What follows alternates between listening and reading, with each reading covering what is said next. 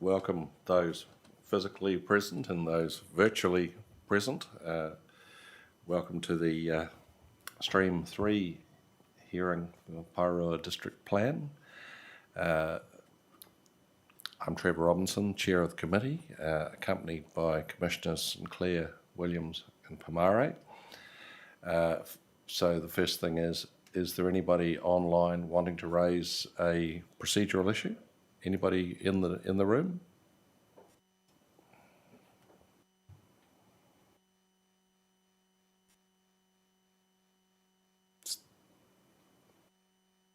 Seems to be a silent.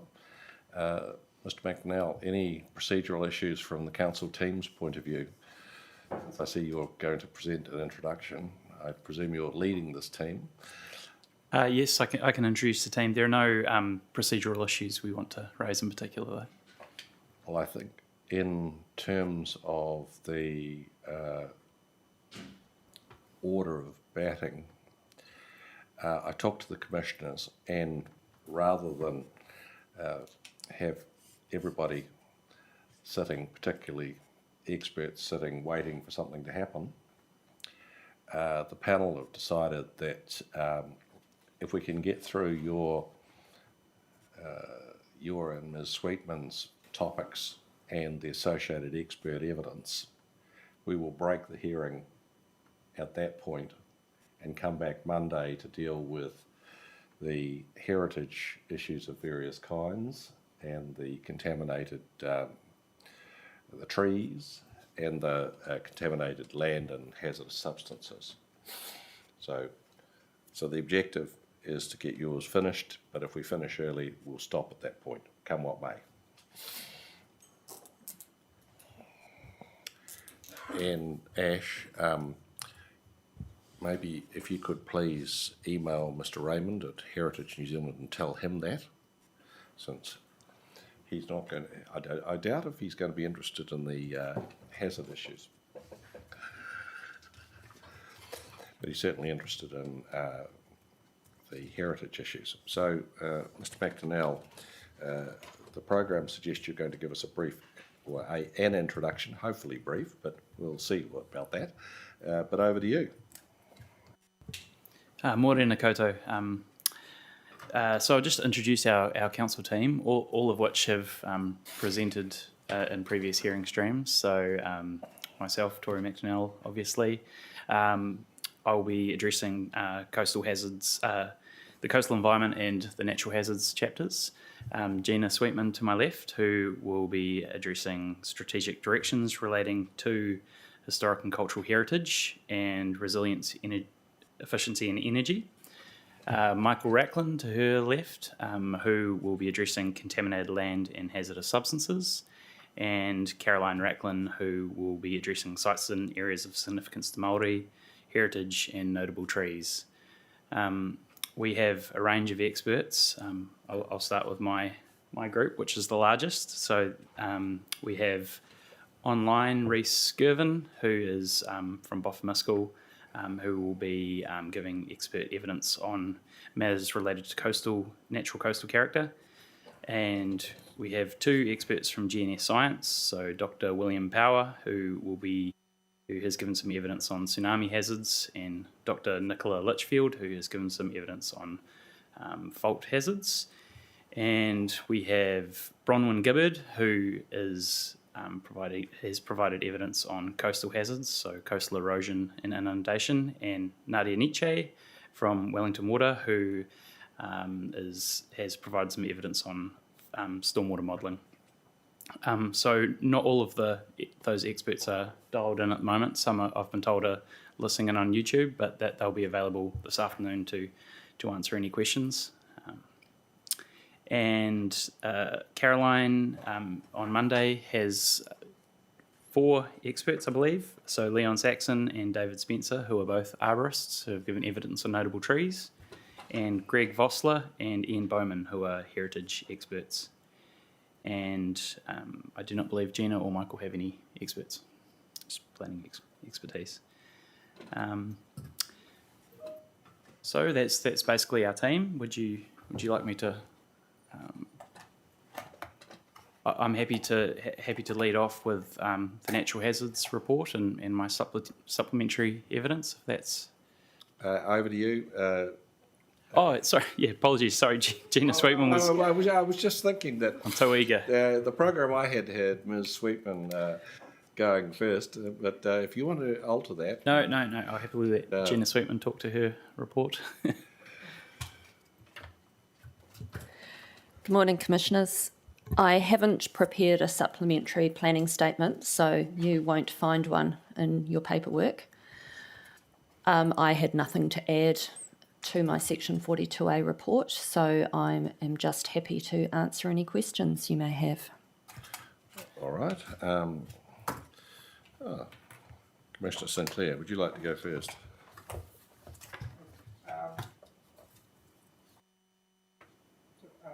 Paragraph 59.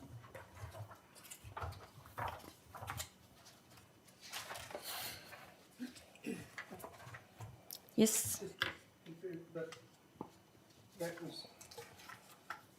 that they raised around the buffers and SNA, that's all the stuff that was addressed in hearing stream 2. yes, that's right, Commissioner.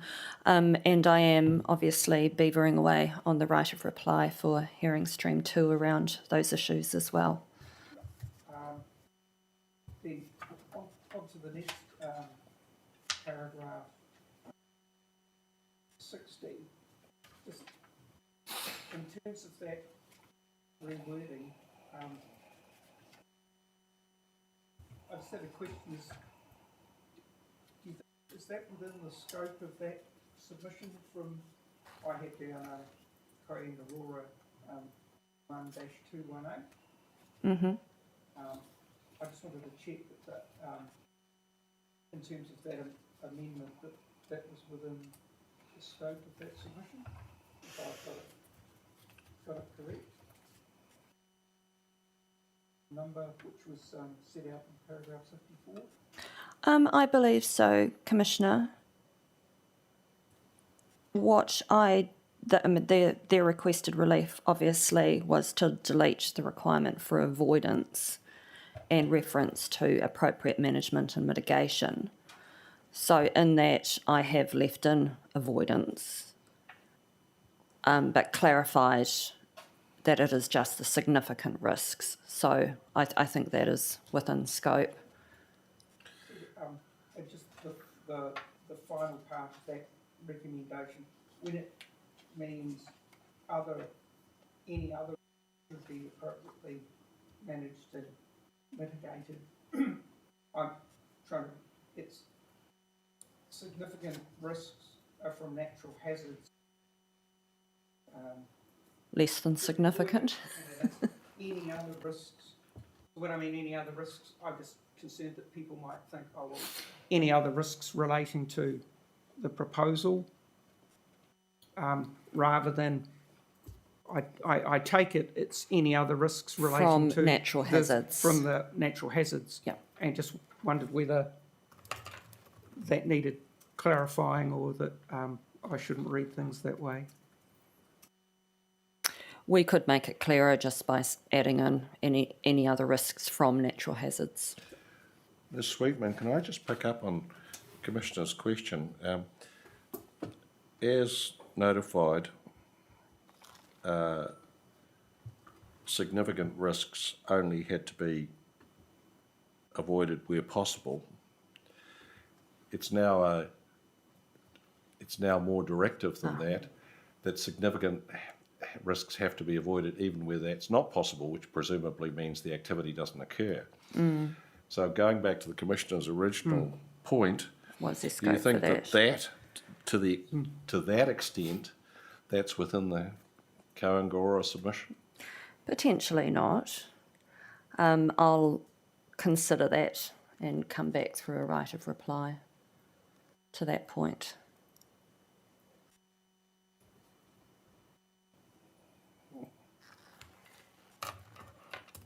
Sorry, I interrupted you, Commissioner. I'll just write this down.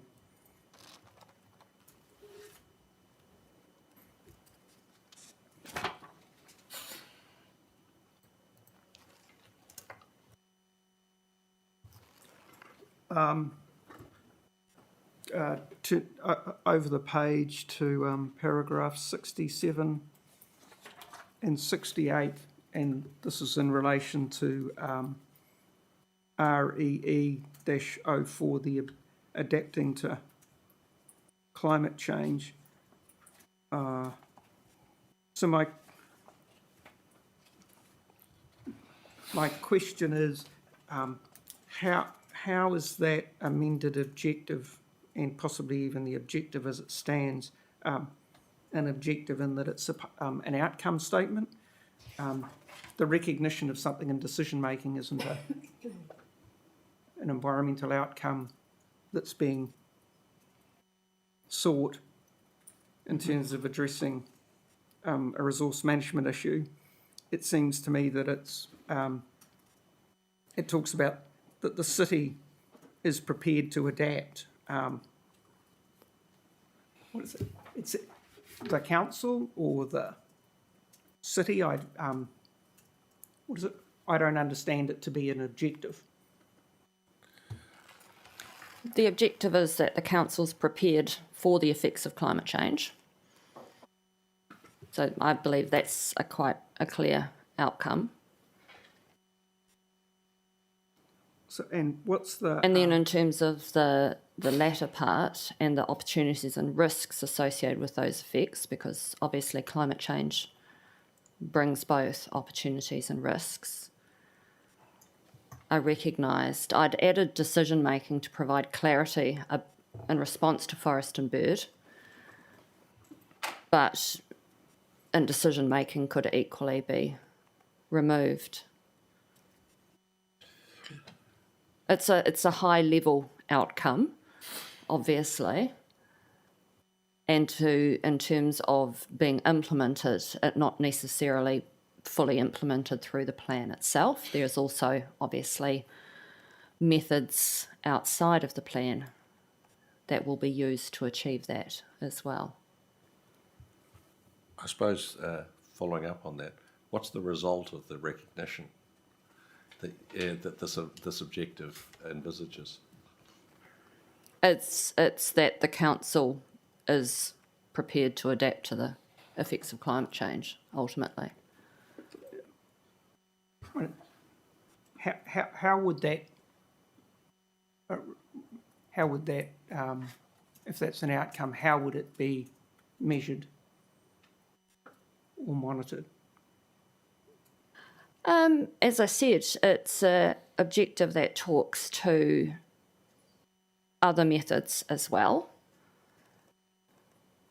So in terms of implementation, for example, the council this week has just advertised for a climate change advisor, which will be one means of ensuring that adaptation is being prepared for.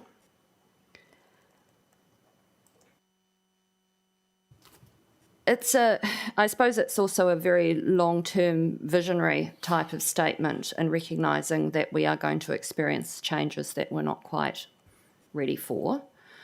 But it is also implemented, obviously, through the natural hazards chapter, particularly in terms of the provisions around avoiding high risk, highly sensitive, what are they called? What are they called, Tori? Yep. Those ones. Hazard Yes. sensitive activities in high hazard areas, such as areas subject to sea level rise.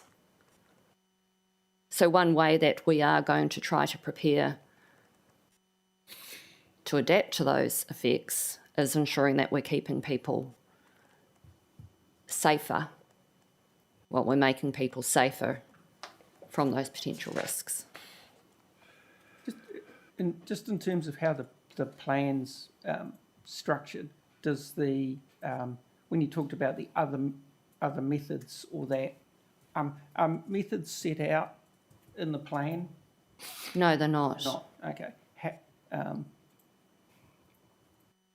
So where do they, that's an approach that's been taken in terms of the plan that. That's do right. that. So it's within the Section 32's, Commissioners, that we talk about. Yeah. are the potential methods.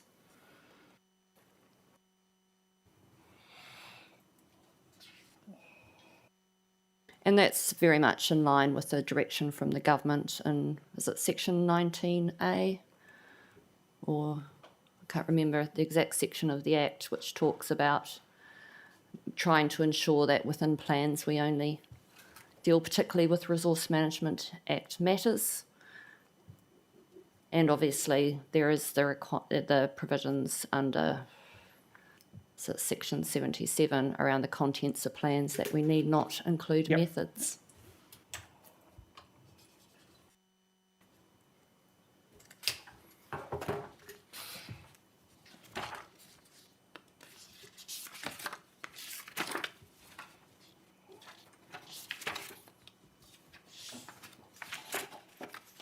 That's everything from me, thank you. Ms. Sweetman, can I take you back to paragraph 42? We're talking about the interrelationship between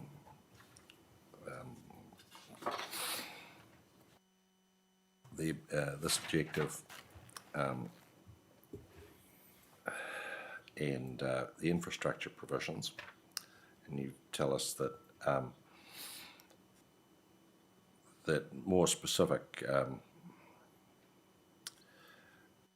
provisions reflect how the HCH objective and the functioning city objective are reconciled.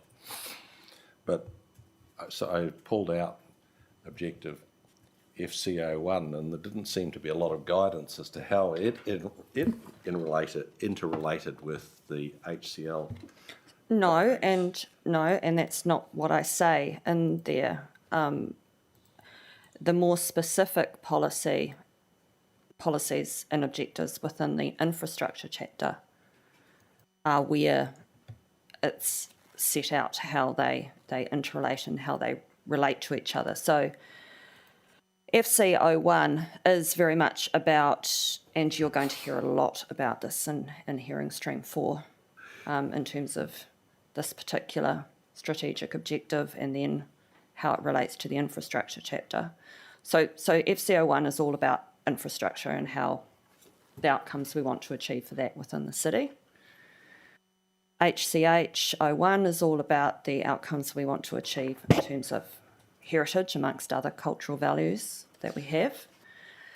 And then when we get down into the infrastructure objectives and policies, we have specific objectives and particularly policies which talk about how we provide for infrastructure and historic heritage and other cultural values.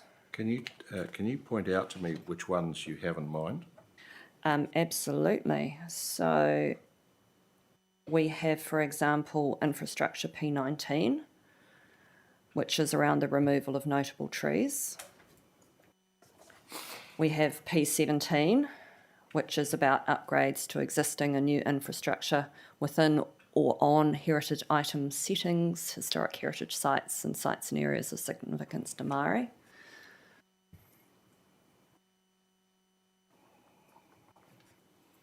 And there are a vast set of rules.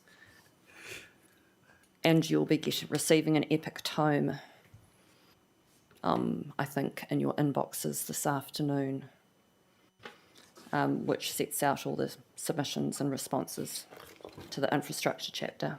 You'll understand that we can hardly wait. It's been very... yeah, I won't say any more. Indeed. Commissioner Williams, do you have anything? I have no questions, thank you. Mr. Pomaro?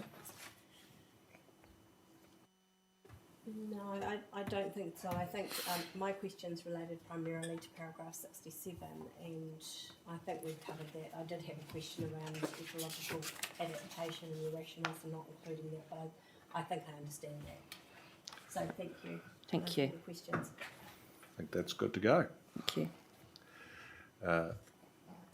Mr. McDonnell, somehow I don't think discussion about coastal environment and natural hazards will go quite so quickly. No, I wouldn't expect it to. I think it would be helpful if I gave a quick run through my statement of supplementary planning evidence, seeing as it only came in a day or two ago. I'm not sure if the panel's had time to read it. Yes, I think that is a good idea. Let's be clear about where you've shifted ground and why. Yes. So I addressed in my statement of supplementary planning evidence sort of half a dozen points. I'll just run through them in order of the report. So Kāinga Ora's evidence. Kāinga Ora submitted expert planning evidence from both Karen Williams and Brendan Liggett, both sort of elaborating on the relief sought to remove flood maps from the proposed district plan. I've not changed my position in relation to those recommendations, but I thought it would be useful to look into those two examples they cite for my own benefit and for the panels. So starting with the Auckland Unitary Plan.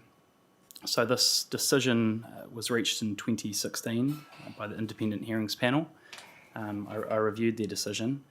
It seems to me that from reading the decision that one of the primary reasons why the maps were not included in the Auckland Unitary Plan were because they were not fit for purpose.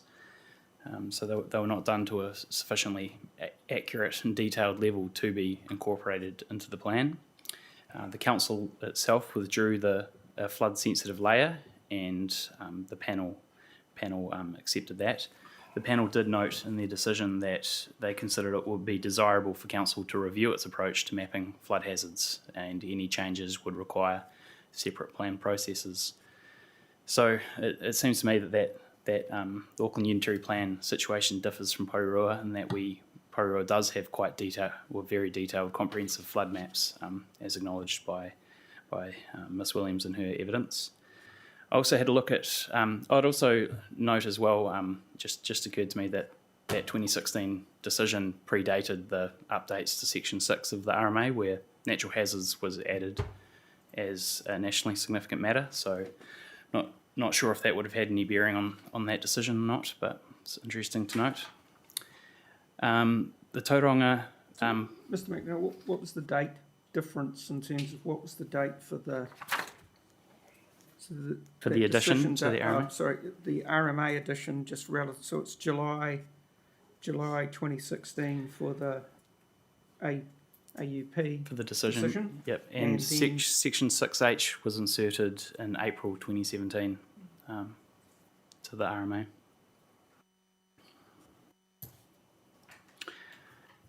Thank you. So I've quickly reviewed Tauranga's recent flood mapping plan change and plan change 27. So it's a standalone plan change to address flood risk, and as Ms. Williams and Mr. Liggett suggested, they are progressing with the plan change. It does not have flood maps within the plan, but rather they sit outside as a non-statutory layer, as it were, on a GIS viewer. It appears that the council considers that the maps will quickly become out of date. They're a very high growth council, and changes in hydrology will lead to the maps quickly becoming out of date, and so they see it as a more sort of flexible, agile approach to having them sit outside the plan. So that reasoning is similar to that given by Mr. Liggett and Ms. Williams. And unlike the Auckland example, Tauranga City, as far as I can tell, has very comprehensive flood mapping, so they have a similar high standard that we do. So it is interesting. It's a plan change that does look to buck the trend of including flood maps in a district plan. However, it is in the middle of hearings. I understand the hearings are on at the same time as our hearings, or earlier this week. So it's not really been subject to sufficient testing to be relied on as an example of best practice. And they also have a very large number of submitters, over 1,000 on that plan change, 1,000 submitters. Mr. McLennell, you can duck the question if you like, but I want to talk about the lawfulness of a rule that relies on an offline council database that the council can change at its option, that I always understood that if you were going to specify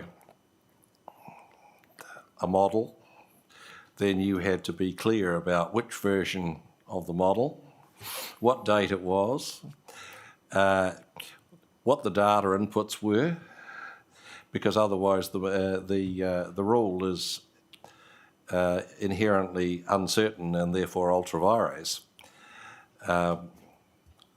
That, accepting your point about why the Auckland IHP did what they did, they did approve some rules that appear to have that effect, because they specify flood hazards in AEP terms. So what's your understanding of the lawfulness of what Kaingaroa are proposing? I set it out, basically my understanding in section 3.5 of my section 42A report. So yeah, it's my view that it's not appropriate. It's not how the RMA sets out how documents should be incorporated by reference into the RMA, set out in part 3 of schedule 1.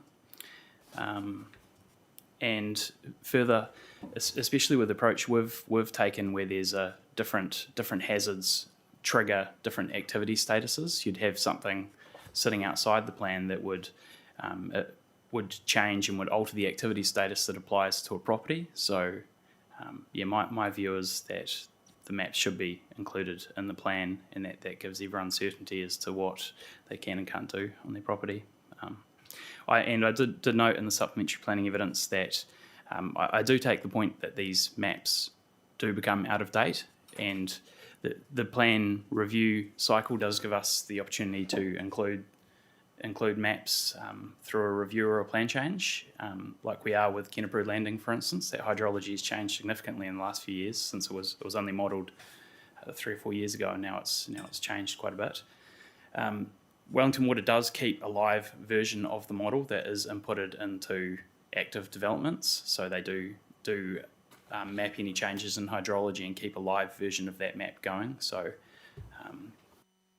the risk that properties are going to be, especially with subdivision and section 106, that properties are going to be put in areas that are now subject to flood hazards where they were not before, is quite low, because we do have a live model that can be applied through other sections of the RMA and the building consent process.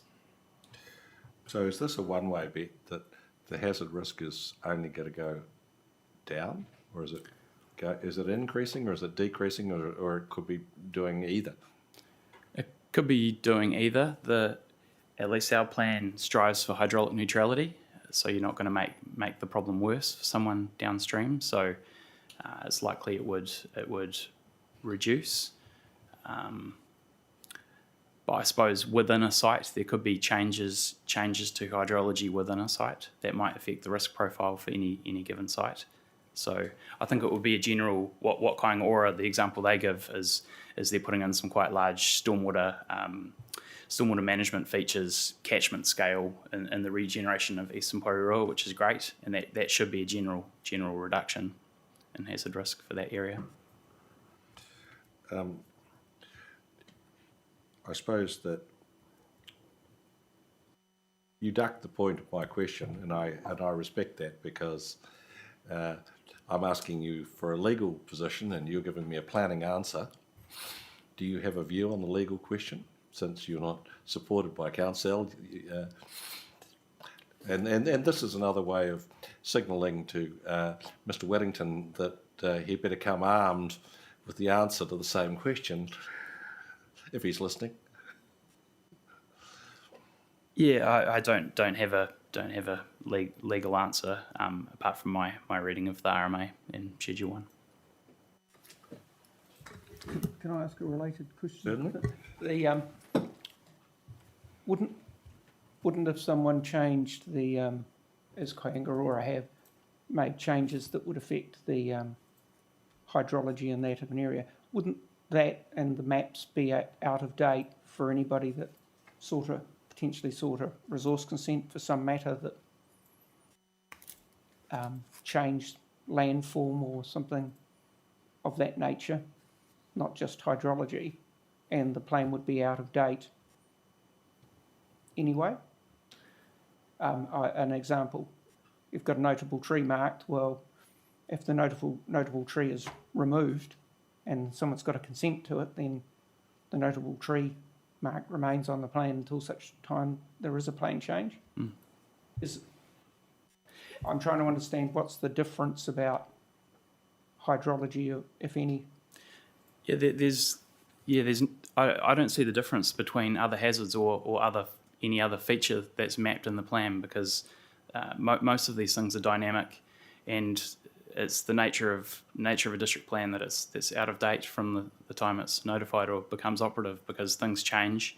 Not just the hazard, but maybe our knowledge of the hazard would change. So, thinking about the fault line, you might through further geotechnical investigations discover something about the nature of the fault. Maybe it's got a shorter or a longer recurrence period. You might narrow the fault. So I don't see this problem as being unique to flood mapping, that they become out of date, but that probably more so than the other hazards, there are more changes in hydrology. So and the flood hazard does cover a larger part of the city, which I acknowledge. But yeah, you're correct.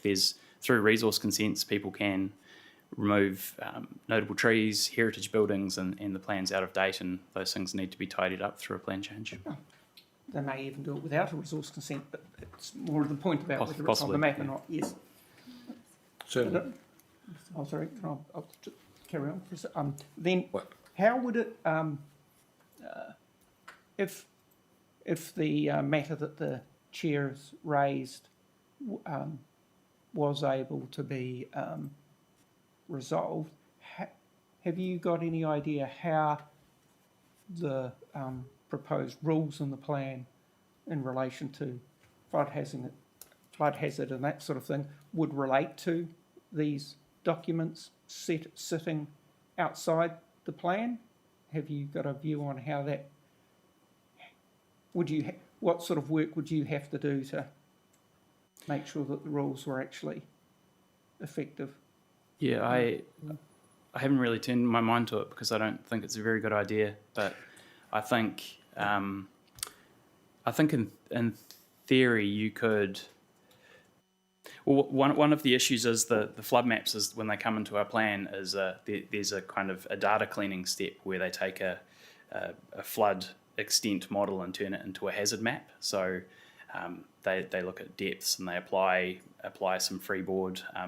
Nadia Nietzsche can tell you more about their methodology, but they sort of issue an iteration of those flood hazard maps, a revision of those flood hazard maps, which we include in the plan. So it's a bit of a process through to that point. So the live model is not a flood hazard map. It'll be a map of hydrological map of flood depths and extents, but there is an extra step that Wellington Water do to insert it into district plans. So in theory, you could have revisions of that hazard map that sit outside the plan on a GIS viewer. But I haven't given too much thought. Apologies as to how the rules would apply.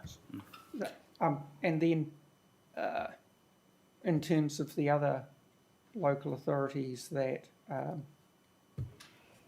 have borders adjoining Poiruas, how have they approached, or how are they proposing, if they're trying to update their plans, how have they addressed the matter?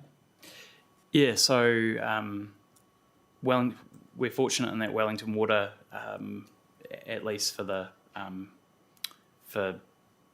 area that Wellington Water covers, produce these same maps using the same methodology. So we do have some consistency in terms of the mapping. From what I can see from the draft district plan, Wellington City, it looks remarkably similar to our approach, taking a risk-based approach to hazards and including them in the plan. Mm-hmm. I understand Kapiti has flood maps in their plan, using a similar 1 in 100 year extent. That seems to be pretty consistent. Mm-hmm. Do you know for Hutt City or that, how they, I'm not sure, I'm afraid, where they're at the moment. I know Wellington Water are actively modelling flood risk. I'm not sure how much of it is incorporated in their plan. Apologies. But as we do work together on regional consistency. We have a natural hazards planners group that meet somewhat regularly and try to get consistency in our approaches.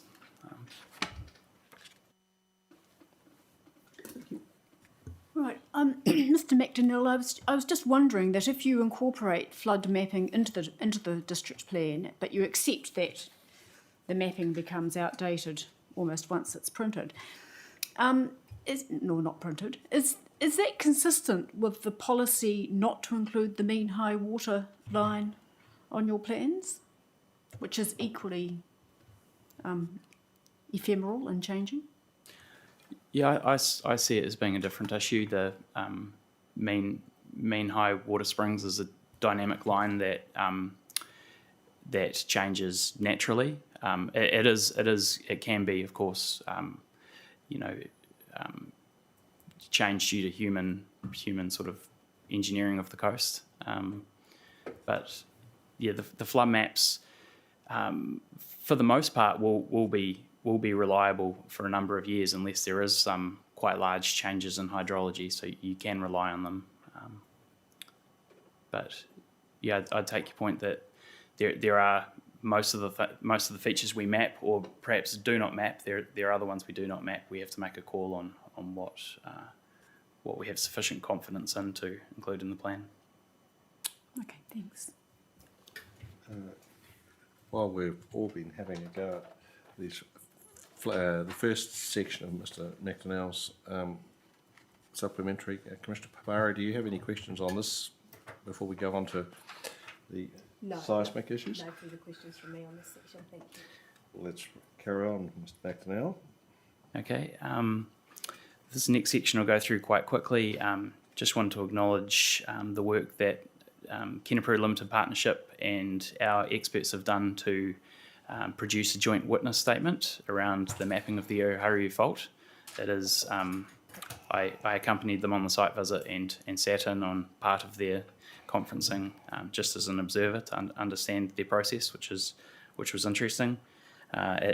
They do have a great deal of agreement and a couple of areas where they do not agree, and I just wanted to acknowledge that it looks like there is some agreement that the fault rupture zone could be narrowed, at least in part, and that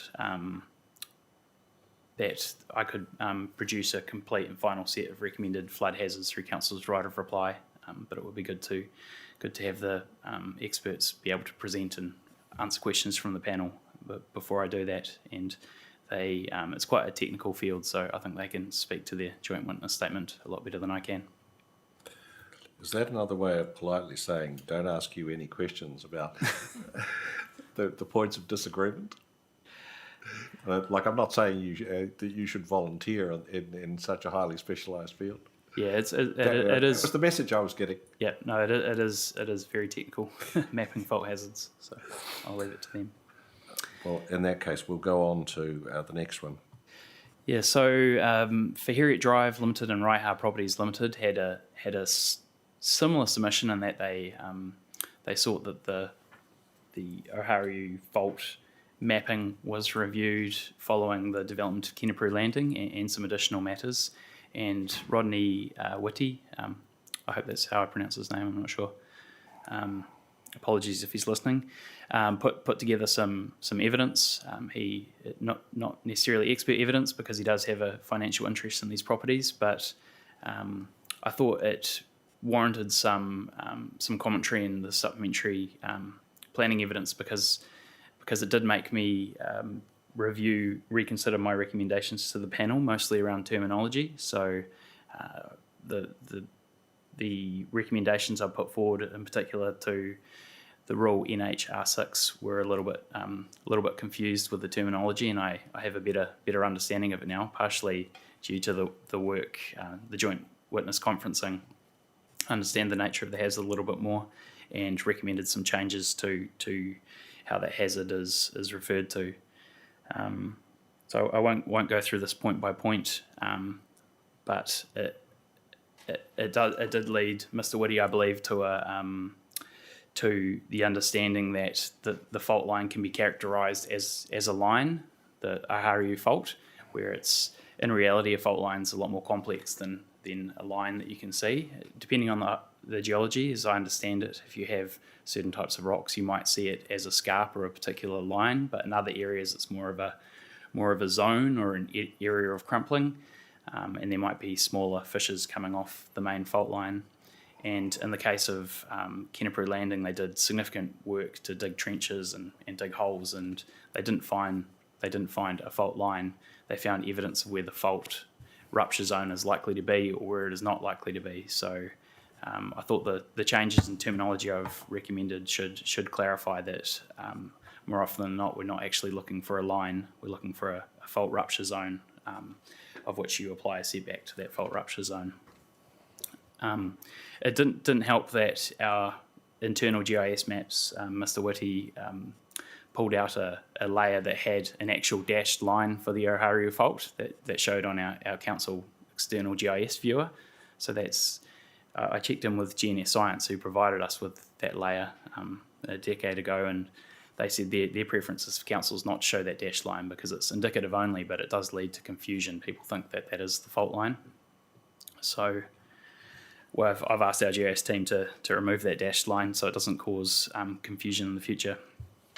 Mr. Whitty also made a couple points around commercial, around the recommended changes to Appendix 10, the hazard, the rating of hazard sensitivity, and partially I think it's the wording of the proposed addition that was confusing, where I recommended buildings and structures that do not have habitable rooms or are used for commercial purposes is included as a less hazard sensitive activity. It's just the semantics there, in a typographical error. My intention was that it should read that buildings and structures that do not have habitable rooms and are not used for commercial purposes is a less hazard sensitive activity. And I think that commercial activities are already included as a potentially hazard sensitive activity, which I consider should remain there. I can leave it there unless there are any questions. Yes, so there are one or two. Okay. I spent quite a bit of yesterday trying to figure out how these provisions work. The first point is that there are still, in your recommended revised rule, there are three fault rupture zones in the text. Now, so is that intended, or so there's one at the end of B, there's one at the end of C, and there's one in the advice note. So do you mean to amend them all, or just some of them? And what's the logic of the terminology? I thought I had amended them all. My intention is the planning overlay, the fault avoidance zone, is a separate thing to the fault rupture zone. So the fault rupture zone is a subset of the fault avoidance zone, is the intention. So where the provisions of the plan refer to it, it should be referring to the fault rupture zone and 20 metres either side of that as being the high hazard area, which is a subset of the fault avoidance zone. What is the fault avoidance zone? When you say the rupture zone plus 20 metres either side, is that what is the avoidance area? Yeah, so the fault avoidance zone is we've relied on GNS's mapping of that, and it is a fault rupture zone with 20 metres either side, but there's a whole bunch of uncertainty built into that. It might vary from 60 metres out to 800 metres wide when it goes under the harbour. So What, sorry, so what is 60 metres wide to 800 metres the wide? fault avoidance zone. To the fault, so therefore the fault rupture zone is within that 60 to 800 metres, Yes, but it includes the 20 metres. yes. So they work out first what, you can tell me if I should be asking one of the GNS people this, but is it they work out what the rupture zone is first, you add the 20 metres either side, and that gives you the avoidance, and that's why it's Yes. bigger and wider on the map. Is So that's what GNS Science has done to determine the fault avoidance zone for the city. And then that's based on the best information they have, which might be very little information. It might be an educated guess. When in the case of the Kenepuru landing, they've got a lot more information and they've managed to narrow down that fault rupture zone and the 20 metres either side. So now it's different to the fault avoidance zone that was mapped in the plan. There's a residual area either side of it. But clarify, but can I just Yes. get my head right? But if you're saying if it's moving from 60 to 800 metres, the extra 20 metres is the constant, so the variable bit is the fault rupture zone. Correct. And in terms of your terminology, some of these faults aren't high hazard.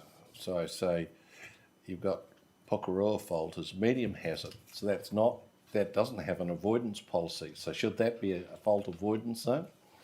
So it's a different avoidance in terms of the RMA use of the term avoidance.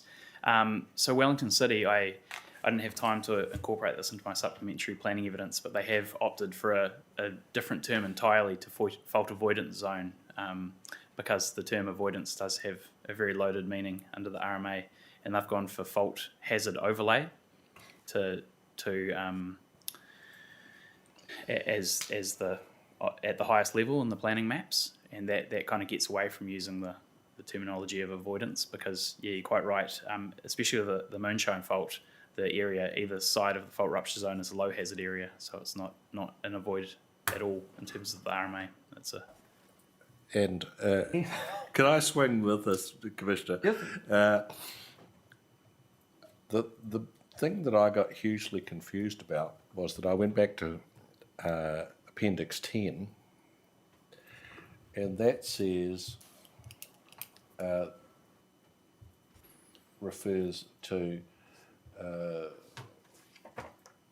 the Ohario hazard area, high hazard area, is 20 metres or closer either side of the Ohario fault. The policies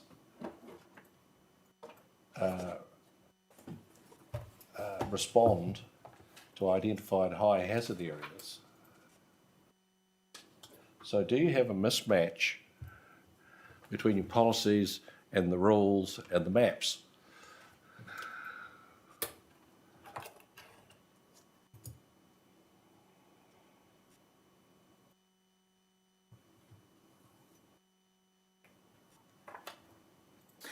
No, I don't think there's a mismatch. I think it's possibly relooking at Appendix 10.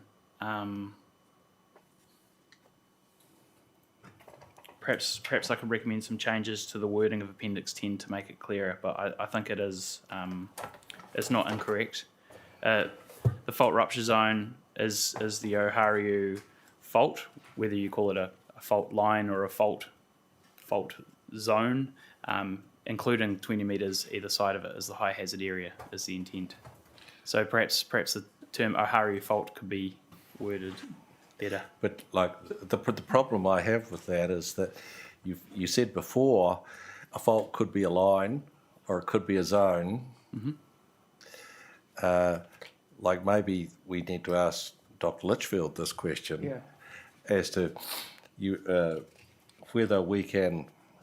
whether she would say that the fault is one and the same thing as the Ohariu fault, for instance, is one and the same thing as the fault rupture zone. But I'm concerned that because Appendix 2 uses the word "the fault," moving interchangeably, I understand you see that as a clarification, but Mr. Whitty, well, put it bluntly, Mr. Whitty seems to have a point. At least if you go back to Appendix 10, which refers to a fault. So unless the technical evidence is that the zone is mapping the fault as opposed to some protection area or planning area, that moving from one to the other is a substantive change. So the next question is there a submission that would support, if it's a substantive change, is there a submission that would support that change? That would make life a lot simpler, but... I mean, I did Mr. Whitty's, the submission from the Harriet Drive and Raiha Properties Limited is quite a broad submission, but it does give scope in terms of determining the high hazard rating of the fault. So there is some scope there, I believe, to provide for wording changes as to how the fault is referred to in the plan. I did note that his evidence does go down to quite some detail around definitions, policies, rules, and the appendix, which didn't appear to be referenced in the original submission. Yes, I was going to ask him about that. And it's I still think, going back to that Appendix 10, it's when a layperson hears the word fault, you're still thinking of a line. So I think perhaps the nature of the fault could be better explained through an advice note that a fault isn't necessarily a linear feature. It could be a wider zone. And if Dr. Litchfield can hopefully expand on this for me, but I'm pretty sure she'll say that part of the problem is we're following MFE's 2003 guidance on active faults that uses some somewhat out-of-date terminology. So hers and my preference would be for MFE to update that guidance for councils who are struggling with the terminology. I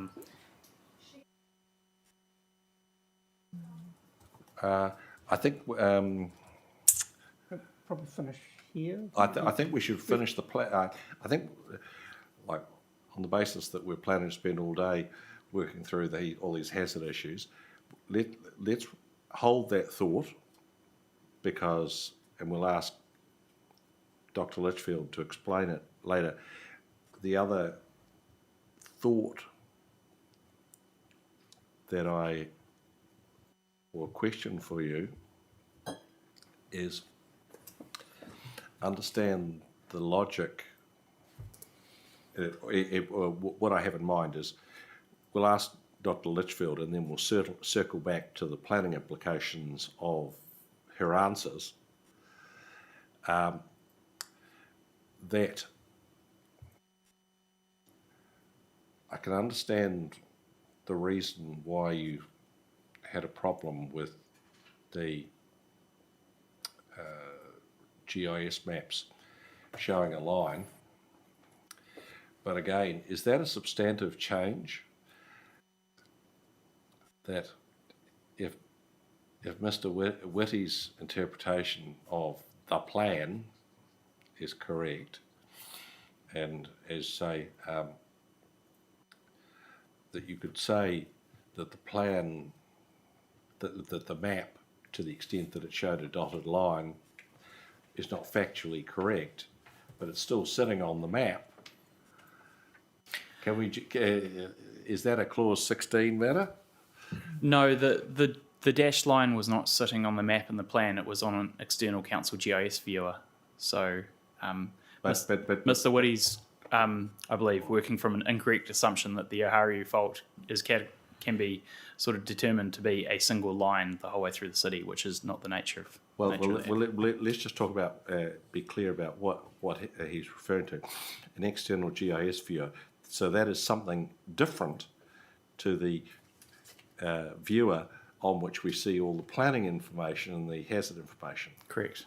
Yeah. Gotcha. So, council has a large amount of GIS data that we make public. Another, for instance, liquefaction is another hazard that, and ground shaking zones that are not included in the plan that are included on this external GIS viewer that are used for the public's interest, research purposes, or perhaps for building or resource consent applications for geologists. Do you want to carry on? Right, yeah. Sorry, I'm hogging So- the issue here. In terms of the plan, that reference to Appendix 10, helpfully or otherwise, what's the link between the objectives, policies and rules and Appendix 10? So, how do you know that you need to go to Appendix 10? Good question. I'll think about that for a second. The link. I guess starting with the introduction. The introductions, and I know this isn't a provision, but for context, it refers to Appendix 10, sets out the approach. Mm-hmm. The link would be where it's, and I'm just trying to find an example to refer you to.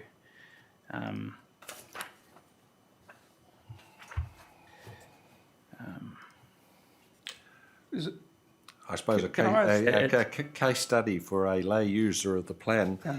I spent 10 minutes trying to figure out what a high hazard area Yeah. was. so that is a so in order to be somewhat helpful, is there anything in the definitions? Yes, that's what I was you scrolling to look throw- up to give to make sure I read it out to you accurately. So Right. the definition of a natural hazard overlay means the areas identified in Table 3, Appendix 10, Natural Hazard Risk Assessment, and shown on the planning maps. So that's that's the link. If I was to take the chair's point,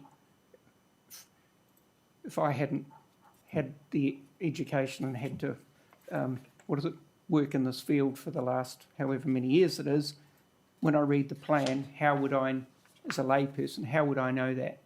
That's why it's in the introduction. But the introduction is not a provision, as you just said. No, How would I know the introduction's to help. that? How do I get from the objectives, policies of that to Appendix 10 without having to go through the definitions?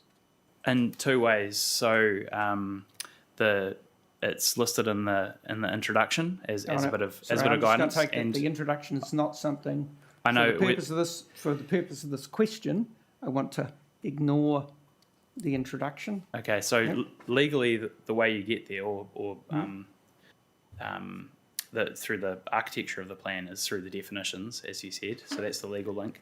The Appendix 10 is referenced within the provisions, and it's hyperlinked. So in NHP 1, the plan user can click on it, and it jumps them straight to Appendix 10. Okay, so can you tell me where, just because it's provided like that, if it's printed out, how do I do that?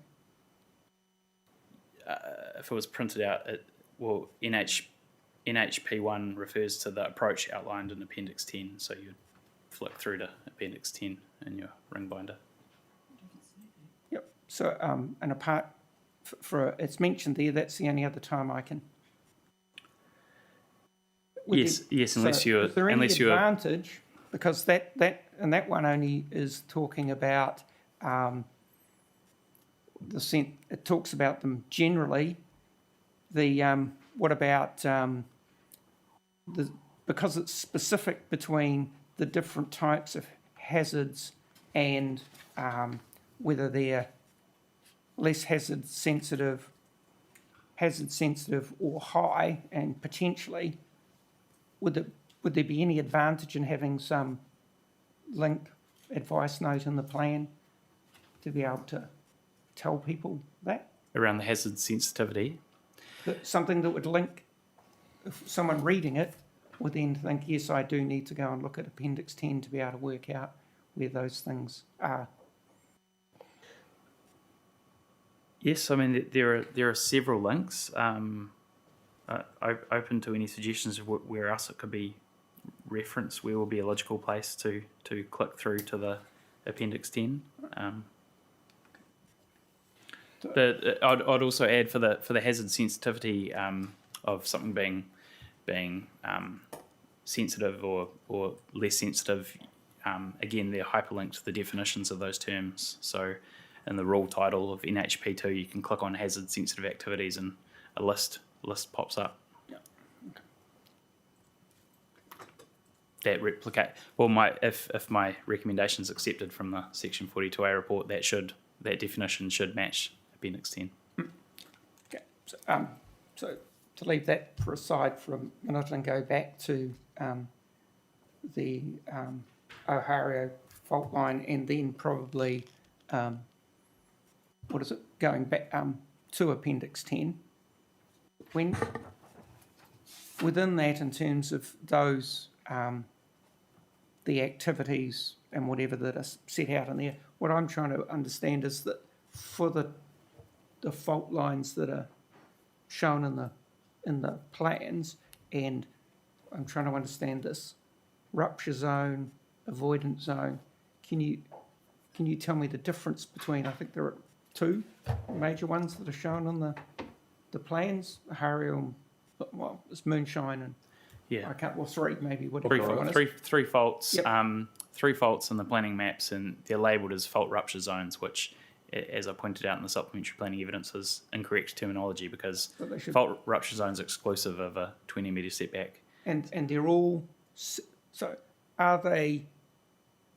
Is that because of how they're labelled, or is it because that they show the rupture zones, but they don't show the 20 metres either side of it?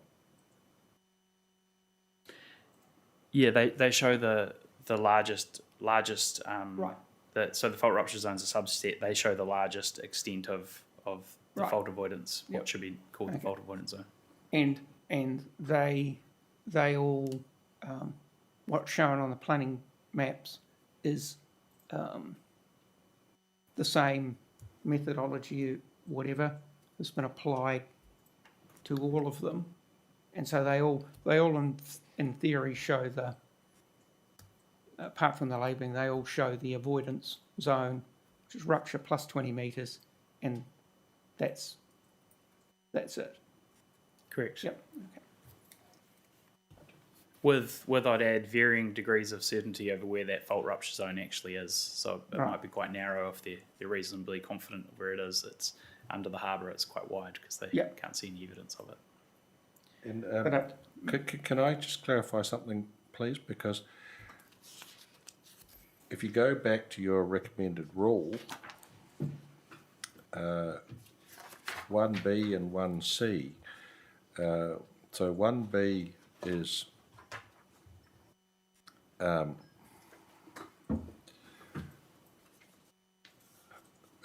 Porirua and Oharu, no closer than 20 millimetres from either fault rupture zone.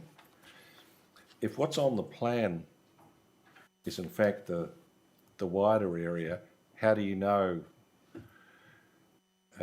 where the fault rupture zone is on the face of the plan? If you do no geotechnical investigations, it is the area excluding the 20 metres. If you're like Kenepuru Limited Partnership, then you do quite detailed investigations. You could narrow that area down. And if it's through a plan change process like this one, the actual fault avoidance zone could be narrowed through the plan change process. But if it was through a resource consent process, you might narrow it, but the wider area would remain until you narrowed it through a plan change, the map. But surely the rule can't change in terms of the objective certainty of the rule. If what's on the plan is what, let's call it the fault avoidance zone, i.e. the widest area, including a 20-metre buffer. Shouldn't that be the reference point for all purposes? Or is, in terms of the rule, like certainly someone could make an application like Kenepuru Landing, so we've got all this geotech information that says, in fact, the hazard is in some more confined area than is shown on the planning map, therefore they should get a consent.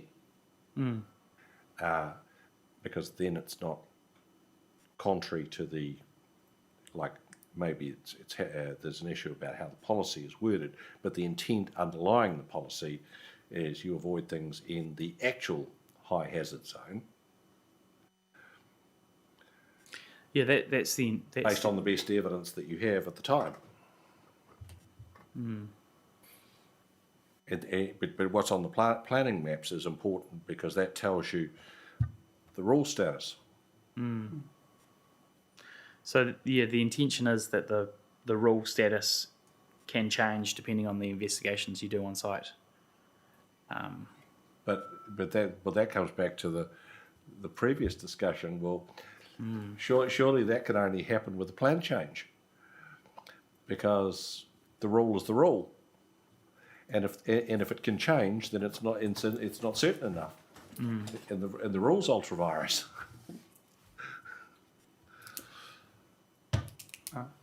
To add to your grief, Mr.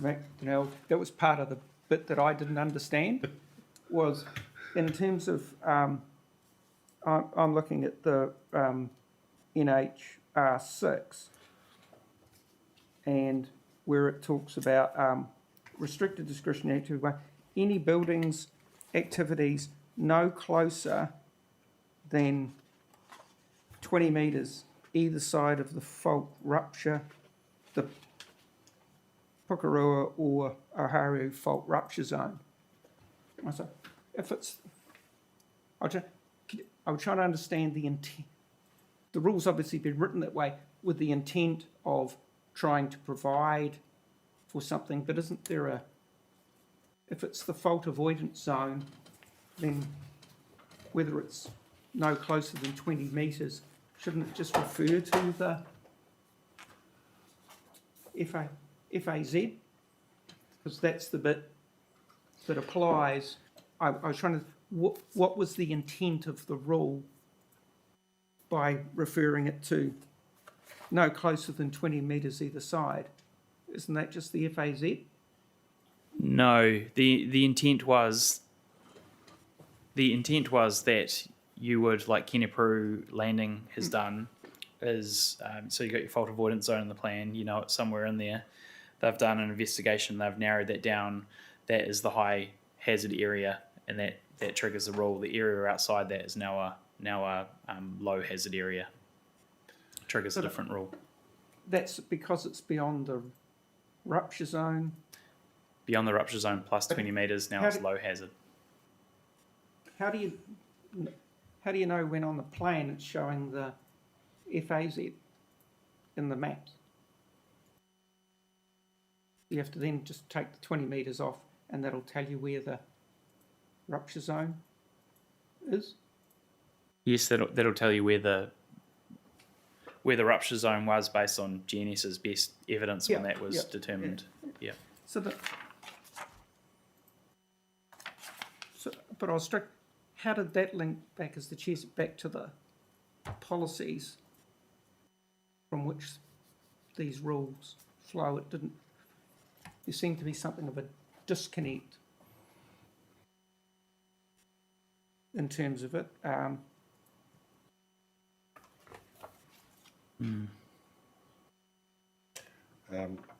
wonder if we should start from further back here and just put to one side what the plan is saying, and can you explain to us how, in your view, it's supposed to work? Yeah. Sure. Yep. And then And I'm just betting around in my mind if what there's, the words, if there's what the words are Yeah. required to capture that. That's a far more constructive approach. and a whiteboard would be handy because it's quite. Can we take a break and get them a whiteboard? Well, How are we going to show anybody? that Ash, if we were to get a whiteboard, would people beaming in be able to see Mr. McDonnell doodling on the whiteboard? In that case, we might take a break because, Okay. as you might have gathered, both Commissioner Sinclair and I got horribly confused trying to figure out how this worked and how it was supposed to work yesterday, and a whiteboard demonstration I think would be really, really useful. So we'll take a 5-minute break and see if I might actually be able to type something up on my computer and just share it on the screen. It might be easier. Over to you if you can. I prefer the visual. Yes, I can do it. For you, if you can draw it on a computer and I can look at it at the same time, I can do that. that's fine. Oh, okay, that's fine then. Okay.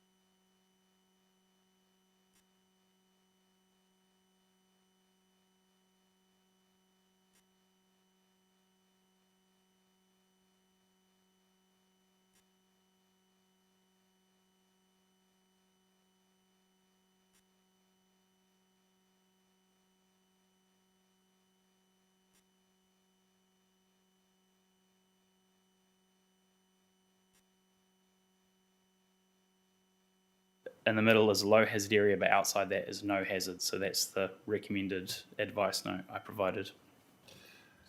So it is dynamic in that you need further site investigations will determine your activity status, and that's somewhat similar to the setbacks from mean high water springs, where you determine mean high water springs and apply a 20 metre setback, or the Esplanade Reserve in the RMA, where you determine a channel is 3 metre bank width full and apply a 20 metre setback to that as a reserve. So the going back to step one, the overlay, that you can, through the resource consent process, change the activity status within that area. That is the intent.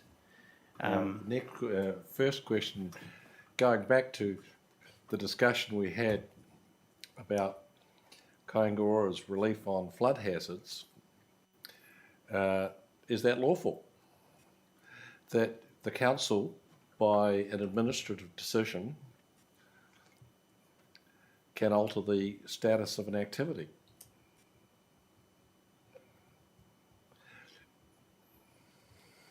I believe my view is that it is lawful. I think we'll seek some further legal advice on it for our right of reply. I see it as being different to the fault hazard maps in that you are within the fault avoidance zone, a mapped area and overlay that does indicate that a resource consent is required, and further work tells you what type of resource consent. The flood maps would be different in that you be in an area outside the flood maps, and now suddenly you need a resource consent for something you could have done as a permitted activity. I suppose the concern I have is who decides whether the further work is sufficient and through what process? Through the resource consent process, through a geotechnical review and quite possibly a peer review from council. Commissioner, your Sorry, thought? that would need to be done by, have you got in-house staff to do that, or would that be somebody else?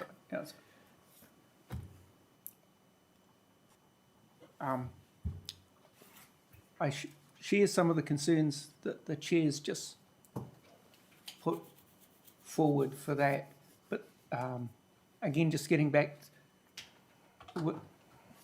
and I'm just trying to clarify my understanding here. So if you're within the FAZ, then you need a resource consent for if you want to put a house there. In doing that, the way you envisaged that it would work is that you'd undertake the investigation to actually confirm in more detail than what's shown on the planning maps what's the rupture zone, and then the 20 metres either side of it, so that could actually narrow it. Then if you wanted to put through that process you showed that it was much narrower than what it's shown on the planning maps, then you could put a house, the FAZ line's here and the new line that you've determined is here, you could put a house in here, in this bit, and that would have a different activity status than the original FAZ. It would have a much more lenient, more simpler status, right? Correct. And the status would be, what's the status if you don't do this in the avoidance? What if it's a high hazard one? It would be, it would all be high hazard. Right, and what would be the activity status? For a sensitive activity, a house, non-complying. Non-compliant, right. And then if you undertook the work and it was narrowed down for a sensitive activity, what would the activity status be? Restricted discretionary. All right. What's the status of the activity that you required if you're going to undertake the investigation? Number two, you're going to I guess you're undertaking the investigation to determine your activity status. Yeah, I think that's the bit I don't quite understand, that it's an activity rather than you're an application to understand what your activity status is. It should be for the actual, you consent a proposal. It's akin to an Esplanade Reserve though, or a setback from mean high water springs, where you need to determine where mean high water springs is, and therefore where that 20 metres is, to determine if a consent's required or not for your building. Yep, that's not what that does. This It's tells you the what starting point as a consent. Yeah. Yeah. I- We'll take some legal advice on it.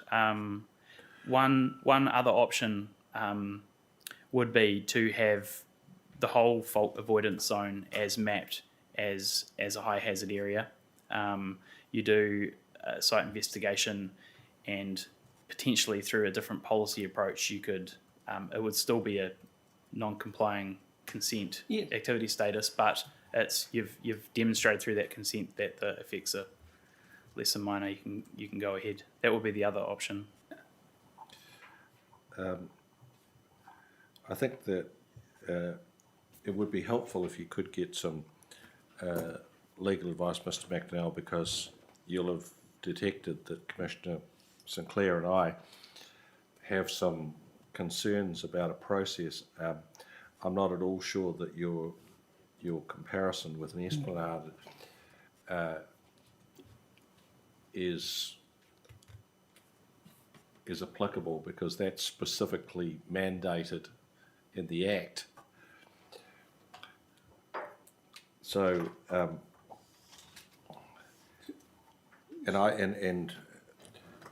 I wonder whether the alternative you've mooted, assuming there is scope, and we'll come to what scope the Heriot submission actually provides. If your policy provisions are basically referencing the actual hazard risk as opposed to what might or might be shown on the planning maps, then as you say, you're always going to be able to get through the gateway if like Kinapuru Landing, you've done the work, you've demonstrated to some greater or lesser extent that the area of true high hazard is in fact smaller than it's on the planning maps, then you should get a consent to build in the map, in the area, although nominally identified. It's like the Commissioner said, it's like a notable tree. If you get a consent to pull out a notable tree, it's still on the plan, but you've got a consent. So what?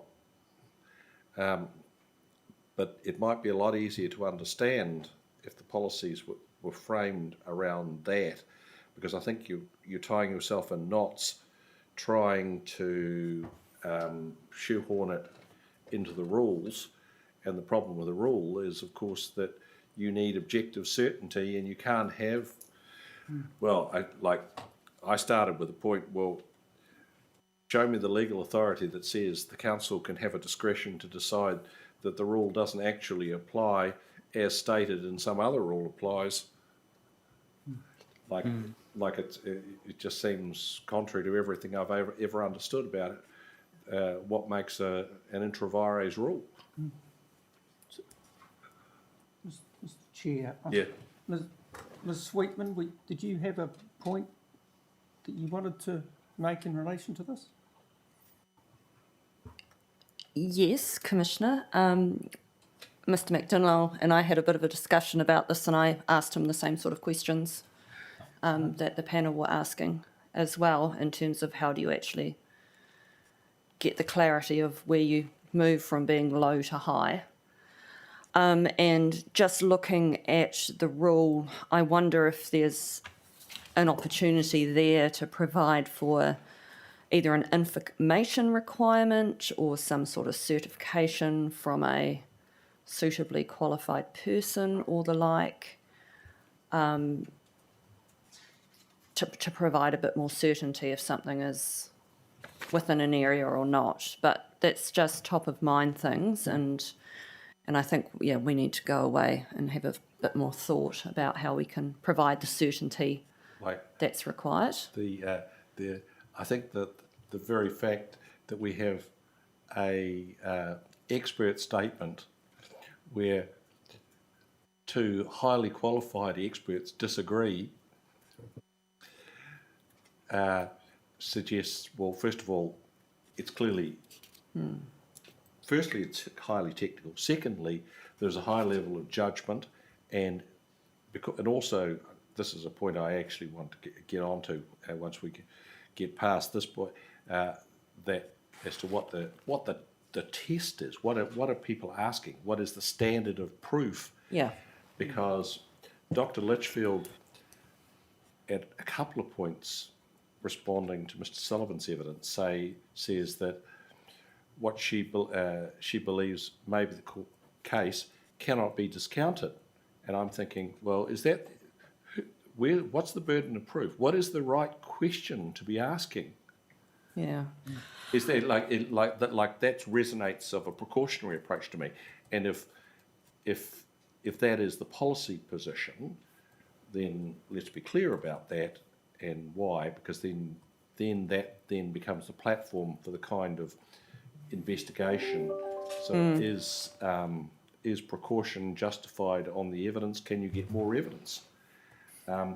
So I worry about whether a certification requirement, it might turn on, well, who's the certifier? Because the evidence before us is that these this is not black and white science. It's a high level of judgment, and judgments can differ. That's true, but it would be going through a resource consent process irrespective. Yes, and so that then suggests that is that the best way to do it? Is you have you wrap policy around the resource consent process that says that if on inquiry and consideration of all the evidence, it's found that this is or is likely to be within a fault rupture zone, then the policy instruction is to avoid. Yes, I was just looking at NHP2 and wondering how we could potentially adapt that, or just change the policy approach there that provides for that. On further investigation, there might be an avenue through if you can demonstrate that actually it is outside of the highly hazardous area. It's about the effects that you're trying to avoid. So if the effects are shown through the resource consent process that they're not there, then Or are less shown on the map, less than you thought. or less than has been estimated with the best information that you've got for putting on the planning maps, then that would be. Yeah, I think we need to go away and just give this a little bit more thought, just particularly around this rupture zone issue. Okay, well, I think that we should hold that. Where you understand our concerns and where we're coming from, I think that we should just park that, and we'll go. I think part of it is when we get to her evidence, we'll talk to Dr. Litchfield and get her to explain to us some more of the technical background to the planning issues we're trying to wrestle with. But Mr. McDonnell, the Heriot Rowe submission refers to a Greater Wellington strategy paper. It says the relief is consistency with the 2017 strategy. I suspect that Commissioner Sinclair probably knows what's in this, but I don't. What is that strategy, Natural Hazard Strategy 2017? Can you give us a copy, and can you briefly tell me what is that strategy? At what level is it pitched? We've seen Dr. Dawes' evidence from Greater Wellington, which referenced that as well.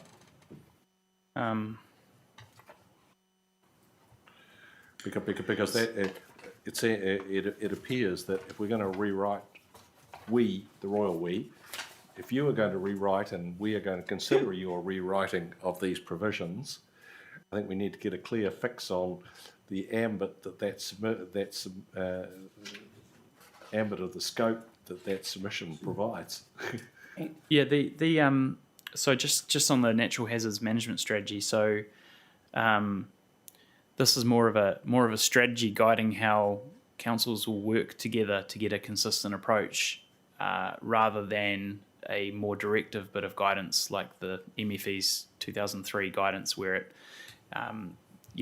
specifies how you'll identify these areas and what consent status should apply. So it's not directive in terms of that. It's more of a sort of objectives, principles approach, where it just says that the councils that have signed up to it will, all agree that natural hazard risks, it's important to mitigate them. It's well understood. We take a risk-based approach. So that the framework is a risk-based approach in terms of you figure out the risk posed by the hazard, consequence versus probability, and then you assess the different vulnerabilities of activities. So that's the risk-based approach. The strategy says that we take a consistent approach to natural hazard risk, which is what we've tried to do through the Natural Hazard Planners Group, which I'm a member of, and Dr. Ian Dorr is a member of. So we basically, as a region, try and tackle these wicked policy problems. Natural hazards are complex, and we have an agreed set of priorities to reduce risks. So fault hazards are most certainly one that we're all trying to incorporate into our plans, because it is a very high risk hazard. So that's a strategy. It's not as directive in terms of the approach we should be taking to policy approach we should be taking. It's more of a guides how councils will work together. My reaction is that that's not very promising in terms of the scope it would provide. Like from your description, if you could provide us with a copy, that obviously we will study it. But you obviously know it backwards. Yeah. If you're working with it day to day, and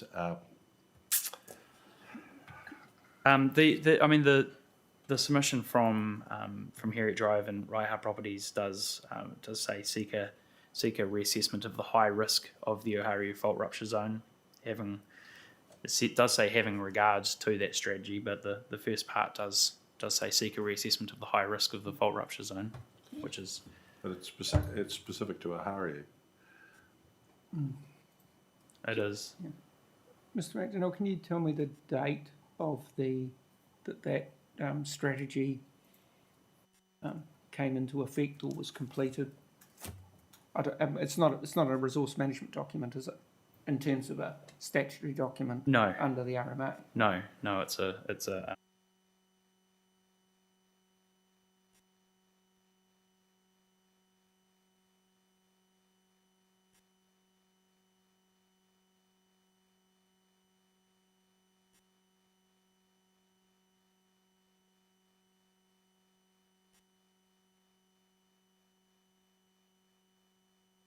The addition to Section 6 of the RMA was April 2017, so that strategy was prepared without. Correct. And then, as it's as it's not a statutory document, it's not something we have to give effect to. What's your view as to, depending on, look at what it says, what sort of weight should we give that, maybe in comparison to Section 6 or the RPS? Not comparable. Yeah, it shouldn't be given any weight in decision making. It's the purpose of the strategy is to guide how councils in the Wellington region work together. So it's useful context, but it's not a sort of guidance document that should be given any weight in terms of decision making. And that's not just resource consents, that's decision making as to plans as well. Is that correct? Correct. So think that's- I'm not, and apologies, I might have to check if it was consulted on under the Local Government Act or not. I'm not sure. That would potentially give it more weight if it was a publicly consulted document, but I thought it would. I don't think it was. Yeah.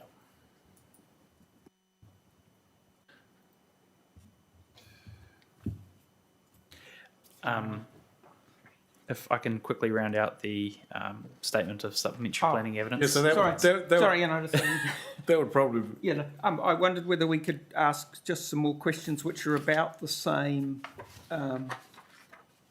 it's within the, Mr. McNamara, there are no page numbers again for me. Oh, yeah, Yeah, apologies. Yep. Check this The, oversight. so I'm now, paragraphs 39, just, this is the next bit, so I have actually moved. yes, that's progress. That, just in terms of the table, I had difficulty in terms of, it's the naming of everything and whether it's a service and activity, it's nothing, or it's a facility or facilities, plural, and then that hazard sensitive activities.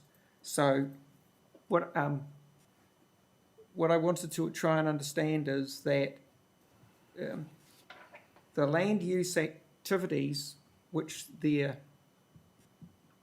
listed, and it's called a hazard sensitive activity, are all the land use activities defined within the plan, or do they come under one of the National Planning Standard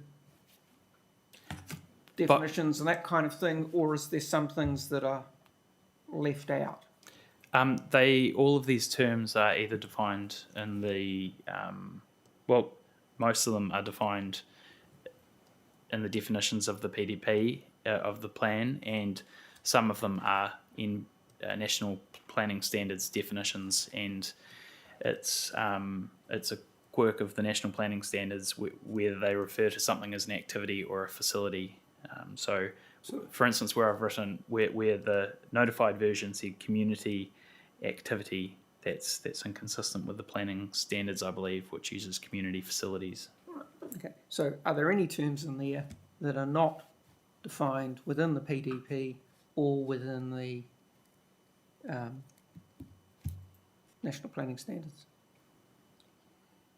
I'd have to give that some more detailed analysis. Skimming through the vast bulk of them, Marai, I'm not sure is defined anywhere. So that, Hospital, healthcare activity, yes. Most of them are either defined or in the nesting tables. so my next question is, if there is anything that's not there, should it be? That's not defined, should it be, in order to make this work? And I don't, Possibly. as you said, I don't expect you to answer that now, but if you're going to go and look those for that consistency, are there any that are missed? I'd also have to look for scope for.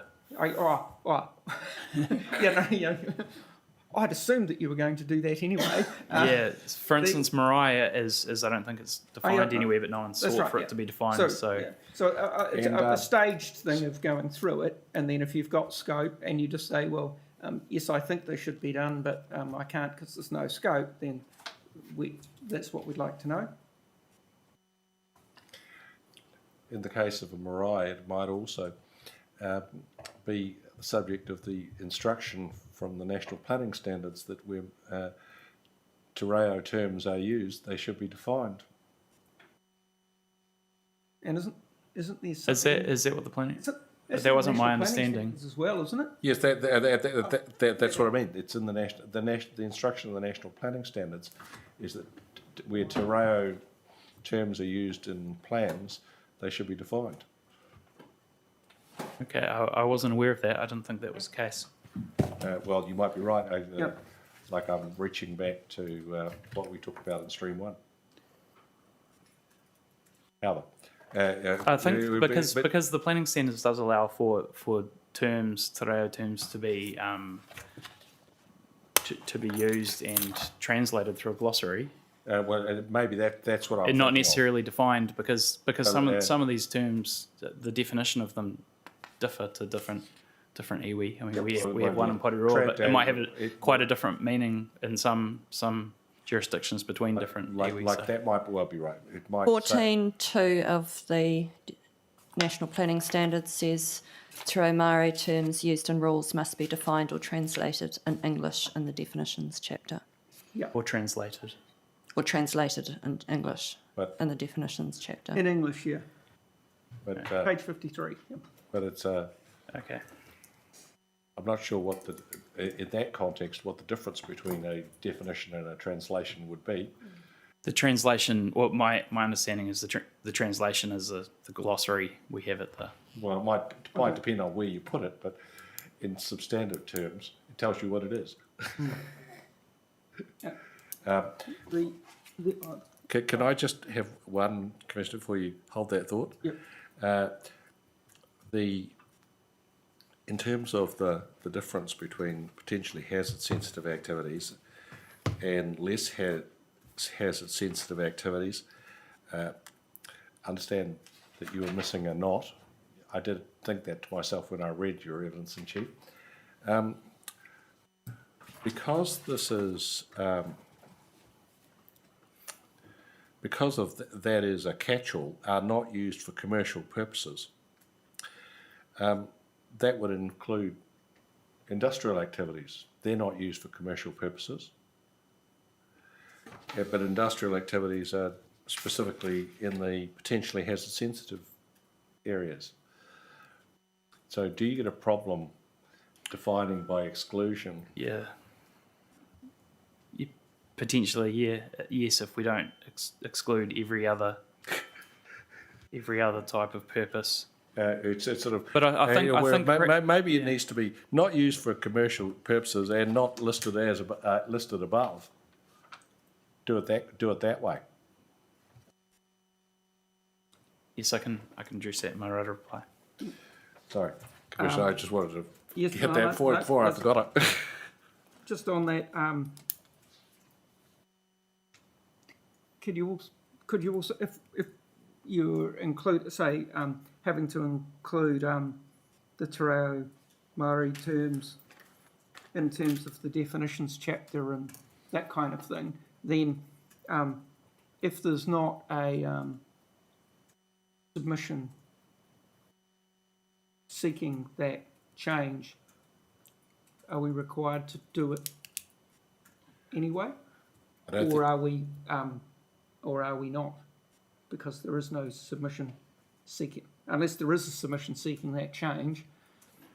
The National Planning Standards don't give jurisdiction, don't create jurisdiction once you're in the process. I don't think.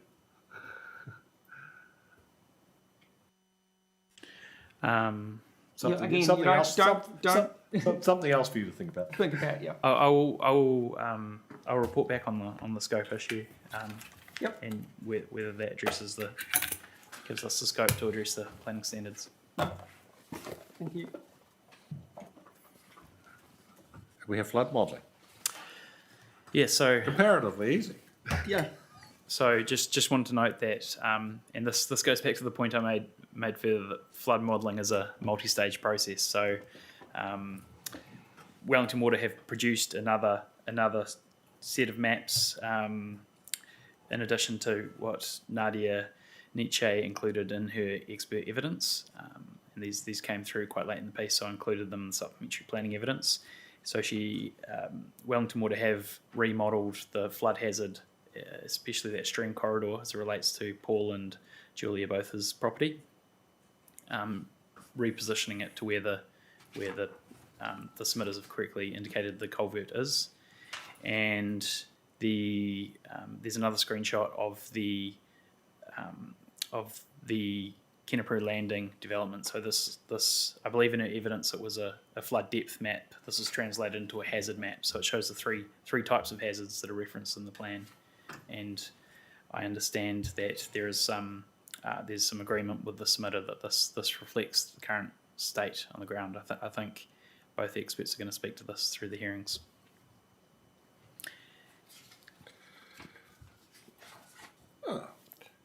11, we've got to the end of your supplementary. Thank you. Doing well. We'll go into your evidence in chief now, Mr. McDonnell. I think a natural progression would be to the natural hazards section 42 rather than the coastal. It covers a lot of the same issues as the Yes, supplement. indeed. I know. Yes, we'll go to the natural hazards.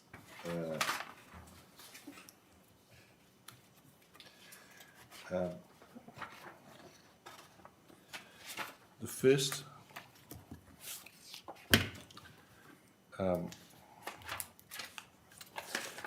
point is your comment that I had is paragraph 47,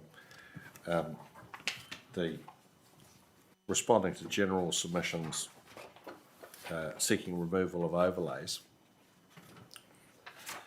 That, and you, as you say, the submitters haven't provided any evidence. Can you talk me through the robustness of the mapping process that's been identified, or should we talk about, or should I ask that question to each of the experts who are giving evidence? I'm happy to briefly speak to it, but these submitters might want to talk to it further. I'm not sure how many of these, if any, have sought to be heard.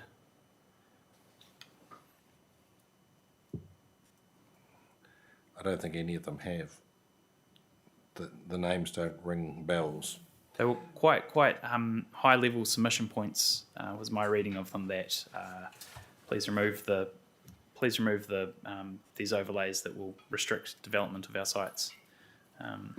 So without getting into is it appropriate or not to map a hazard and to have a policy approach to avoiding certain activities in those areas. So Yes, well, quite high level submission points. Yeah, put that to one side. I suppose the where I was coming from is that after the lengthy debate about the robustness of mapping of SNAs,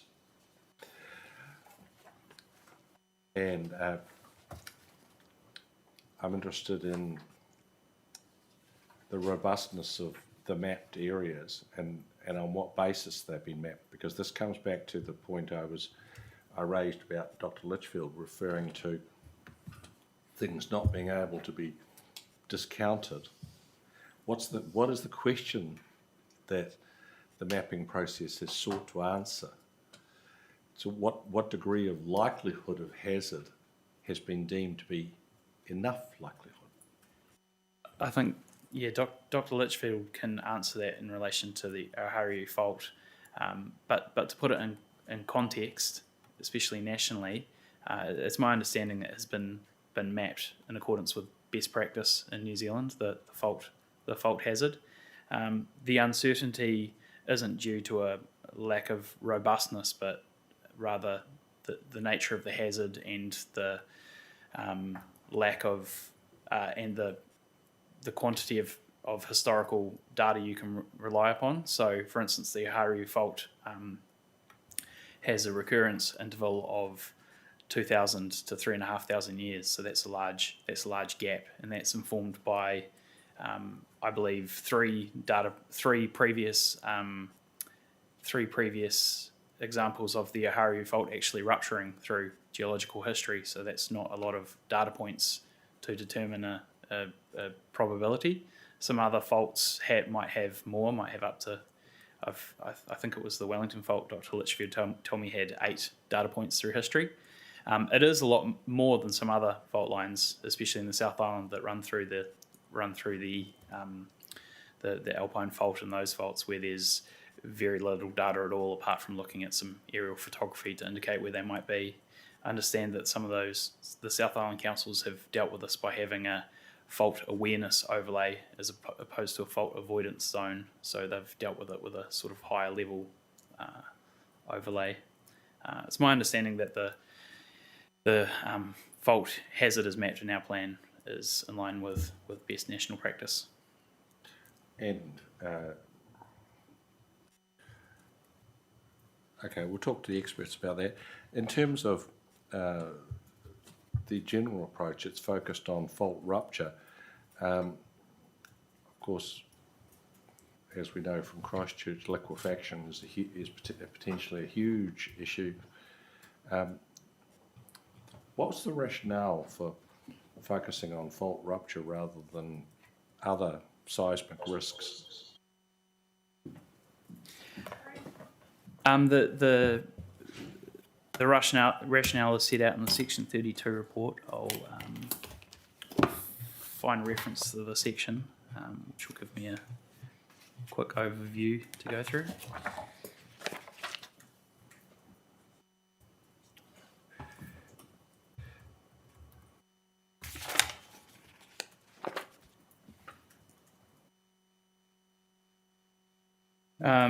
So in section 5.1 of the Section 32 report, Page before.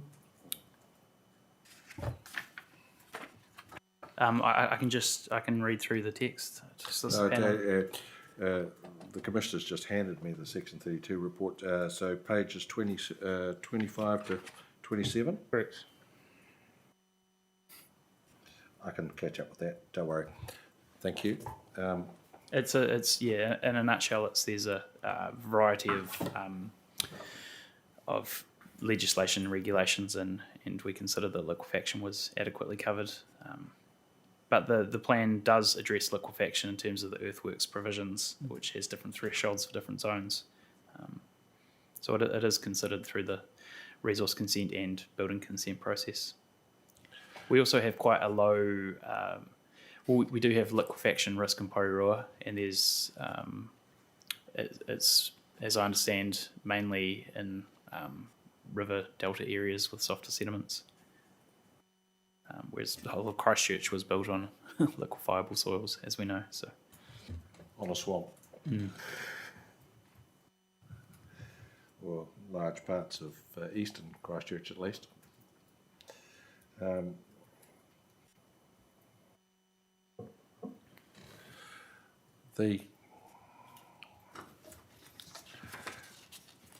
terms of the fire hazard issue,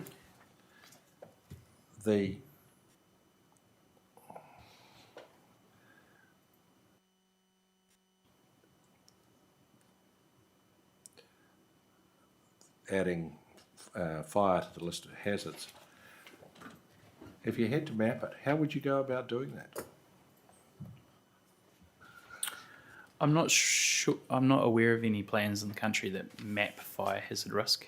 I have seen, for your interest, I have seen maps of fire risk being modelled outside planning processes.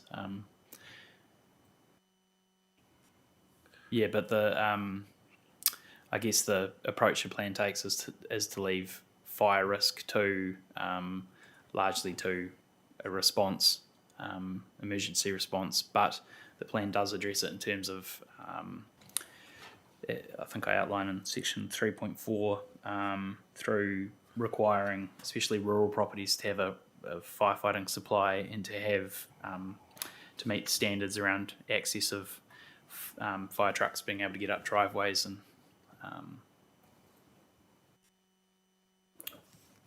Is there any linkage to the issue that we heard raised by a number of submitters in relation to SNAs? potentially, and that topic was addressed in hearing stream 2, and where that is I guess the submitters are arguing that an area of 10 to 30 metres is by guidance is at risk of wildfire due to the vegetation, and I've recommended a planning response.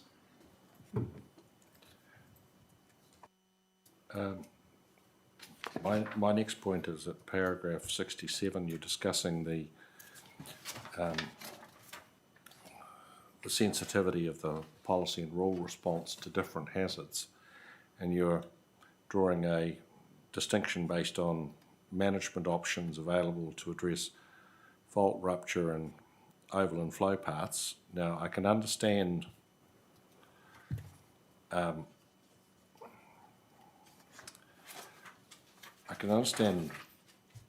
your point about fault rupture, but is coastal flooding materially different to overland flow path flooding? Yes, it's my understanding is, and maybe Wellington Water can talk more to the nature of an overland flow path, but it is a higher hazard than an inundation hazard, which is kind of, as I understand it, creeps up as an area kind of gets inundated and the soils get inundated and the water level comes up, where an overland flow path is high velocity water over a certain area, and you, in terms of management, there's less management options because you really want to keep that overland flow path clear. There are ways you can mitigate it in terms of creating an overland flow path or redirecting an overland flow path through a site, but it is a higher hazard than an inundation hazard. What about coastal storm surge? There are more options to mitigate a coastal hazard in terms of defence of seawalls and sacrificial fill and minimum floor levels as well. But a minimum floor level is inappropriate, as I understand it, for an overland flow path because you really want to keep it completely clear. The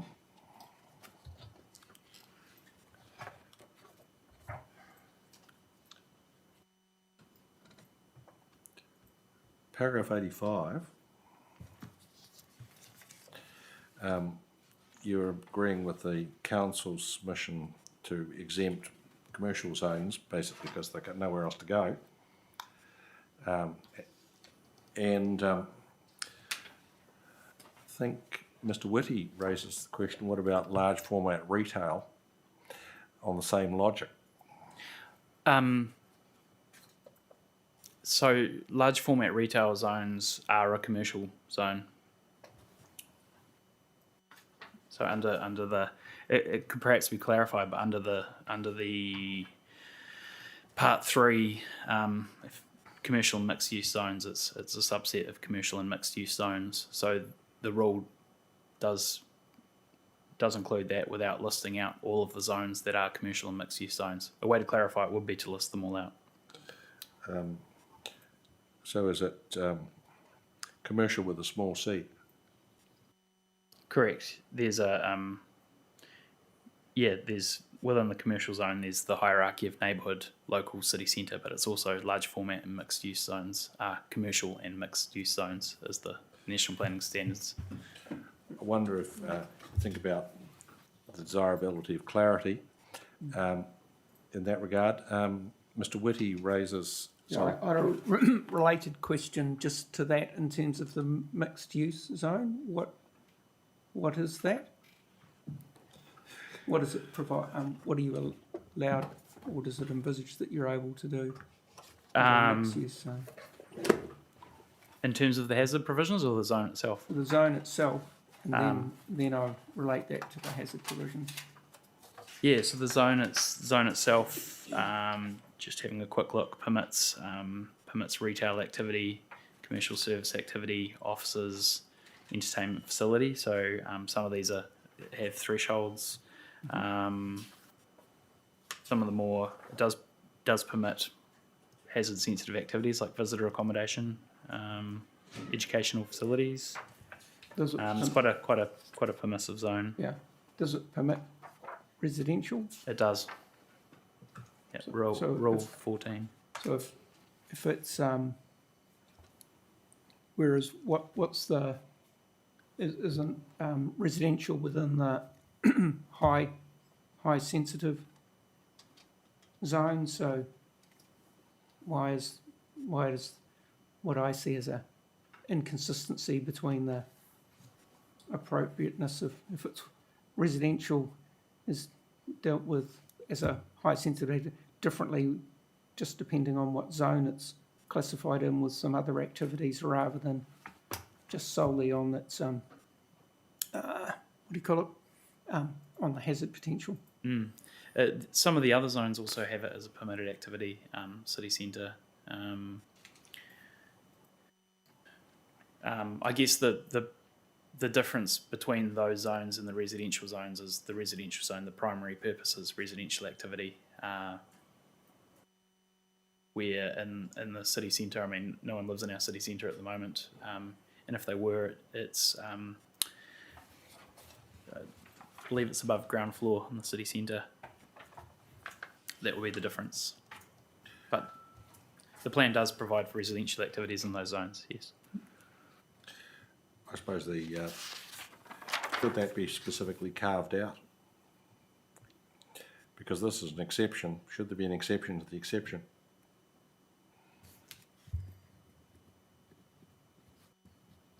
I think the exception to the exception is the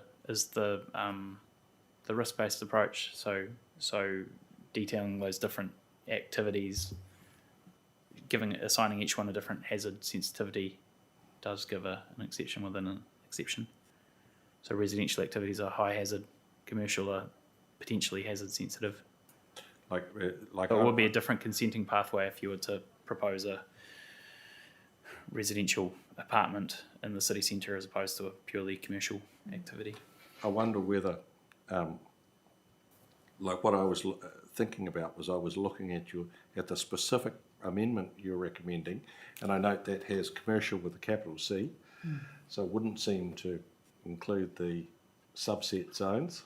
I think I disagree. Yeah, it says it uses the exact wording of the overarching. I can never remember the terminology of the planning standards, whether it's a chapter or a section.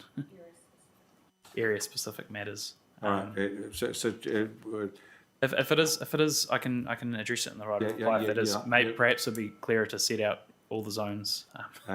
Because this is quite a like there's a specific rationale for the council's submission. Now, you would have thought that residential activities would never be able to pass the test in the second half, operational need and a functional need to operate. But it might be, because on the face of it, residential would never be able to say it has an operational need to be in a commercial zone and it can't go anywhere else, because the whole point of the general residential zone is to provide for that. But I wonder if, to put the matter beyond doubt, it could be carved out, but that's something for you to think about. Okay.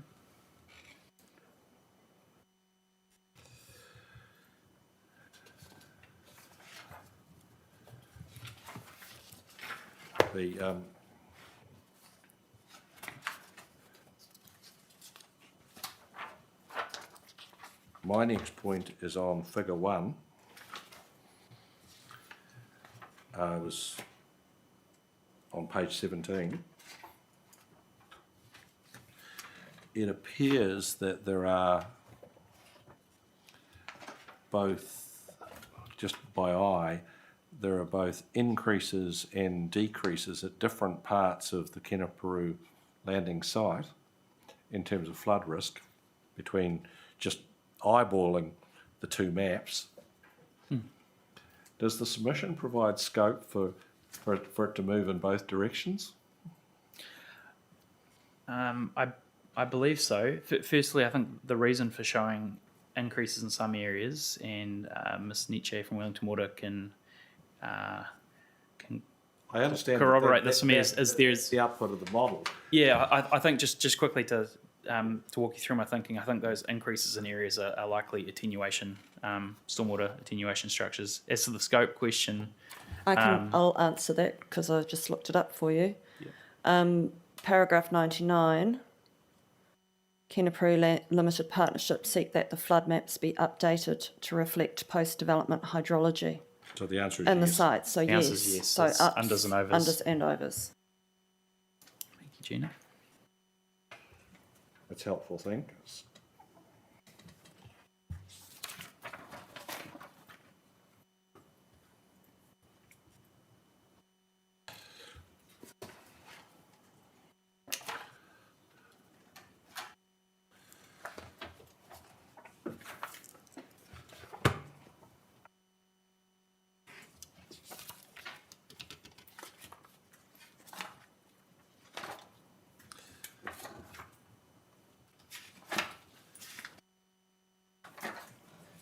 I've doodled on my hard copy at page 20, this is back to hazards. Do you think that the identification of the fault hazard zones, fault avoidance zones, the biggest area that's identified on the face of the plan, is that a precautionary approach in your view? And is that appropriate in this context?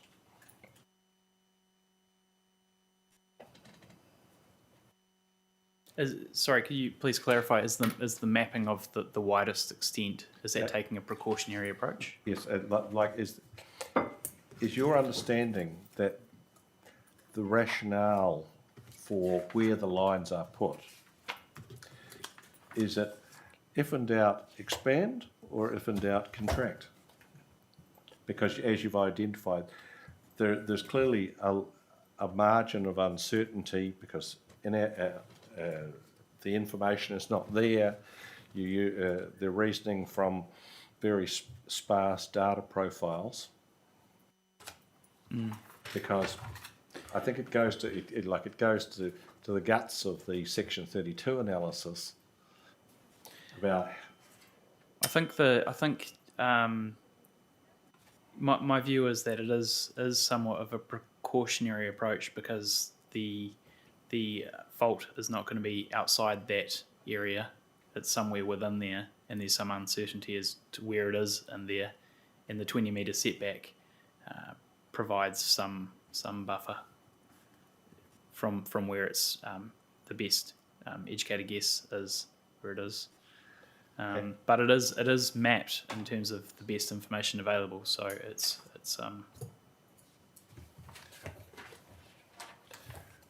Well, we'll talk to Dr. Litchfield about that. And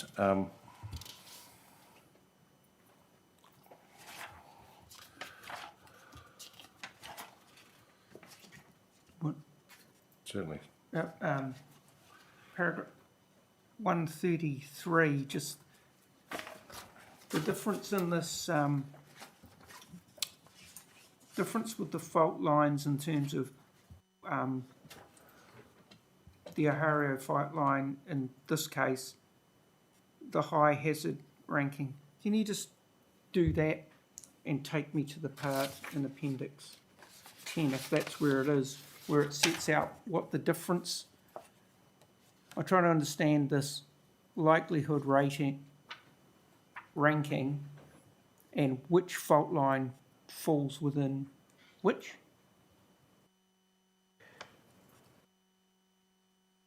yes. So that ultimately where it lands, I elaborated this in the supplementary planning evidence is not just a product of likelihood; it's likelihood times consequence.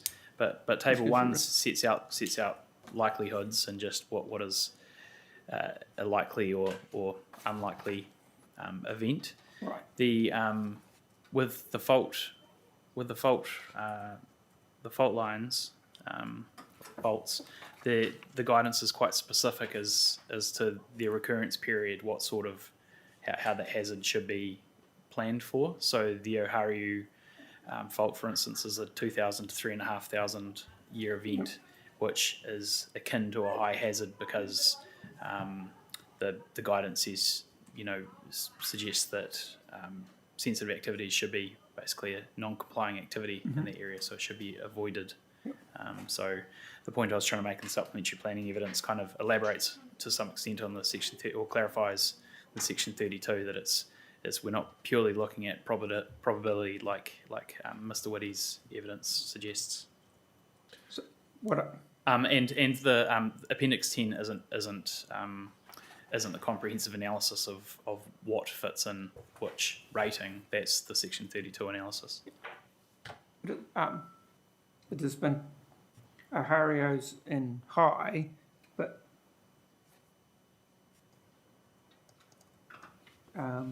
what is it? The fault rupture zone, regardless of terminology here for moonshine, Ohario excluding the 20 metres and the Porirua, they're low. I'm trying to understand. So what's the Rationale. occurrence, what do you call it? The The turn interval or whatever you called it? recurrence how does interval. that, how does that relate to, or is this something I should be asking Dr. Litchfield? You can ask Dr. Litchfield, but the answer is the MFE's 2003 guidance, which sets out quite specific consent categories for different recurrence intervals, and the 3 faults in Porirua sit in different bands of recurrence. Okay. So But What is it- but you said it's not just an issue of recurrence, but No, but the guidance recommends basically a risk-based approach in terms of it identifies different types of activities that should or should not be taking place in those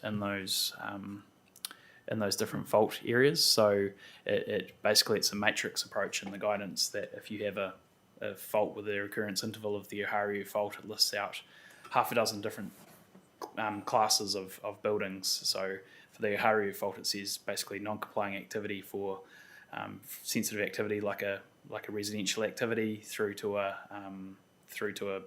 I think the highest category is a critical facility like a hospital or something.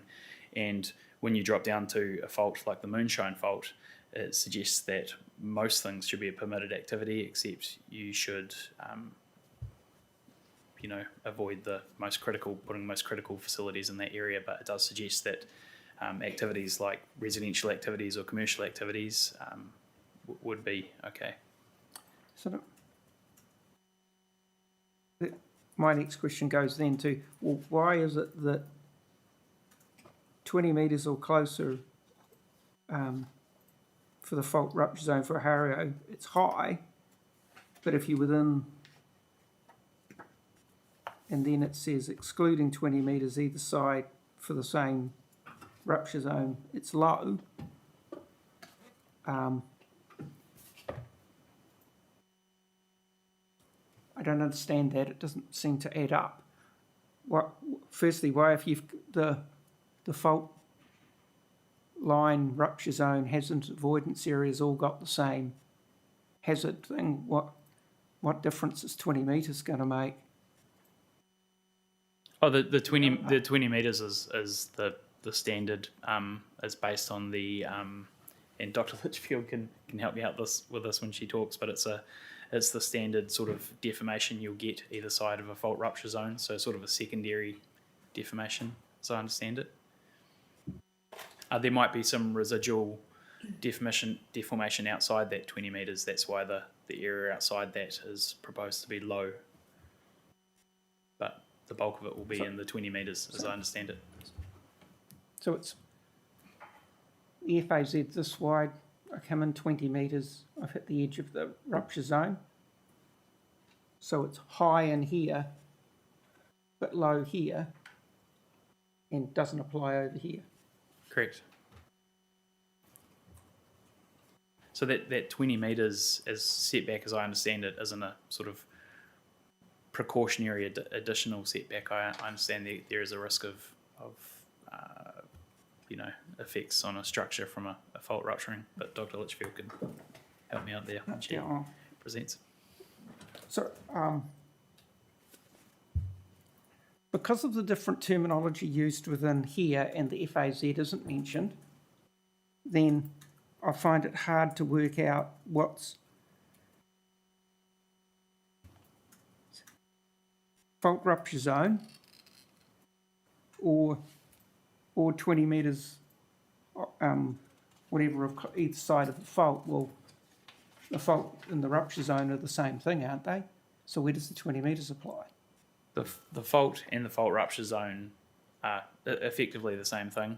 The 20 metres added to the fault rupture zone is the fault avoidance zone.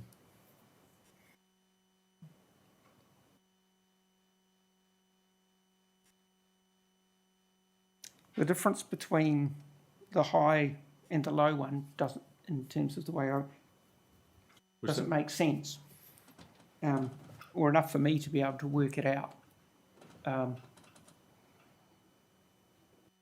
If I went back to the diagram I put up before, it would be the area within the pink area that isn't identified as being the high hazard area through I think investigation. I understand what you mean it to say, but I don't think that's what it says.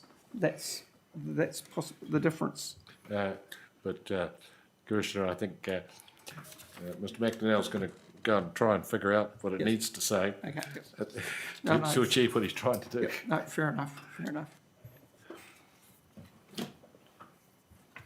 I've got to the end of Mr. McDonnell's natural hazard brief.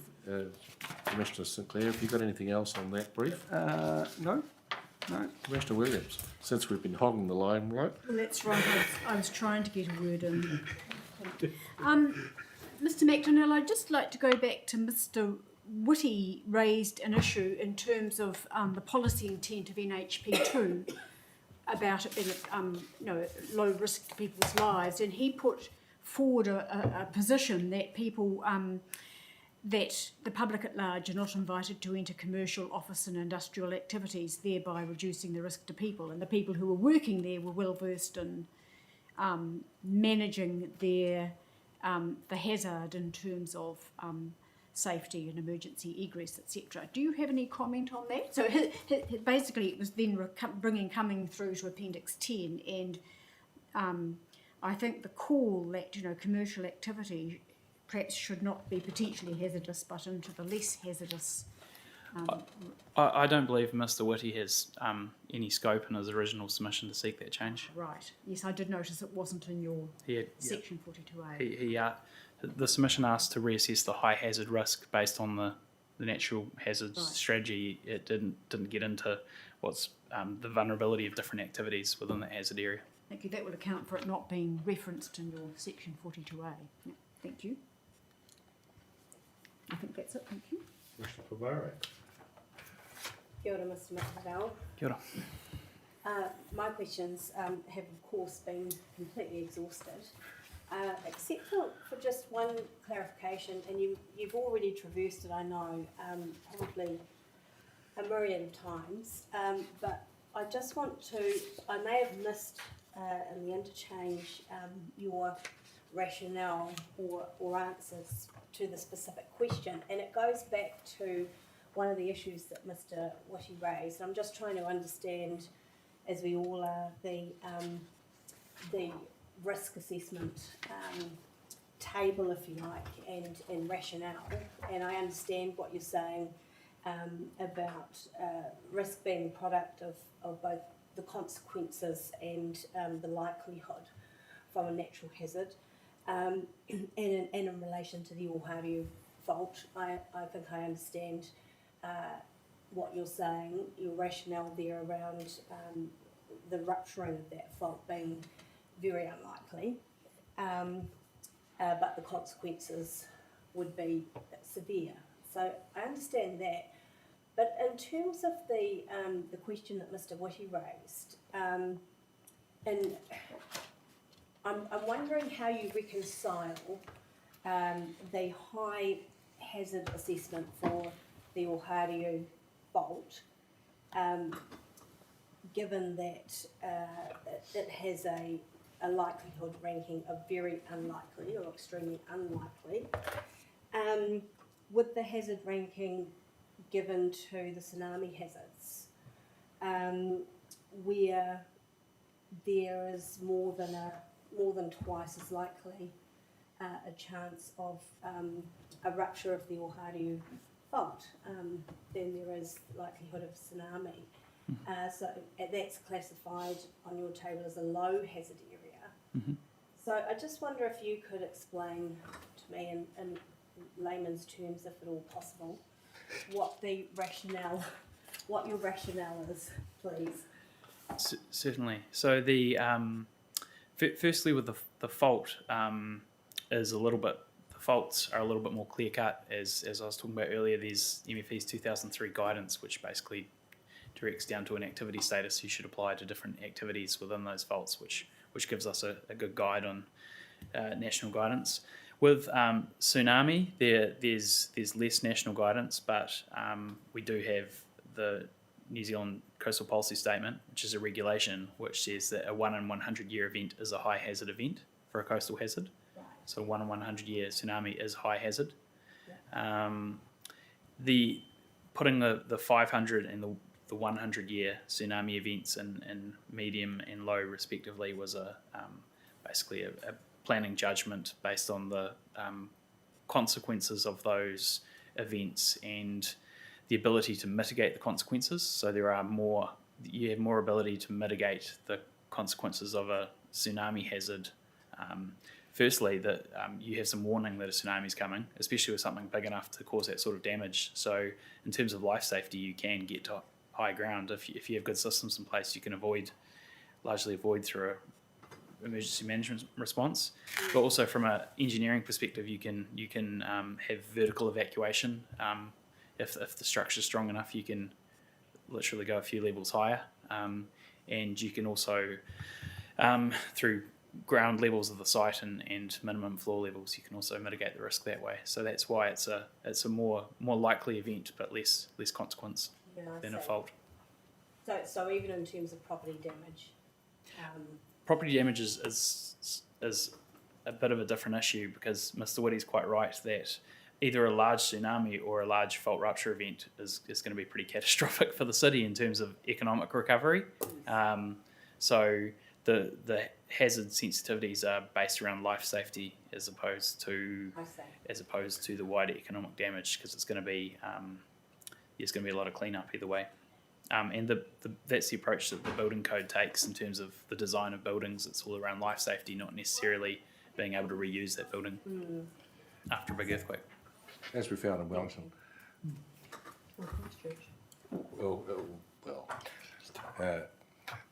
No loss of life in Wellington, just a lot of munted buildings. The Commissioner's raised a point that maybe I should pursue now. When we talk about fault rupture, does that convey a particular level of earthquake movement in terms of the extent of movement? Can you have fault ruptures with minor effects, or is a fault rupture necessarily a big deal? Dr. Litchfield, I'm sure, can answer this a lot better than me, but I understand the Oharu fault going is catastrophic. There's going to be some areas that are worse than others. I understand it based on the geology. More displacement in certain areas along that fault line, but if it goes, it's a big deal. So we're not talking when we. I understand that there's a certain magnitude of event will make it rupture, but Dr. Litchfield can definitely talk to that because it gets really complex. The certain scale of events and how scale of an event and how far away, and I think they're still trying to piece together exactly what happened in Kaikoura. It's sort of like if the Alpine fault ruptures, the answer is move to Australia. Yeah, and I think it's the same with the Hikurangi subduction zone is a really big deal. I got that. Thank you for that. So the punchline is that although the recurrence is long, if it happens, it's going to be really big. Correct. Whereas a tsunami, when you talk about a recurrent, I suppose this is Dr. Power's sphere, when you talk about a tsunami of a given recurrence, like a 1,000-year tsunami event, does that have the same connotation that it will be huge?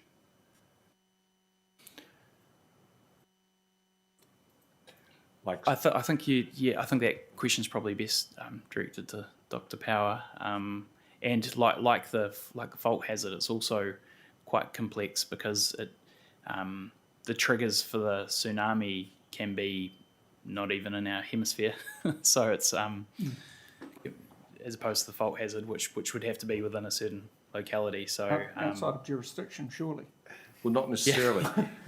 Like my understanding of the biggest tsunami hazard is a fault movement in Cook Strait, which combines, like you might have 20 minutes notice.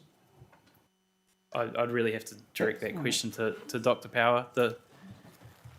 From previous work I've done, there are some faults offshore, which if they go, Are a we major will problem. not get much notice of a tsunami. Just Wait, off but- the coast of Hongoeka. Sorry, But Commissioner Pomare. the warning time isn't the only way you can mitigate the effects of the hazard, because you can, as I said, build your land up or build up minimum floor levels. So there's other things that you can do that you can't necessarily do with a fault hazard to mitigate the hazard. That 2003 document, sorry, could we have a copy of that? Absolutely, yeah. Yeah, It's it's probably on somebody's website, but if you can, yes. I'll get you a Direct us copy. to It's a pretty good read. It took me a few times reading through it to really get my head around the different concepts, but it's very useful, and it's quite handy for a planner being quite directive. But speaking of which, what's the status of that document? Yeah. You referred to it as national guidance, 2003? It's in here. but in RMA terms, what status does it have? It's just in RMA terms, it's Other it matters. has another matter, I guess. Yeah, it's a Somewhere close to nil. Is that uncharitable? It's certainly not a document that's been produced under any particular piece of legislation, but it would be fair to say it is the only guidance document around active faults that exists in New Zealand. Is it referred to under in the good It's on the Good- Quality Planning Planning website. website, Yes. what is I suppose how or in what way are other local authorities are you using it in the same way that they have, or yes, vice versa? yeah. It's kind of the guidance we have to go on in the absence of regulatory guidance. So similar with, I suppose with the coastal hazards, which we get onto next, there is the New Zealand Coastal Policy Statement does give some regulatory guidance around that ban. It says a 1 in 100 year event is a high hazard event. There is also MFE guidance around planning for coastal hazards in 2017, which is basically all we've got from the government in terms of taking a planning approach. I think that might be it for natural hazards, other than on the coast. Is that everyone happy with that? Shall we move to your coastal environment report, Mr. McDonnell?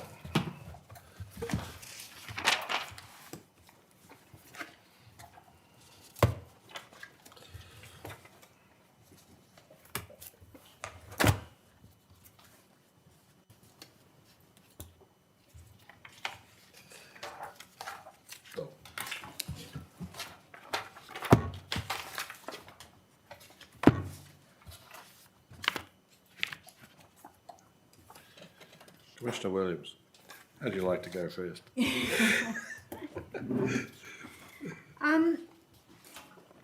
I was just checking back, and of course, you will know more than I, but I noticed at paragraph 31 you said you're not aware of any submission points that would give scope to amend the extent of the boundaries of the CHNC to a spatially defined jurisdictional boundary. I did think there was something in Robin Smith's submission Am I mistaken there?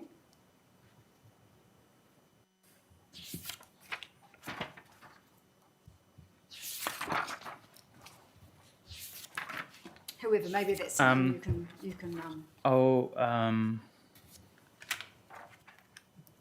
Sorry. Yeah, I'll make a note of that. I'll have to double check that.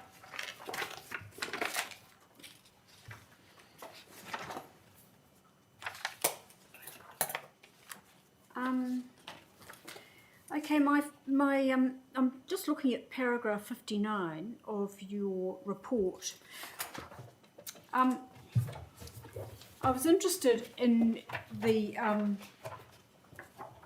fact that no areas of outstanding natural coastal character were identified, and therefore a policy was not required. So I'll just draw your attention to paragraph 224 of your report,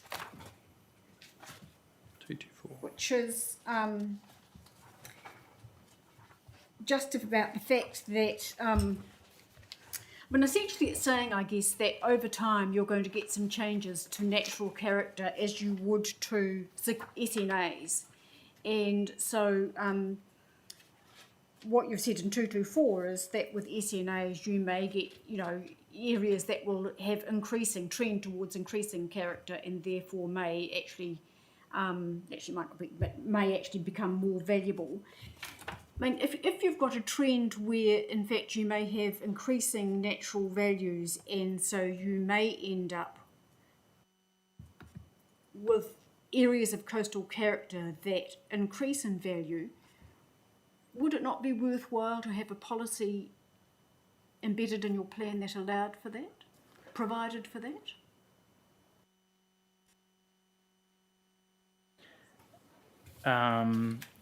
Sorry, could I just go back to the start of your question? Which was the first paragraph you're looking at? I didn't quite catch that. 58. You said 59. Oh, sorry, I beg your pardon. My writing was Paragraph 50. 58. Yeah. Okay.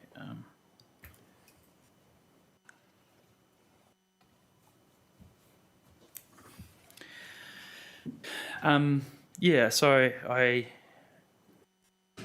if there was an area of, so first of all, I think it would be possible that an area of outstanding natural character could emerge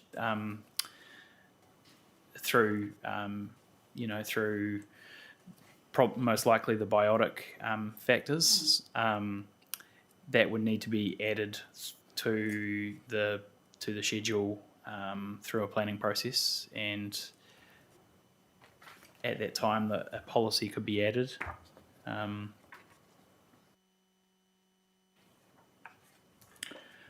I suppose I'm interested in your rationale for why you wouldn't have a policy sitting there that would answer that, when you've identified the fact that it's quite possible that in the life of this plan there are new areas that may be considered significant enough to be incorporated into the PDP.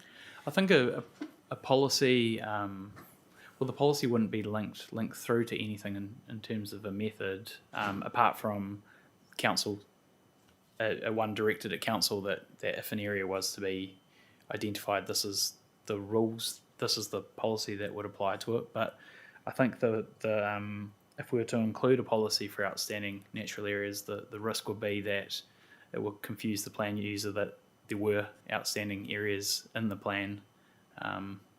So it's possibly cleaner to leave it out to avoid confusion. It's kind of a different to significant natural areas where the policy that we do have significant natural areas, so it is linked through to a method within the plan, and there will be likely additional areas identified in the future. That would be the difference for me. Okay, so sorry, can I just get this right? If in fact, in some future time, an area is identified as significant enough to be incorporated, as outstanding, then at that stage you would have to amend the plan. Would have to. Correct. The plan Yeah, changed. would need some policy guidance. Yeah. Okay, thank you.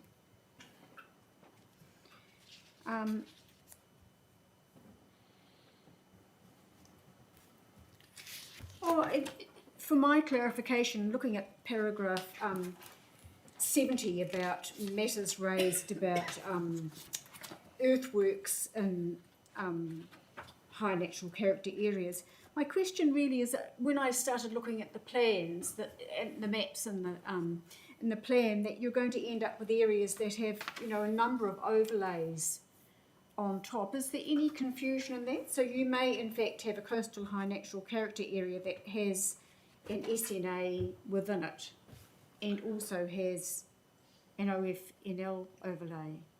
I think they all effectively are both an Yeah. SNA and a coastal high natural character area with a few unders and overs. So can you repeat what you just said to me? But basically all of the coastal high natural character areas are also significant natural areas. Not Not exclusively. not exclusively, No. but No, I mean, interestingly enough, I identified a few SNAs that also, the boundary almost exactly identified as a coastal high natural character area. yeah, They it was weren't used. The significant natural areas were used as an input into the coastal character Yeah. identification. So Yes. that informed the, especially, and Mr. Girvin can confirm the methodology, but it informed the biotic factors under the coastal I may character. ask him about that because I also wondered whether the work that was done after the plan had been notified in terms of further defining those SNAs, whether there would be any impact on those coastal high natural character areas.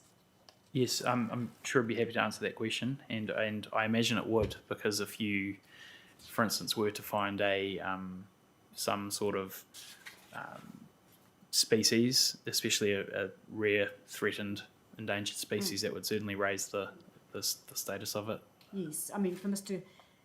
Girvin's information, there are a couple in Whitireia Park where the high natural character area is almost exclusively, or is exclusively defined by the SNA, and the boundaries don't match. So that might be something for him to think about.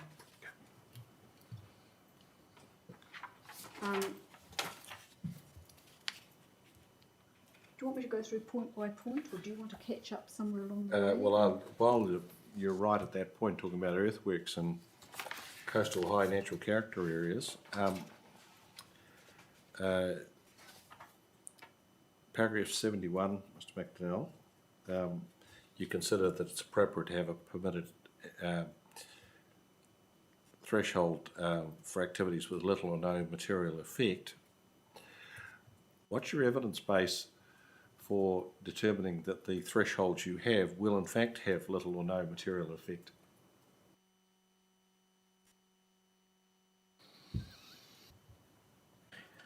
We tested the provisions with our respective experts. I'm not sure this particular one. I'm not sure if we tested the threshold with Boff-Miskell or not. I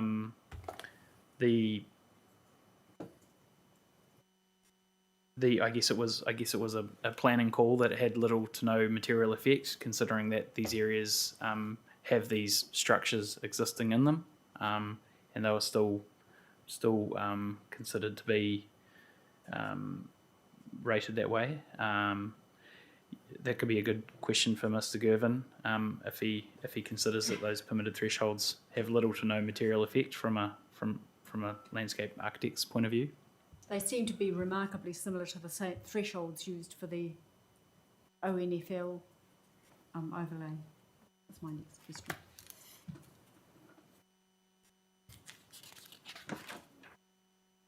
Yeah, it is 50 square metres over 5 years is a very small amount of earthworks. Yes, I mean, I was sort of looking at the in paragraph 74 at your permitted status, and I guess if there had been a major slip, and so you would want a quantum that was in excess, the remedial work you'd have to do would be in excess of the permitted standard. You'd have to apply for consent for that, would be the conclusion, right?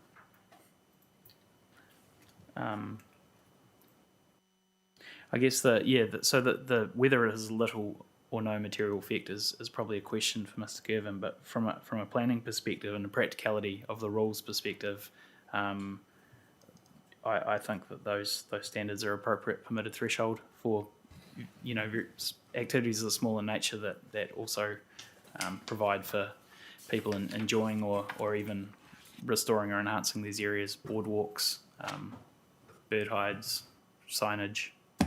Signage can have a conservation purpose. Okay, thank you.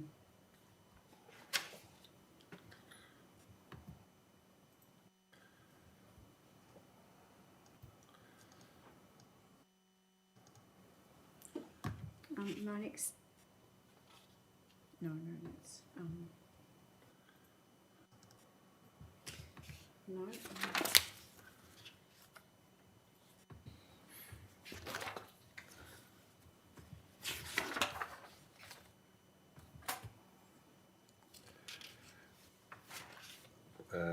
Since the Commissioner's turned over her page, I'll ask you about biodiversity, Mr. McDonnell.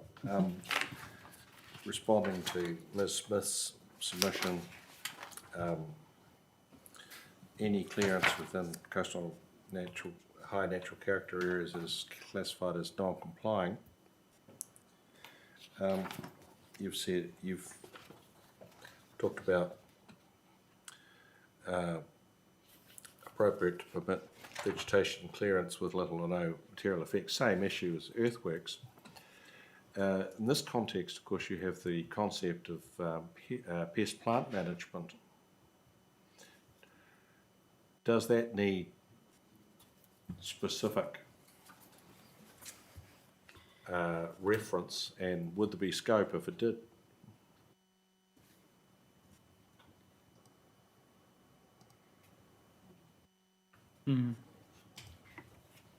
Yeah. Depends on the values.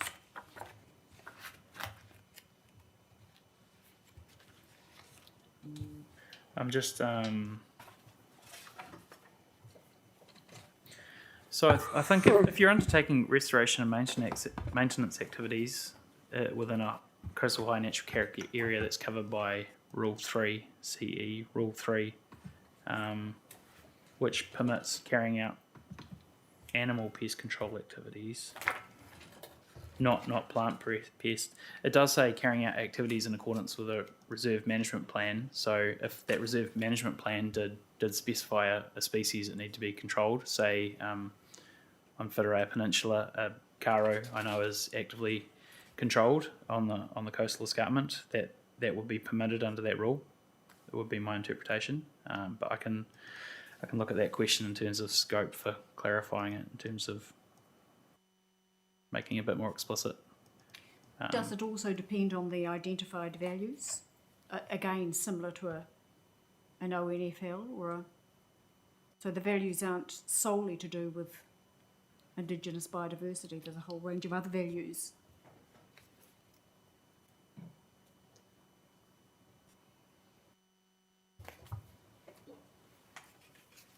Yep, I'm not. I can't see how removing pest plants would be contrary to any of the identified values, because we're talking about natural character.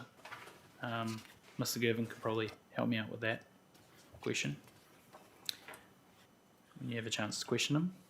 So, I was busy writing something down. You said that there were a couple of possibilities that it could fit within. Could you repeat that, please, for me? So CE Rule 3 is restoration and maintenance activities within a coastal high natural character area.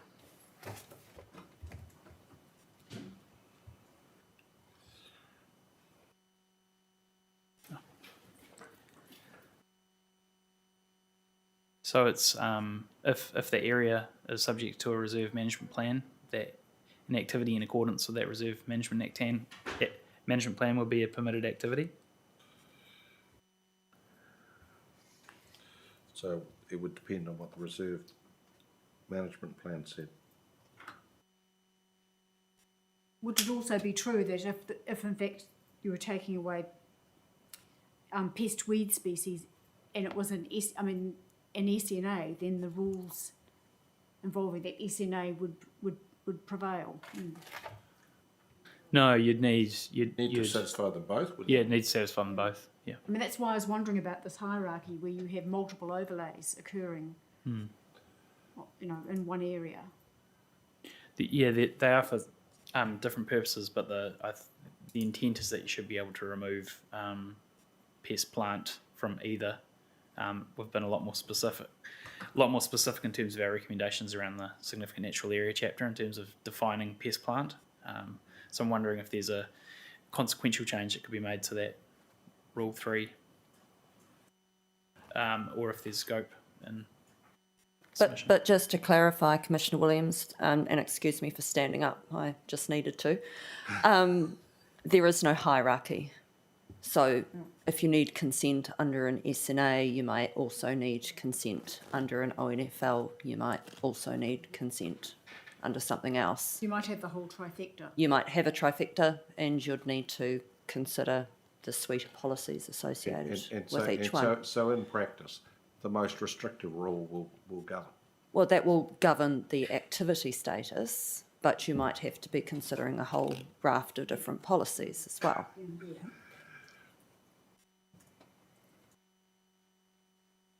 And just to follow that up, there's no chance that any of the standards might conflict. I don't believe so, but in terms of that definition of pest plant species, I wonder if that's a consequential change to that rule to carry that through. If it's going to be defined, it should probably that term should be aligned with that definition potentially.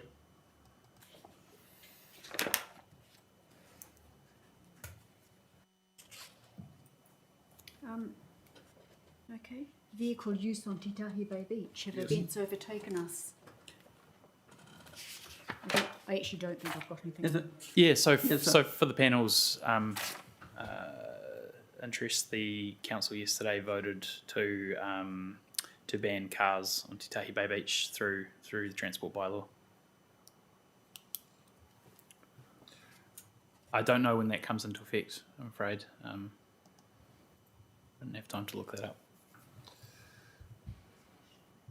When you say cars, do you mean literally cars, or do you mean motorised vehicles of all kinds? No, so cars by themselves, but you can still, under the bylaw, launch boats. Motorbikes? Yeah, I was thinking of dirt bikes. Oh, I'd have to check the definition of vehicles. I understand, yeah, motorbikes are to be excluded as well. I wonder if you could share a screen and show us where the legal road is Sure. on the beach.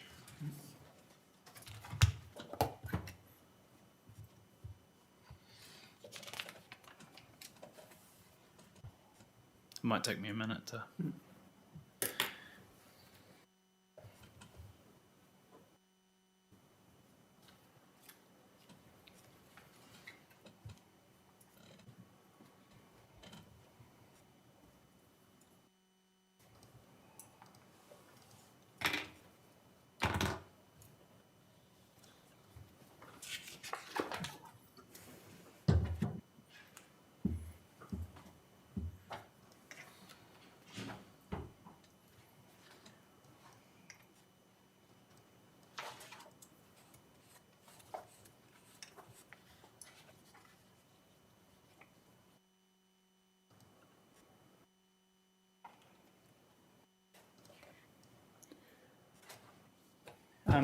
Standing at.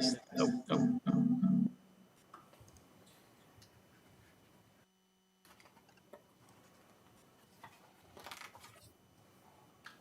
Testing. Okay. Apologies. So it's my understanding where my cursor is now that this area here is road reserve. I think both this parcel and this parcel. So there's There's two main accesses to the beach. There's this one in the north, and for context, the northern boat sheds are along here, and down the southern end of the beach there are some boat sheds here and another vehicle access down here, and I believe this whole cadastre here is road reserve, so it's legal road. So that's the bylaw can stop vehicles accessing that road. So basically, the only way in which any part of the beach within or the road contains the entire beachfront to the extent that it's on the plan maps. We go back to the question we discussed ad nauseum in Stream 1 as to where mean high water springs are in relation to the boundary for the road. Can you assist? I seem to recall that there is an agreed line as between Porirua City and Greater Wellington as to where, at least indicatively, the jurisdiction of one ends and the other starts. Where is that in relation to the seaward margin of that road reserve? I can't tell you off the top of my head. I'd have to dig out the latest one and superimpose it on a map. I know that the bylaw applies down to mean low water springs. So the bylaw, in fact, goes further than the council's planning jurisdiction. Correct. We're heading towards Australia. So it covers a jurisdictional area provided by way of the Local Government Act, Yes, isn't it? yes, I believe so.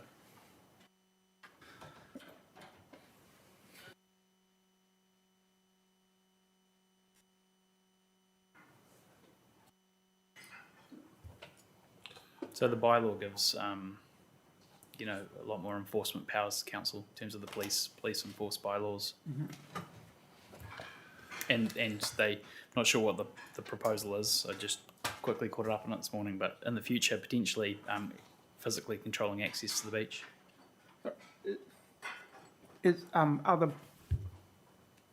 Was it the bylaws that were passed or the intention that the bylaws would? Council voted to adopt it, I believe, as Ash might know. I think it was a council committee or full council committee. So there's a process to full council, and then the bylaw comes into effect at some point.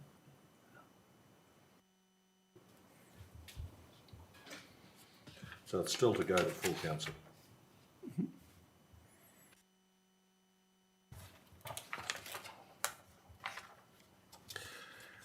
And in terms of how the plan treats roads,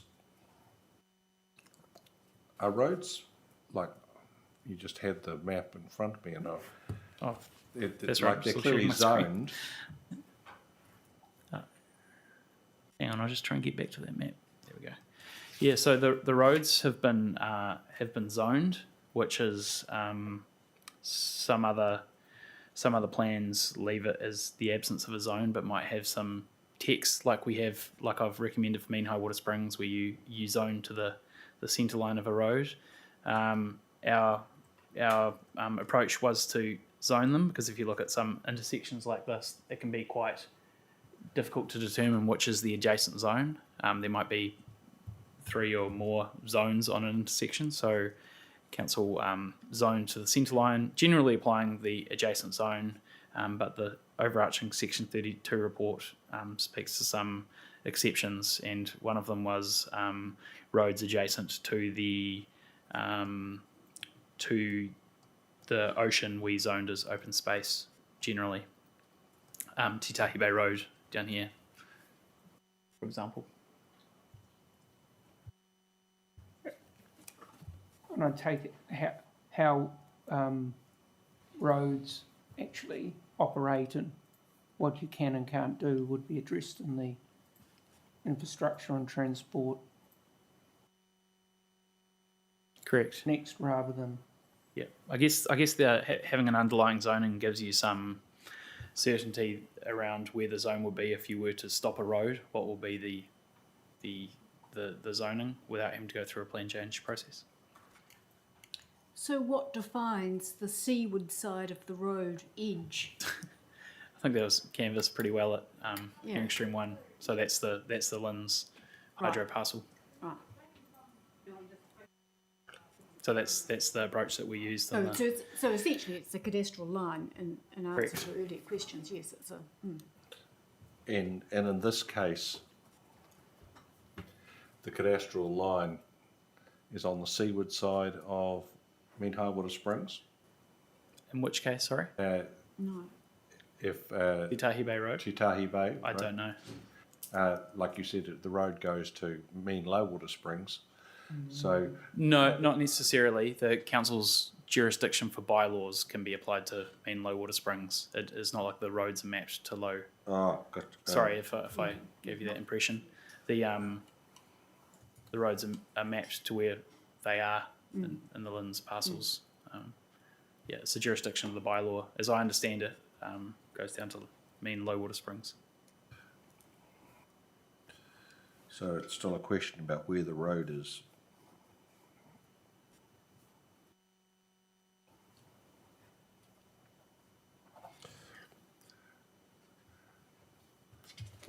But my next question was about paragraph 123. Are you up to that far, Commissioner? Well, I was actually back at the coastal environment, inland extent, and I just wondered if Mr. McDonnell, you could talk me through a little bit about the coastal environment was not an overlay in the notified version of the PDP, but you are of a mind to change that.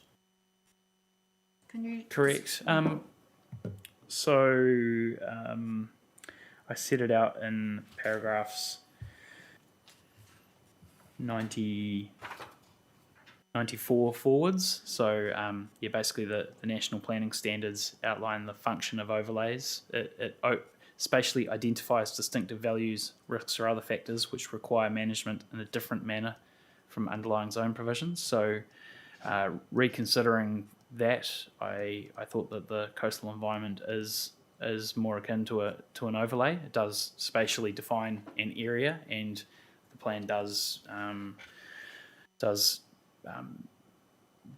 require different management as opposed to the underlying zone in those areas. I give an example there of the quarrying being restricted discretionary activity in the rural zone, but within the coastal environment it's elevated to a different activity status. So basically agreed that it is an overlay and recommended some changes to reflect that to the definition of overlay. But there's also a structural plan issue where a specific subset of overlays were referred to. So I've recommended that a new definition be created for specified overlays, and that's those overlays that have schedules. So how will that be shown on the plan? So will it be shown out to the edge of the cadastral boundary as the road on Titahi Bay Beach was? Because at the moment the coastal environment extends out to include Greater Wellington's area. At the moment you've got the inland extent of the coastal environment. Yep. And the assumption is everything that is seaward of that. You've got the boundary. Everything seaward of that is coastal environment. If you're going to map it, will you map? No, landward of Mean High Water Springs is the landward extent of the coastal environment. Yeah, So but that's the area where what's the seaward extent? that's the regional council's jurisdiction. Coastal marine area, I guess. I think what the difference here is that if you're talking that this is the coastal environment,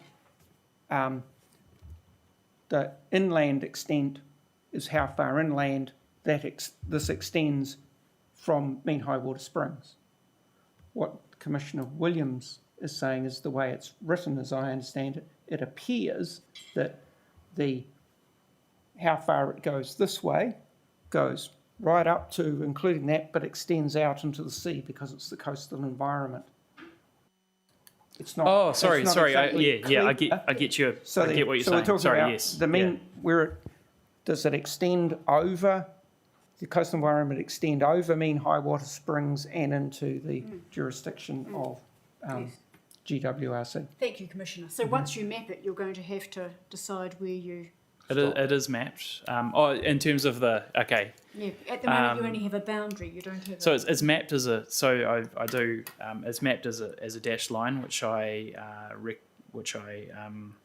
recommend an amendment to use a different symbology for that, based on the national planning standards. So a polygon.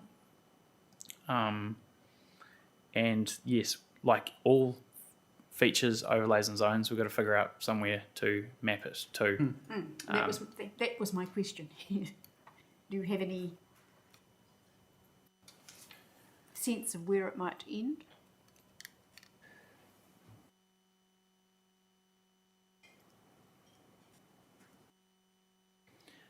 I mean, it could be projected out further than where we think mean high water springs is, because we could basically the text I've recommended in hearing stream 1 for determining mean high water springs, that's our jurisdictional boundary. So if it extends out past that mean high water springs, it's no longer in our jurisdiction. Yes, but you're mapping something that's a physical layer to the mean high water springs, which isn't mapped, is only text. So somewhere you will have to, if you forgive me, draw a line in the sand. Correct. Yeah. We have to pick somewhere. Yeah. So the essence is, what is your current thought as to the basis on which the coastal environment overlay will be mapped on the seaward side?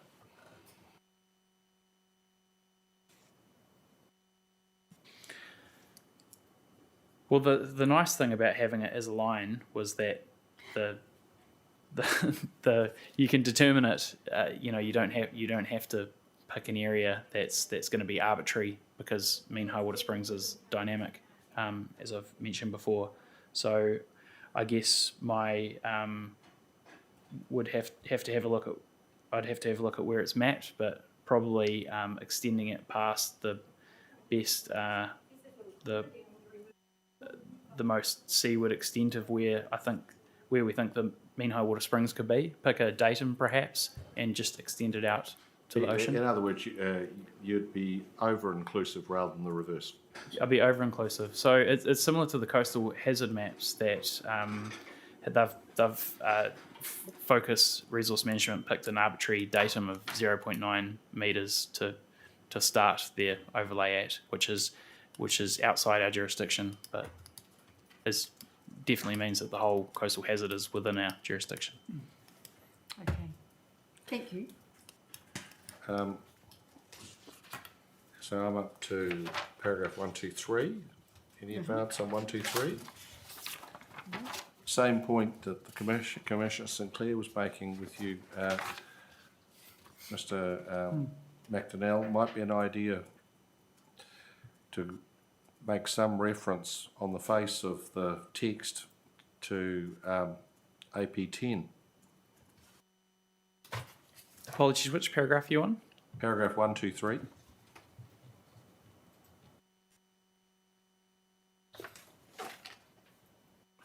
Which is your recommended relief. It's mentioned in B. Or does it show up on the e-copy? But that's the legend and the thing. But the text. So that's something just for you to think about. Sorry, could you please repeat it, Mr. Chair? I'm not. Page 21, paragraph 123. Oh, paragraph 123. Sorry, I was looking at the wrong paragraph. No, not 1.2.3. Sorry, 123. Okay, I'm there now. And sorry, what's the question? In the same way that we were discussing the potential for an explicit text link, text reference to AP10 or APP10, there might be a grounds to put it in there too. Okay. Thank you.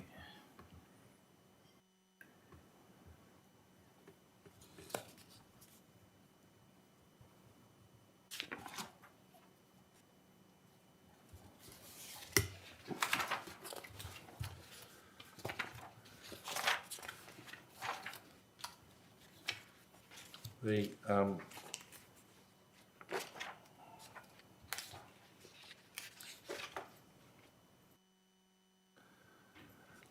paragraph 149, you're raising a potential scope problem.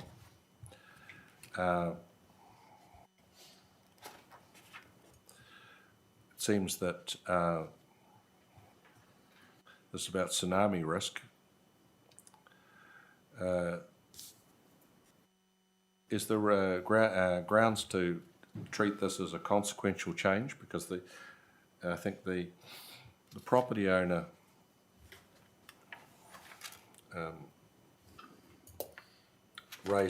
has raised the question about St Andrews Road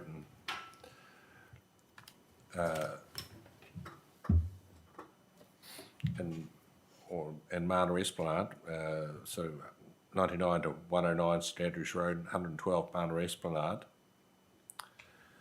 And the question is, well, is the scope to amend anywhere else? Is the grounds to suggest that might be a consequential change, given the submitters have raised a point of principle? Although I'm not it's sure property that. specific. Yeah, I'm not sure there is, because they haven't raised the point of principle around the freeboard. They've raised it just in relation to the mapping on their property. So it's a bit of a leap to go to the what Dr. Powers suggested is the solution to apply that citywide. Can potentially seek some legal advice on that, because it would be a good outcome, I think, to make sure the maps, if the panel agreed that was a good approach to apply that citywide. Well, I suppose you're expressing concern. I think that you need to, in your reply, I think you need to be able to tell us,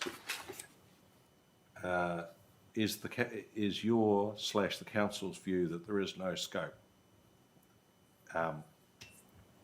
Because if your technical advice is recommending that would be appropriate, if we accept the technical advice, but I think we need to know what,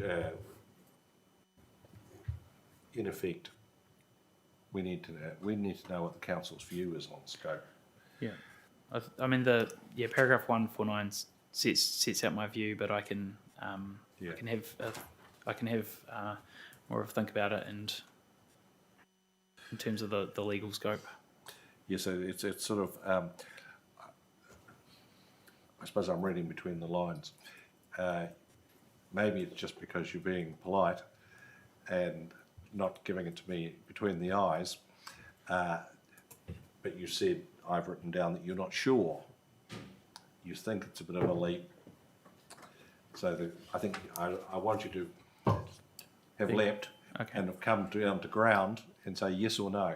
Okay. And on that happy note, we might have some lunch. So we'll adjourn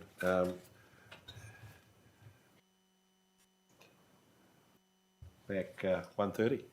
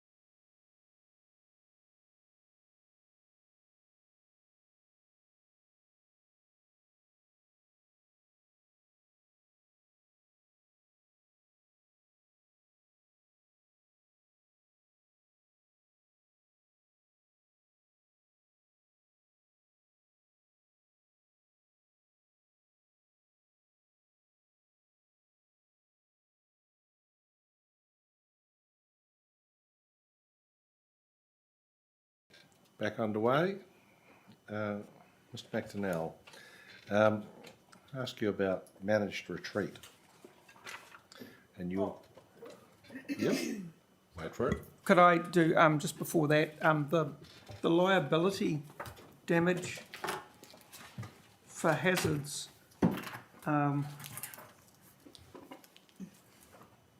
sorry, I don't, isn't liability a sort of a legal test? Whatever you, how in terms of paragraph 155 and that, and what, how do the policies exempt the council from liability?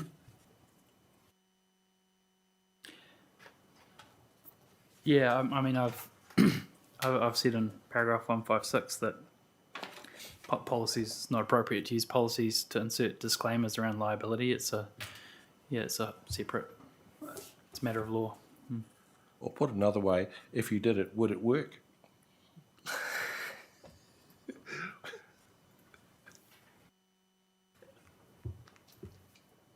No, thank you. Back to managed retreat. In your paragraph 165, Mr. McFarnell,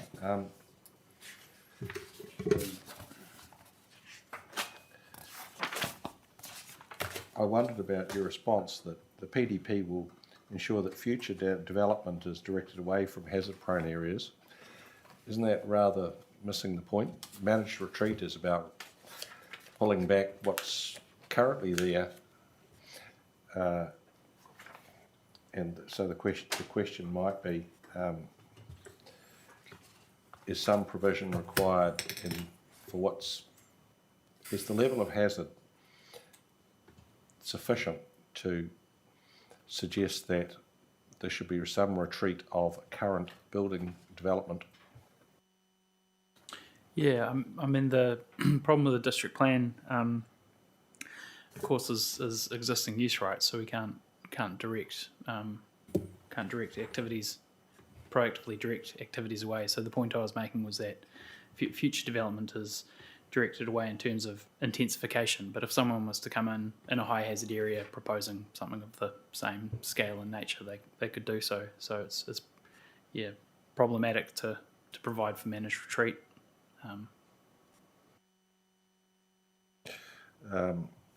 Another way of putting it, if existing development were to be the subject of some sort of regime of managed retreat, at least under the RMA as it currently stands, and of course the government's looking at these issues, part of the macro RMA reform, that it'd have to be a regional council initiative. Correct. The recent example is the Matata decision, if commissioners are familiar with it. Very familiar with it. Yeah, where the regional plan was used to basically remove existing use rights for residential activities in a high hazard area. And it's possible with the new NBA Act that we'll have a regional plan that could do that. Climate Change Adaptation Act too. So managed retreat, as I understand it from MFE's 2017 guidance, is a process of adaptive management. So it's sits outside the district plan.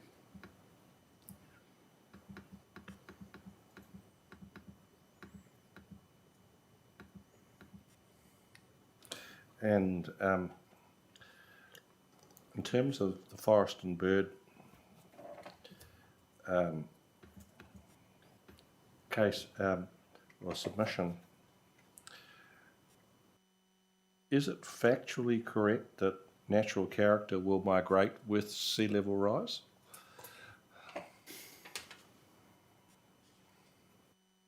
I guess it depends on the coastal margin and if there is room for it to migrate.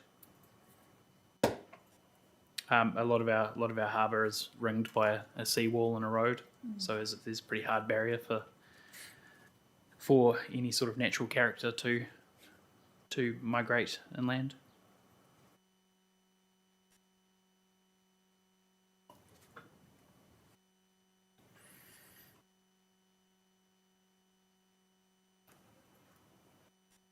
The chapter does encourage the use of soft engineering structure measures, so reinstating dunes as opposed to using hard seawalls. So the plan is proactive in terms of a policy approach of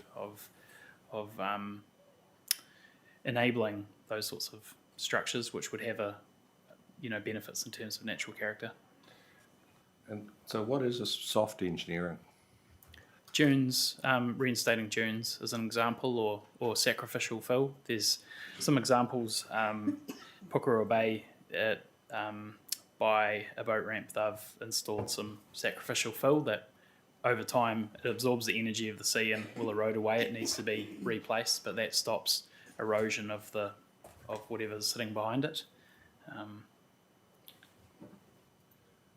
Also the dunes down on Porirua's down by Pack and Save. There's council's reinstated some dunes there. That's an example of soft engineering as opposed to building a rip-rap rock wall, which would be hard engineering. Now, in terms of your reasoning at 193, do you think that responding to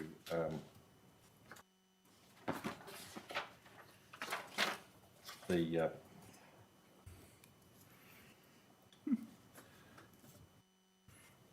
docks,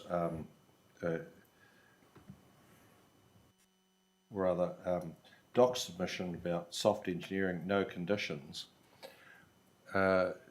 What's your view about Mr. Lecoq's suggestion about some sort of certification approval process?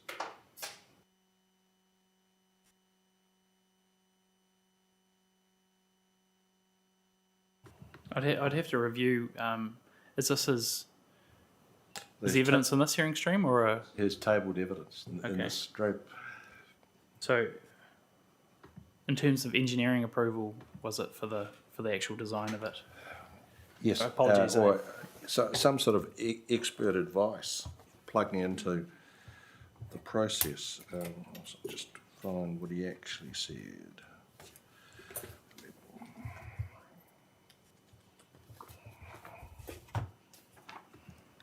It is. I mean, the rule, soft engineering rule 5, is limited to statutory agencies or their nominated contractors. So it's not open to all. Requiring any proposed soft engineering coastal management work to be approved by a coastal management expert.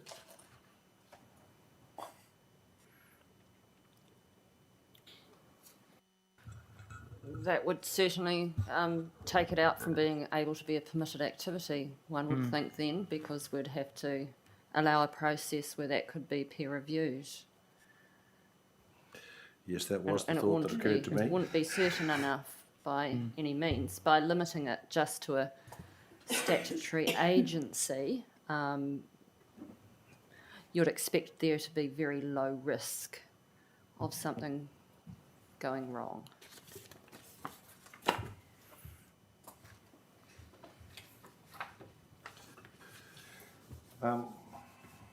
I also do make the point that it's there are provisions in the earthworks chapter that would kick in at a certain scale. What is that scale? The earthworks chapter's controls on area, height, and slope. So I can't quote you the exact thresholds without looking them up, but I believe it's 1.5 meters. Is it different on the coastal margin?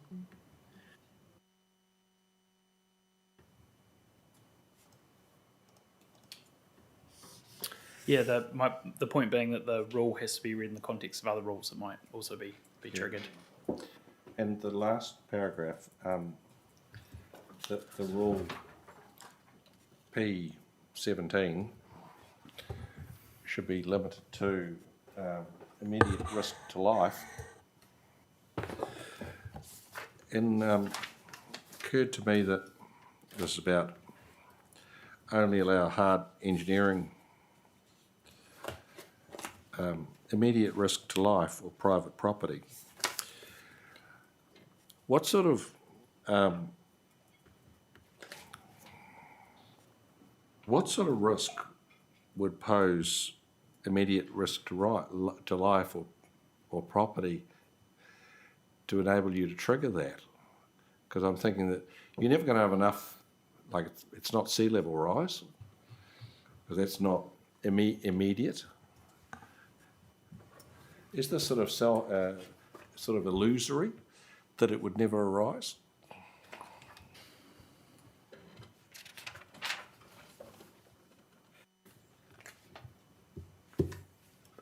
Just quickly reviewing the policy.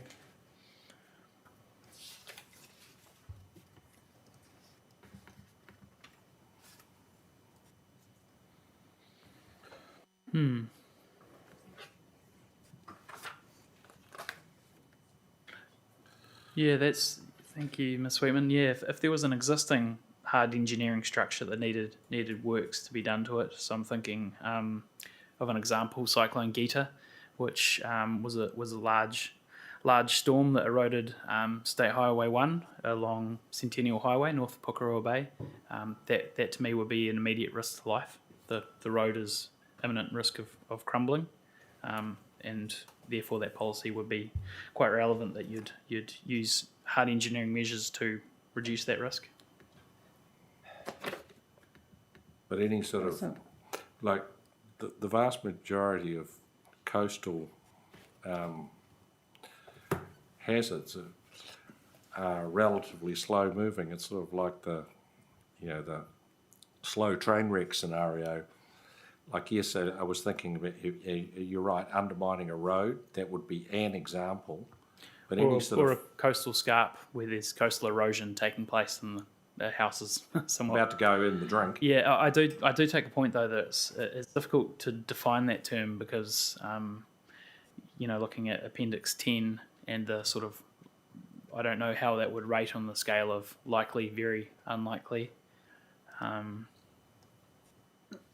Might be a bit difficult to put in some hard engineering if something's in immediate risk of tipping over the edge. It's probably Too late. gone, yes. Yeah. Yep, I can have a look at that, whether that term's appropriate in the right of reply.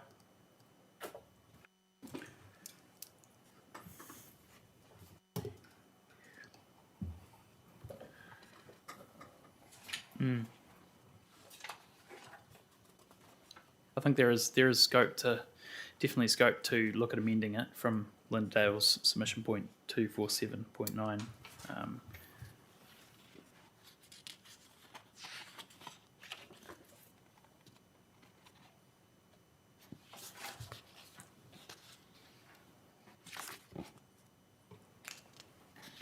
Your reasoning at paragraph 214, Mr. McDonnell, it's outside council's jurisdiction, dealing with sediment and contaminant effects. Apologies, Chair, which paragraph? 214, 214. Yep. This is the Community Trust and Guardians submission. I wondered if that was right, because sediment from subdivision use and development is the council has a statutory function over sort of earthworks and as part of subdivision and development, which is the cause of the sediment. I suppose my thought is, I wondered if the suggested words would actually add anything.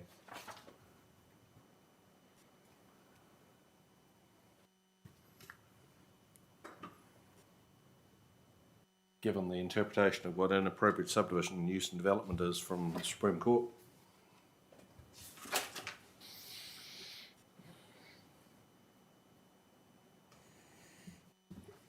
No, I think that suggested wording really lengthens that objective and puts the focus on something that isn't our primary responsibility under Section 31. We do have earthworks rules. They're predominantly around the visual effects of earthworks in terms of cut or fill. There is a standard around retaining sediment on site. Is about as far as we go into the management of contaminants, and that standard is around keeping the contaminants on site. My view is that the wording lengthens the objective and diverts from its purpose.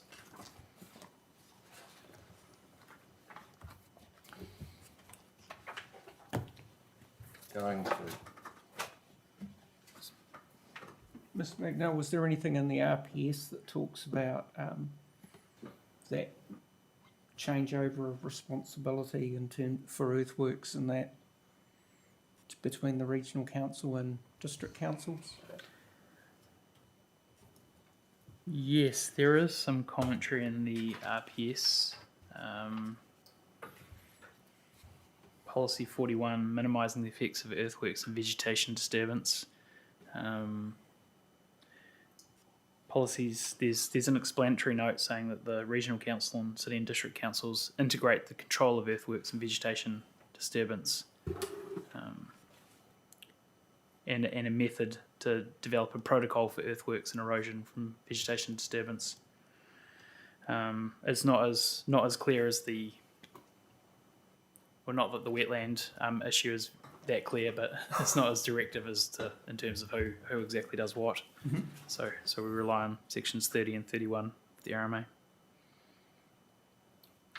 It's actually the area of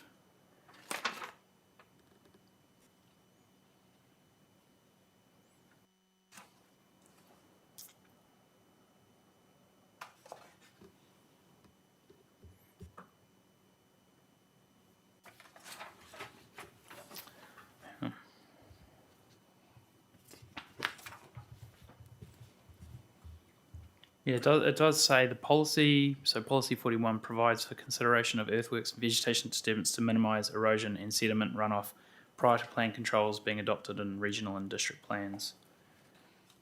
I guess the regional plan is in place and this district plan attempts to address earthworks that aren't otherwise covered by the PNRP.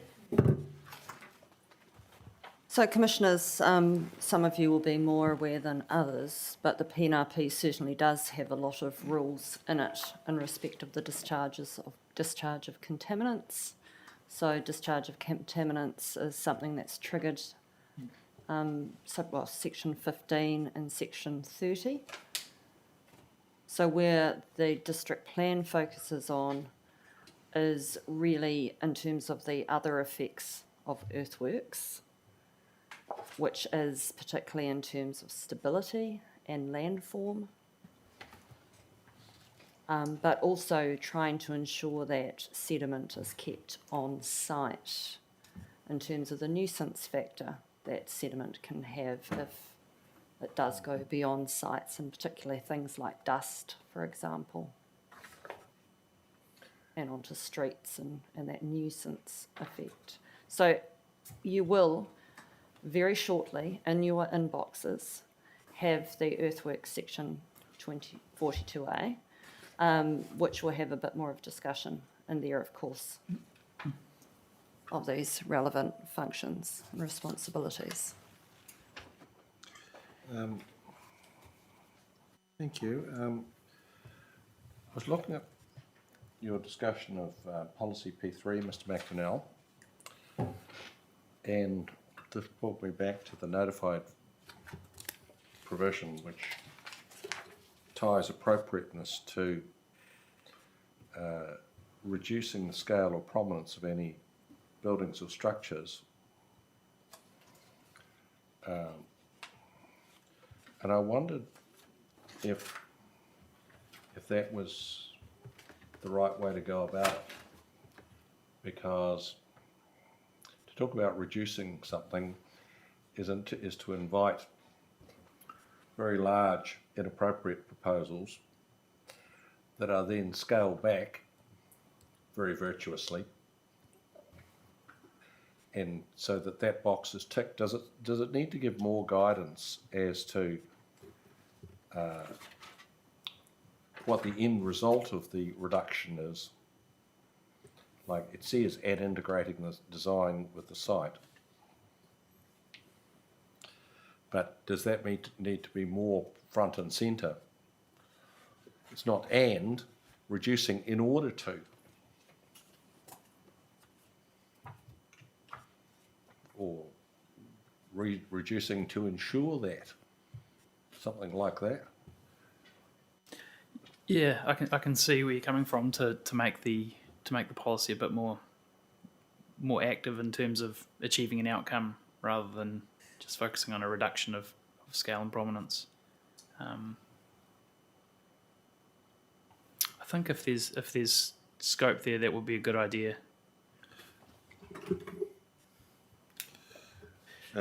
Just Have a look at that wording. Just to invite you to think about that one. Mm-hmm.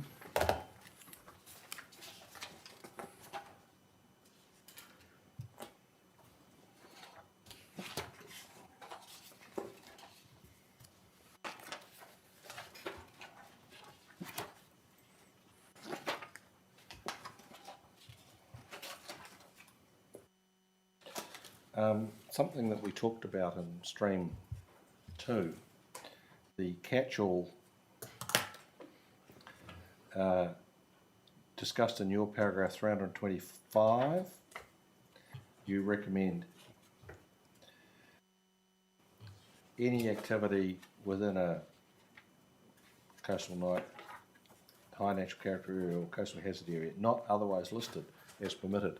Not otherwise listed where? Yes, I'm addressing this issue in the right of reply from the hearing stream 2 because the same point was made in hearing stream 2 that not, I think you made the point, Mr. Chair, that is it not listed otherwise in this plan or this chapter? So So just draw attention to it's the same consequential change. I think point, and presumably we'll need the same solution once you've figured out what it is. Yep.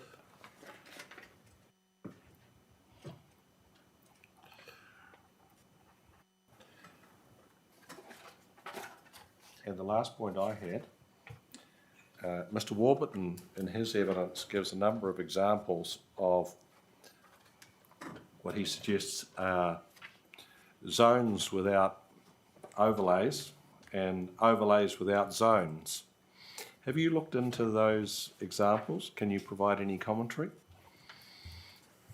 In his, do you say his evidence or? Well, in his statement on behalf of Ms. Smith in this stream. Okay, no, I haven't looked at it in any detail. I suspect is it around the coastal high natural characters areas, and what's the jurisdiction? No. He produces a series of maps. Similar to the issues that were raised in stream 1. Yes, similar, but it's not specifically on the relative to mean harbor springs. It's the fact that going up some stream beds, there's an overlay but no zone, and in other places there's a zone but no overlay. Okay, I'll have to listen to the presentation and respond to that one because I'm not. I haven't had the chance to read all the presentations. If you're not across it, then we'll hold that thought and we'll hear from you and reply. Yeah, it'd be good to hear it from the submitter too to better understand what the point is. As I say, Mr. Williams. I've lost my place now. It's skipped on so quickly. But just looking at paragraph 263 and the suggested amendments to hard engineering measures. I noticed that you have added, I think on the based on Linda Dale's submission perhaps, you've added to point 5, only allow hard engineering measures for the reduction of the risk from natural hazards when significant adverse effects on natural features and landscapes, ecosystems and coastal processes. I mean, are ecosystems defined anywhere? I mean, that sort of covers a huge range of... No, they're not defined anywhere. Sorry, could you please give me a reference to the 263. 263? Page 46.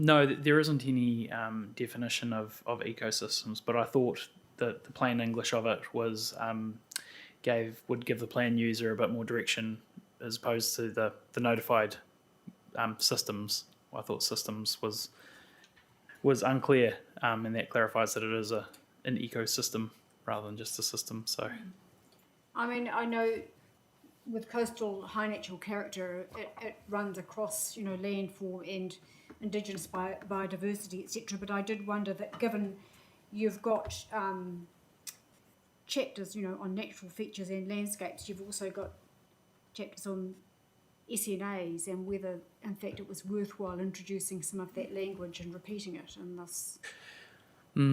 possibly. I thought I've basically I've agreed with the relief sought, so it was the scope to use those terms. I thought they were high level enough, and I also thought that these adverse effects would possibly need some expert to determine, an ecologist to determine the effects on ecosystems. So. Yes, the Commissioner St Clair has just pointed out that the RPS, is it? Oh, the Act. The Act, that's right, defines ecosystems. Ecosystems Oh, okay. included within environment. So Apologies. does that help at all? Or possibly not?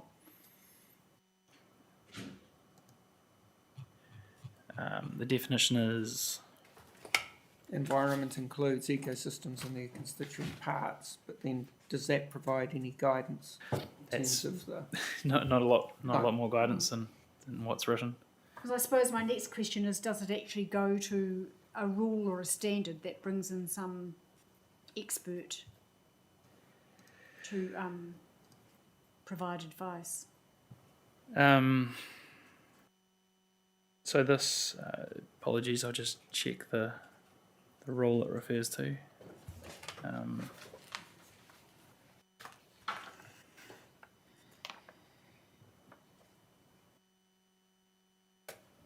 12, thank you. Yeah, it's a full discretionary activity. So, there's scope to ensure that any effects on the ecosystems could be assessed by someone who's qualified to assess those effects. I mean, in a way, I suppose you could relate this to the submission that asked that in terms of soft engineering solutions that an expert was brought in. There's a sort of double mix here, really, isn't there? Because Yeah, except the soft engineering measures policy goes to a permitted activity. So as Ms. Sweetman pointed out, it's difficult to have a third party, providing some sort of sign off as a permitted activity. The hard engineering measures also have more of a risk profile in terms of the effects on ecosystems, because they do, they're not working with nature as much as a soft engineering measure. So the risk is higher in terms of the effects, those environmental effects. Okay. I think that's it. Do I find something else? Commissioner Mare, No further questions from me. Thank you. Commissioner Sinclair. You think about it. No. We'll come back after we've heard the experts.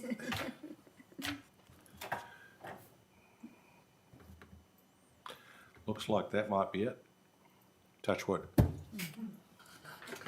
What order? I'm just looking who we have online at the moment. I'm suspecting that probably the most questions will be going to Dr. Nicola Litchfield from GNS Science around the I nature of fault wondered hazards. if we should leave Dr. Litchfield for last. For that reason, Yeah, I mean, we could do. In that case, we can take our pick. It looks like Rhys Gervin is online to talk to his evidence on natural character, or Bronwyn Gibbard on over coastal you, hazards. as I say, while your team have been sitting waiting patiently, if we could, I hesitate to say that we could knock over the easier topics, but perhaps shorter topics. Okay. Based on our discussion this morning, we might need quite a lot of assistance from Dr. Litchfield in understanding what's going on. Well, Mr. Gervin, if you're ready for Yes, yeah. There I go. Hello. So, you can hear me? yes, we Okay. can. Yeah, cool. Okay, so yeah, I've prepared my statement of evidence. Was it dated 8th of October? So I guess if I can take that as read, I'm happy to answer any questions on that. You can certainly take it as read. Commissioner Williams. Well, thank you, Mr. Gervin. I wasn't sure if you were listening this morning, but several questions arose from our discussion with Mr. McDonnell. Yes, yeah, I was listening. Yeah. One of them was about the Rule 3 and the restoration and maintenance activities within coastal high natural character areas, and whether you had any thoughts on whether, given it's a permitted activity, whether it doesn't actually include removal of pest plant species, and whether you had any thoughts on whether that should be included as one of the permitted functions. So I haven't given advice on that to date. I guess I had listened to those questions. In terms of the pest plant issue, I guess the removal of pest species is consistent with restoration and rehabilitation of natural character within policy 14 of the NZCPS. So I guess in terms of what you would seek, that is I guess an outcome which should be encouraged. So I guess in terms of the any advice around the permitted activity that would sit there, that would be consistent with what you would be doing to address natural character fully. Right, I mean, maybe it's also helpful to give some examples. So I was looking at, and it's probably been a long time for you, so forgive me if I'm asking you questions about areas that you'll have to think about a little bit. But looking at Whitireia, for example, there are 4 high natural character areas within Whitireia Park. Certainly 3 of them seem to be almost entirely based on existing vegetation, and areas of high indigenous biodiversity, and they overlay each of them. I'm talking about Whitireia Bush, Onehunga Bay Duneland and Te Onopoto Wetland. They overlay SNAs, but they're not entirely consistent with them. So, I'm not sure in terms of identified values for the high natural character areas whether it's entirely based on the indigenous vegetation or if there are other factors that sit in there that give them high natural character. Yeah, good question. I guess in terms of the boundaries and how they were derived, that was, I guess, the exercise of mapping high natural character was independent of where those SNAs were. So we didn't have that the mapping of what the SNAs were. We have looked at the biotic values. So we've looked at kind of the natural elements, patterns and processes which occur and the degree to which they've undergone modification. So where we do have indigenous vegetation, that is a biotic value that we have recognised, and that may have led to high natural character. So that was the process. Subsequent to having mapped that, and it was around 2019, we had received the SNA boundaries, and we did a process of reviewing the boundaries in line with where our mapping had got to at 1 to 10,000 and where the SNA mapping had got to, and gave some advice where there were reasons to refine the boundaries to coincide with those SNAs, to coincide them, and there were other parts where the values that were recorded for natural character may have slightly sat outside the SNA boundaries. But yeah, so largely, I guess to answer your question, the presence of Indigenous vegetation is something that we take into account, and the degree to which it's modified. So yes, there is a relationship between the presence of Indigenous vegetation and natural character. But that there may, I suppose, in reference to the first question I asked, then there may also be areas that where the two overlays don't quite meet, where you've got high natural character but without effectively bush Indigenous biodiversity. Yep. Those might be the areas that it is appropriate to allow for removal of pest plants. Is that where?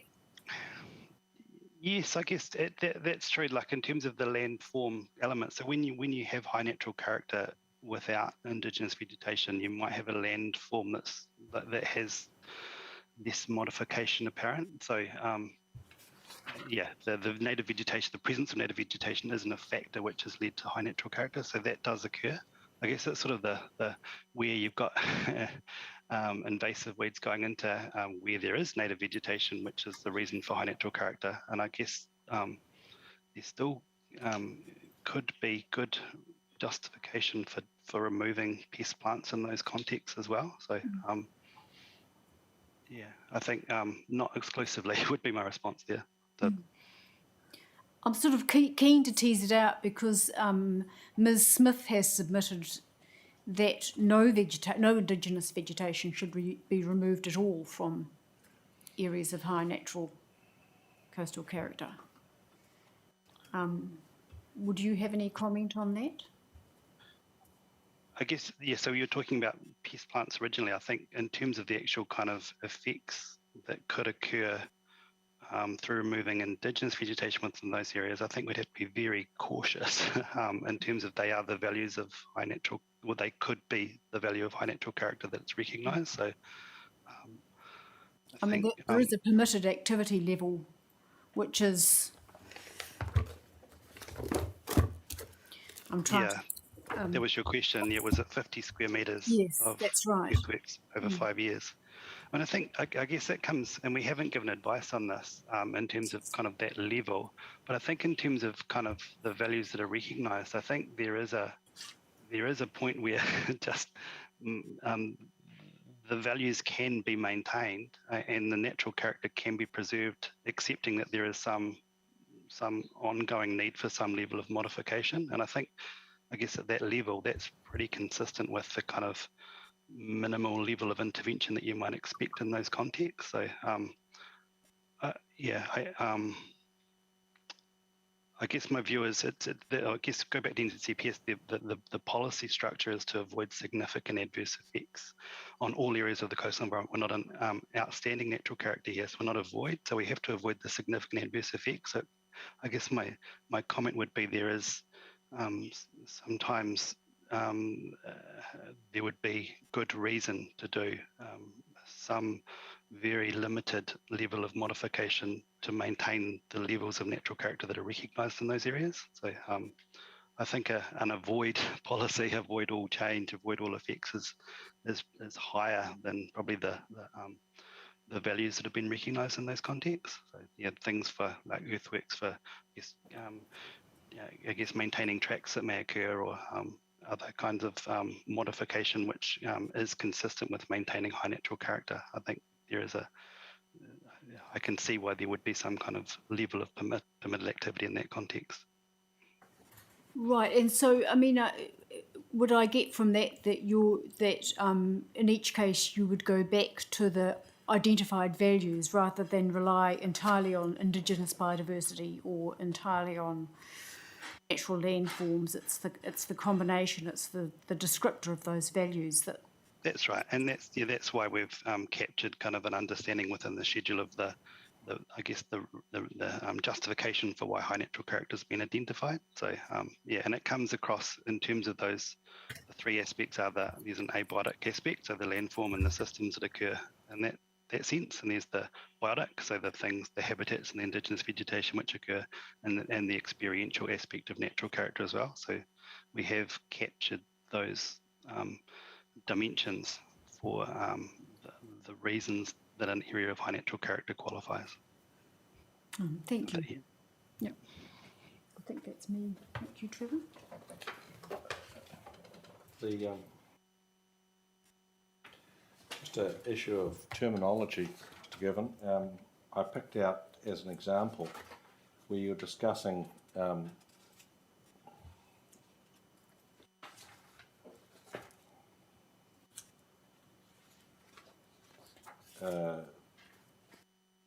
the extent of coastal hazard definition, like looking at, for instance, paragraph 24.2, therefore recommend that the inland extent is maintained in this area. You mean the mapped extent is not changed? Yeah, the mapped extent of the coastal environment, exactly, yeah.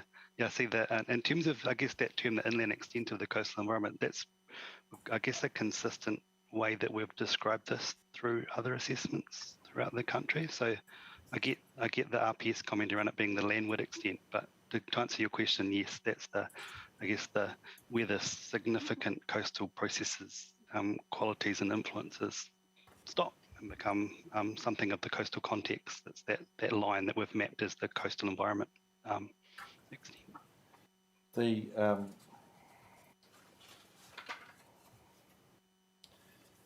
in terms of the discussion at your paragraph 35, looking at the site visit you undertook of the farm. Yep. So figure 10 clearly illustrate how the dominant ridgeline provides a legible boundary. And I was busy puzzling over these viewpoints and looking at viewpoint 4 and thinking, really? Yeah, I guess you've got the cross section, which is the figure that's referred to as figure 10 within the evidence. So we've kind of got this, I guess, this general principle, if you like, of kind of it's the first dominant ridgeline. I guess having looked at that site visit, and in terms of, we're kind of looking at the landform aspects, the land cover aspects, and then the kind of the connection with the sea. So that kind of the perceptual aspects where that dominance occurs. I think if you look at viewpoint 4, that's on the line of the coastal environment. So if you look at the viewpoints 1 to 3, you can see kind of where the coast is quite evident from each of those viewpoints. You get to viewpoint 4, and that's pretty much on that dominant ridgeline, which is doing what it's doing through that context. So that's what you're seeing there. That's that transition. I guess these things are we're trying to give sense to something which is a theoretical concept and a construct in its different kind of nuances. This is the point where there is where the dominant ridge, if you were on that site, where that ceases, where it's, I guess, apparent, where it kind of slopes down towards the coast and where it slopes away from the coast. So that's what that's mapping, really. It's that the first dominant ridge line, and looking kind of what's seaward of that line, and looking at the processes, influences, and qualities which are occurring in that context, be it vegetation, landform, and the views. You're on that viewpoint 4. You're on that point where that line's been mapped there. I think the point of difficulty perhaps is, and I had the same difficulty when I looked at viewpoint 4 till I actually reread the text that said you were looking to the south rather than to the north, as all the other photographs are. Yeah, so you're looking along the ridge line there. You're looking kind of along where if you plotted the line, you'd see that line kind of would be on the high point or the crest of that ridge. That's exactly right. It's looking along the line as opposed to looking seaward. But I suppose that's the point that, well, just to be clear, when you say the high point, and I presume that's where that big line of viewpoint 4, that big line of trees on the horizon, do you mean at the left end, the knob sort of about 2/3 the way along? So where is the line on the viewpoint? Yeah, I think probably to answer that, we haven't plotted that line on. I guess, and maybe that would be a helpful thing to respond. I guess what it does is it follows in this viewpoint, you're following along the high point along what would form that ridge line. So it, in terms of, Like I'm looking at it, you see, from the left edge of the bank of trees, it's sloping down to the road. Yep. But it looks pretty flat on the other side. And so I'm thinking, so yeah. So where is it along the bank of trees, or is the line? Are we looking perpendicularly at the line perpendicular, that it is actually at the line of trees? I think in terms of where the line of trees that you're seeing in the middle of the photograph, it's from what I understand from this viewpoint, it would be pretty much on the left-hand side of the bank of trees, which is in the center, right, pretty much the center of the photograph is that dominant ridge line. I think probably to answer it, it could be that we plot that line and give a clearer kind of understanding on this viewpoint so that you can see where that is. So I guess the point being, the principle, it is that ridge top that we kind of, it's the ridge crest, if you like, which is kind of where the land falls away towards the coast. And this is probably why that's different to other viewpoints, is that's looking along that ridge crest in this context. So I think it would be helpful, because if it's where I think you've just described, that just sort of reinforces my view that there's a great swathe of the pasture land that doesn't seem to have,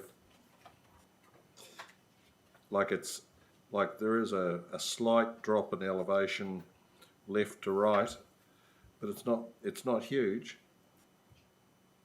Yeah, and I guess that's what we have done in this exercise. We've looked at kind of where the proposed line was.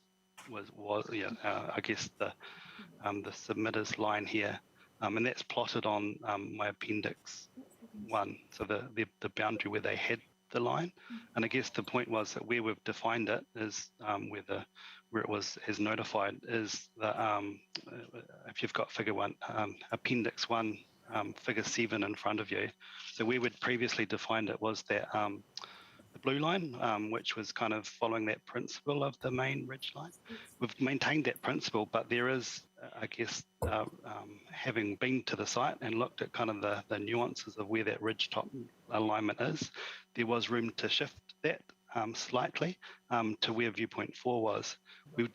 There was no, I guess, in terms of where the submitter had suggested the line go, there's in terms of what it was bisecting and what it was kind of cutting through things like coastal vegetation, the landforms, and I guess that connection that you see with the coast that's quite evident in viewpoints 1, 2, and 3.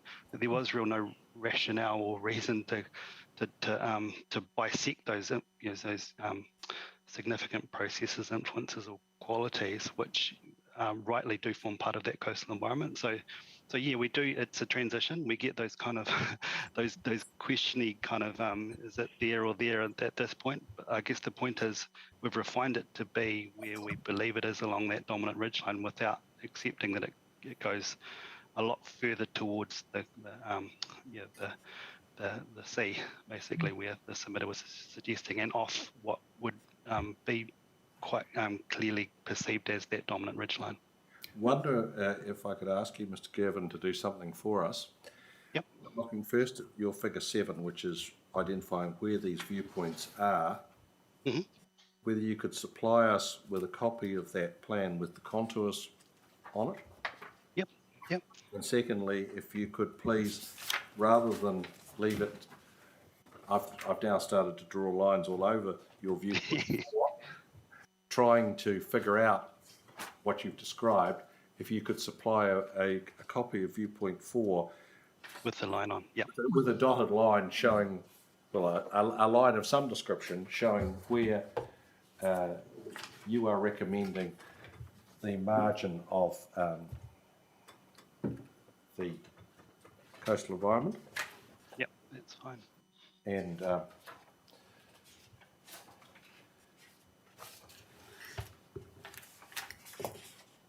was all I had, Commissioner Murray. Anything for you? No, no further questions from me. Thank you very much.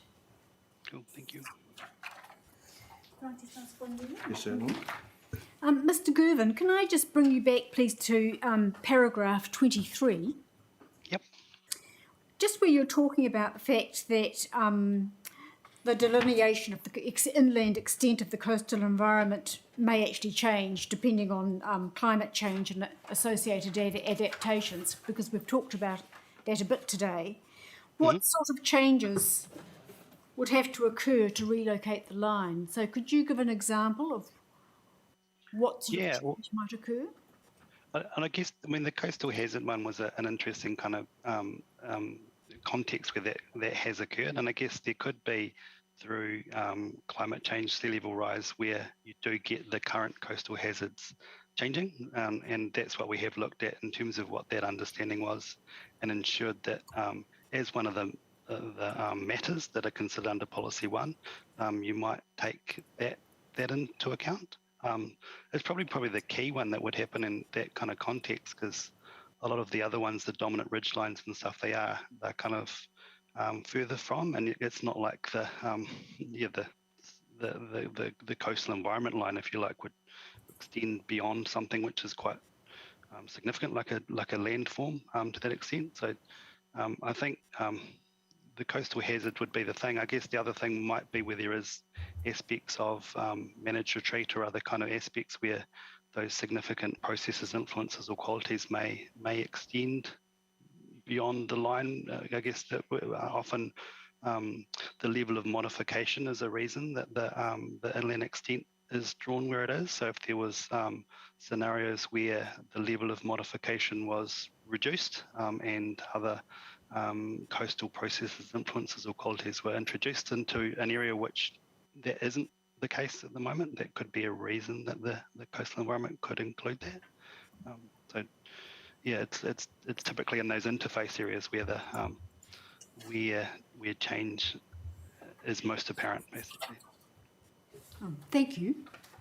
Commissioner Sinclair?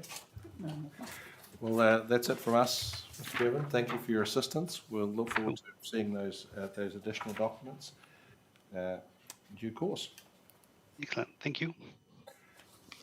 Mr. McDonnell, over to you. Plucking a name out of the hat, perhaps Bronwyn Gibbard. Nice segue there into coastal hazards.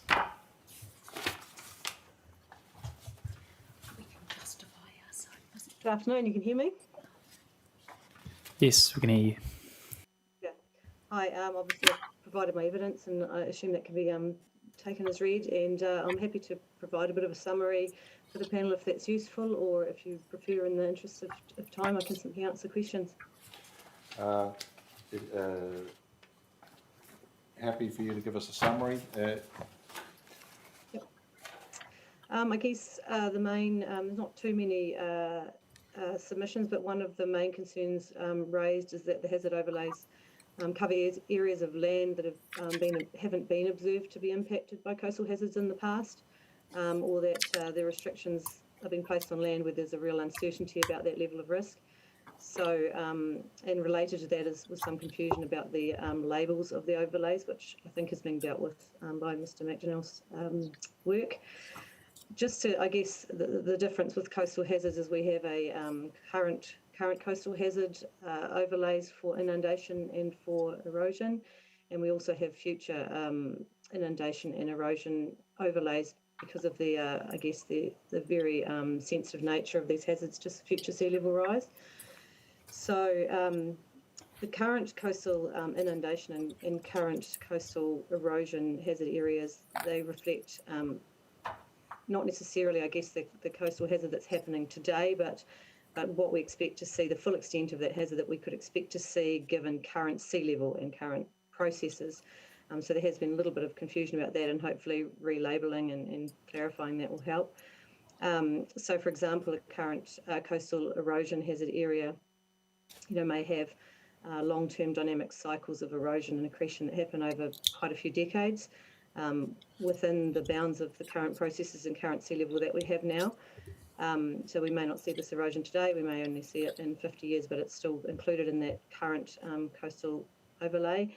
And likewise, the inundation areas include a 1 in 100 year or 1% AEP storm surge level. So often these events are above anything that has been seen sort of in living memory or certainly in the last few decades. So that's one matter that's been raised. But they are an extreme event, but the current, I guess, terminology relates to current sea level and the current processes that we observe. And because they are current processes, we have a relatively good handle on them, and the certainty of those current coastal hazard erosion and inundation areas is relatively good, I guess you could say.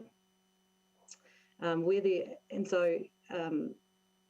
uncertainty, I guess, really starts to come in is when we've produced the future inundation and future erosion areas, which then they include the potential impact of a future sea level rise of 1 metre. They don't reflect the existing hazards, so there are areas within those future inundation and erosion areas that are well beyond what anyone would expect currently to be at risk, so they can seem quite large. But obviously when you start to put in 1 metre of sea level rise, things change quite a lot. And this change is gradual and will occur over the period of 100 years. So, say the most landward extent of a future coastal inundation area may be not at risk for many decades yet. So it's really a guidance for long-term planning and avoiding the increase in hazard there. So the coastal inundation overlays are based on all the available data that we have, including a really detailed storm surge analysis, which was completed by NIWA, as well as the latest elevation data that we have. They were also, and the coastal erosion hazard areas were defined based on extensive field observations and measurements and collation of all the available research we had. And we also undertook extensive community consultation, 3 rounds of community consultation.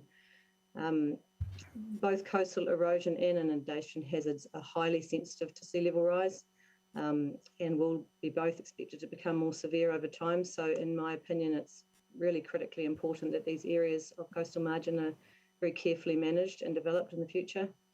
But the submissions that we've received or that I've been reviewing have not provided any additional evidence to lead me to believe that our assessment is incorrect. So I've recommended in each case that the overlays do remain as notified. So I guess at this point, I'll hand over to any questions that anyone may have. Ms. Gibbard, take you to paragraph 18 of your evidence. Yes. You're referring back to the assessment report. Always uncertainty, and therefore must be a level of conservatism in coastal inundation estimates. Why? Mm-hmm. Why must there be a level of conservatism? Well, I guess what is tricky there, particularly with inundation, is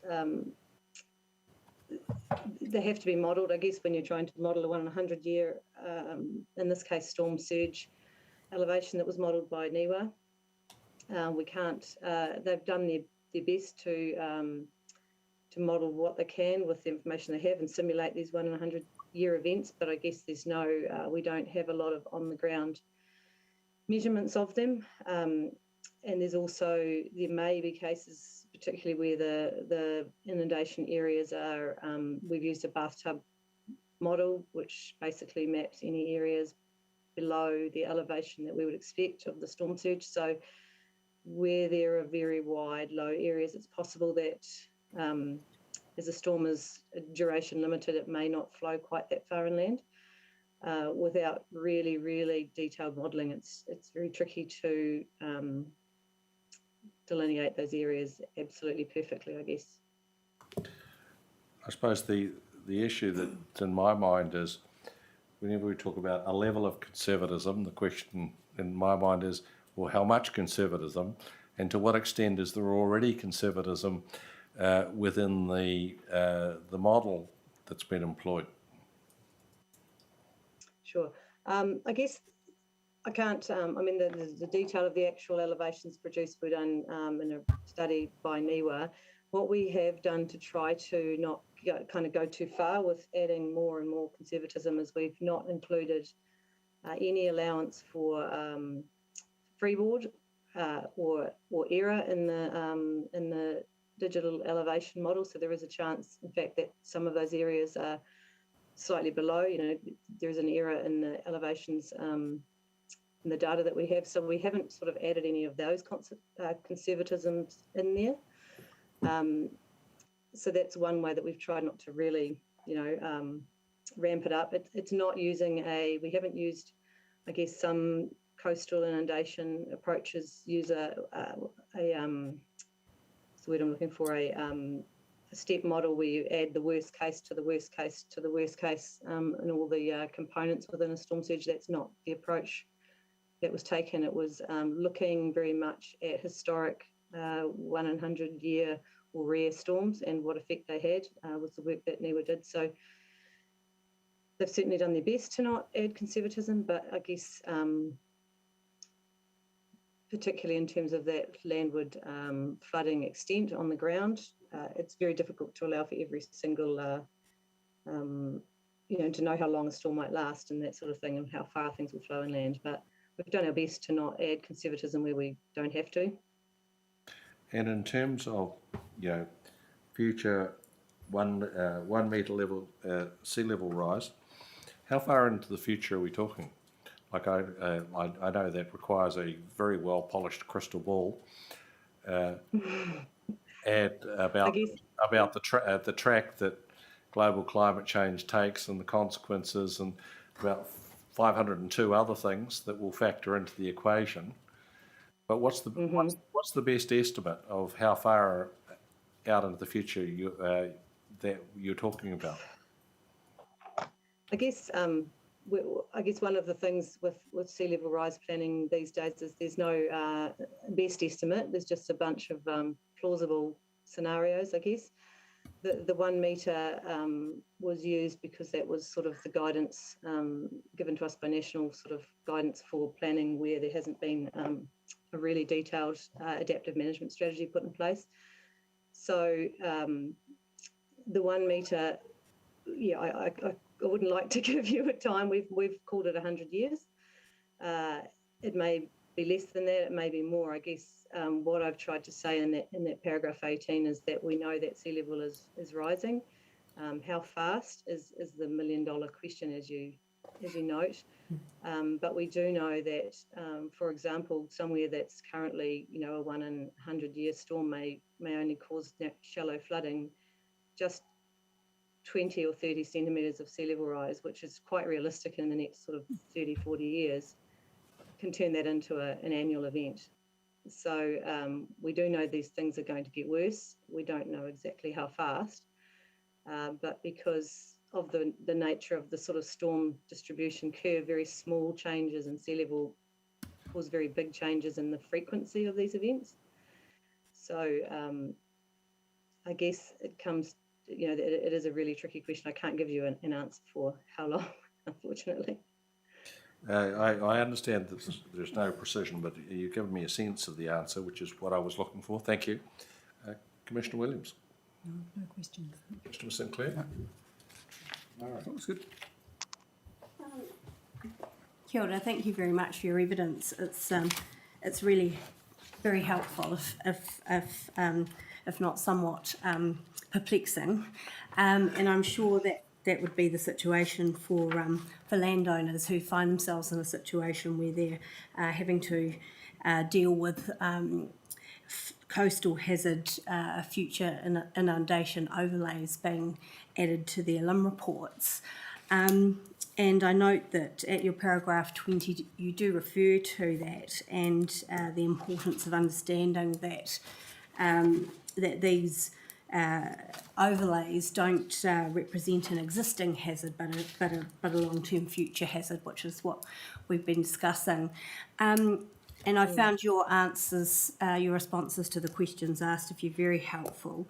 I'm just, I guess, and I do understand that you know, this is not a precise science. We're dealing with climate change and all the unknowns that come with that scenario. But for landowners, property owners, who are confronted with the situation of having to deal with an overlay of this nature on their property, what certainty does it give them in terms of managing, first of all, I guess, feeling secure in the knowledge of the nature of the risk that the overlay you know, represents at some point in the future, and then secondly, what does it actually mean for them? I guess that may be in part a planning question, but I'm not quite sure, I guess, what you were asking of me, but there's certainly one of the other aspects I didn't touch on in my summary, but came up in one of the submissions, Ms. Dale's submission about site-specific strategies and plans. It's something that, as we wrote our report, we were very clear with the council. There are sites such as, you know, where we know, you know where they are probably, where you have development in these particularly current erosion and current inundation areas. Managing the hazard isn't going to be fixed by drawing a line on a map, I guess. It's much more complex than that, and really it's adaptive, you know, adaptive management strategies worked through with the communities will be the way that the council will be able to, I guess, sustainably manage these hazards going forward. So I guess the overlay on the map highlights an issue, particularly the future ones, but it is really important to highlight that it is not an existing issue. In most cases, it's a future hazard. But I guess it does highlight very quickly the areas where further work with the communities will be needed. And I guess in a way that could provide some comfort and certainty to the extent that you know, it highlights a potential issue in the future and the opportunity, I guess, for strategies to be put in place to deal with that. Yeah, Thank you. Very tricky issues. Yeah, very, very difficult. Thank you very much for your evidence. Thank you. Give up.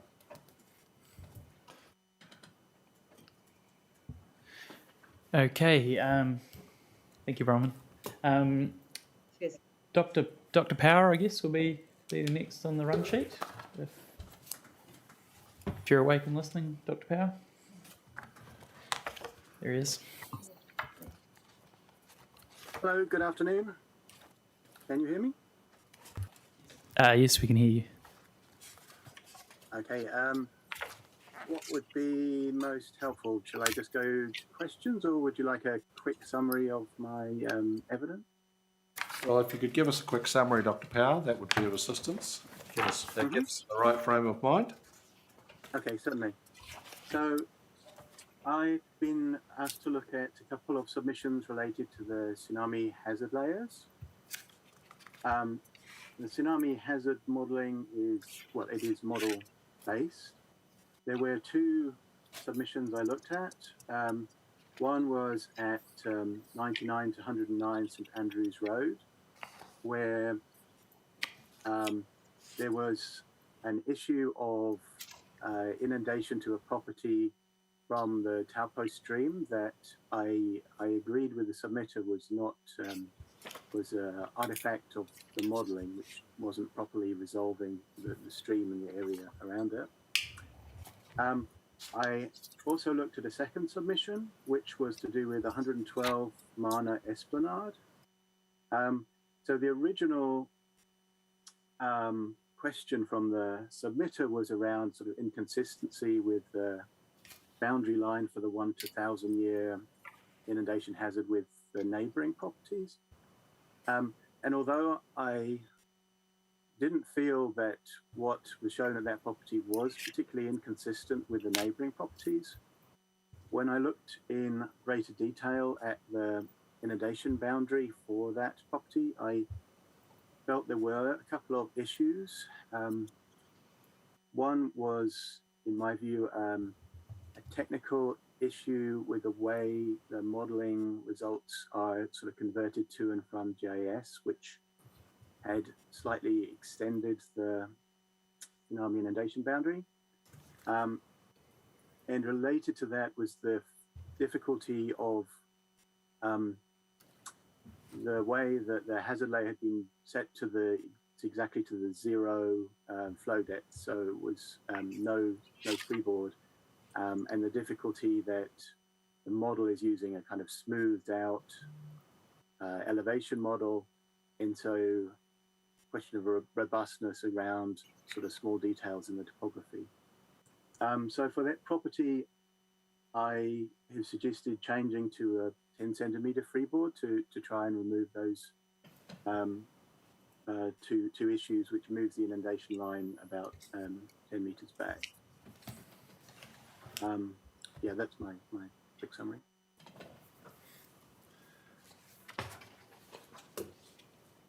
Do you think, Dr. Power, that 10 centimetres should be the approach for all tsunami layers? Is that your advice to us?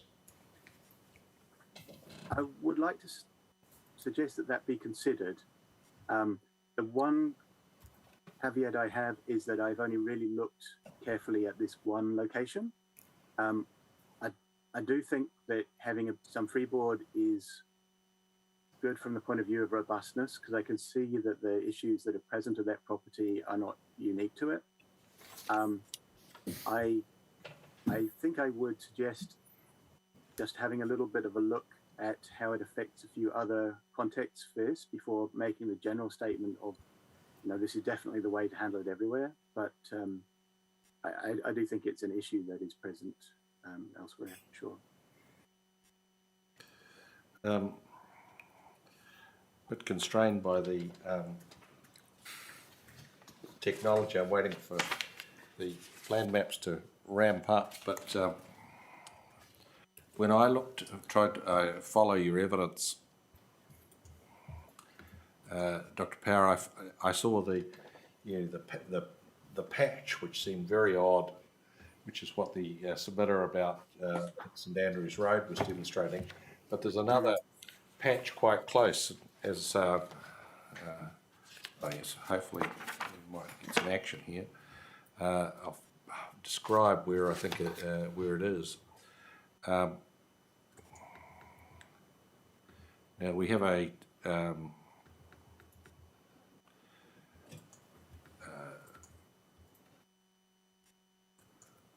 technical issue about whether we have scope to do anything about it that we've discussed with Mr. McDonnell. But as I say, there seems to be a patch of high hazard areas, or a tsunami hazard. Thinking where was that? Find the is this figure 1 in my evidence, where there's two patches, one at the yes, you picked it and up. Another further up the stream? Your evidence rather than messing around online. Yes, Yeah, so I mean, those problems of small patches along streams is also, I think, not unique to the one particular point, the location that the submitter pointed out. So what seems to be the problem here is that these are narrow streams which are not resolved well on our modelling grid.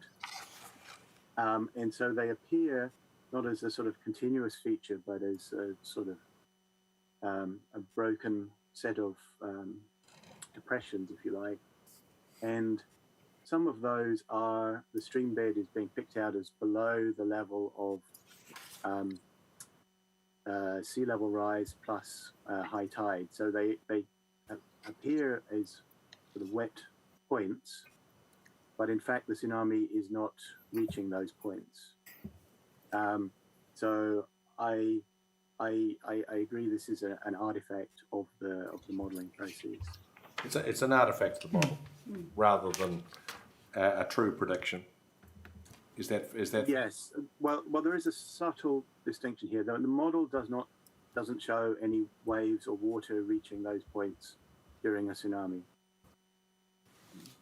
But I would be a little bit careful to say that if we did have a metre of sea level rise and at high tide those streams were to become tidal, then it's possible that some kind of surge would travel up those streams. However, at the location of the property owner, the stream banks are actually quite high, so a couple of metres.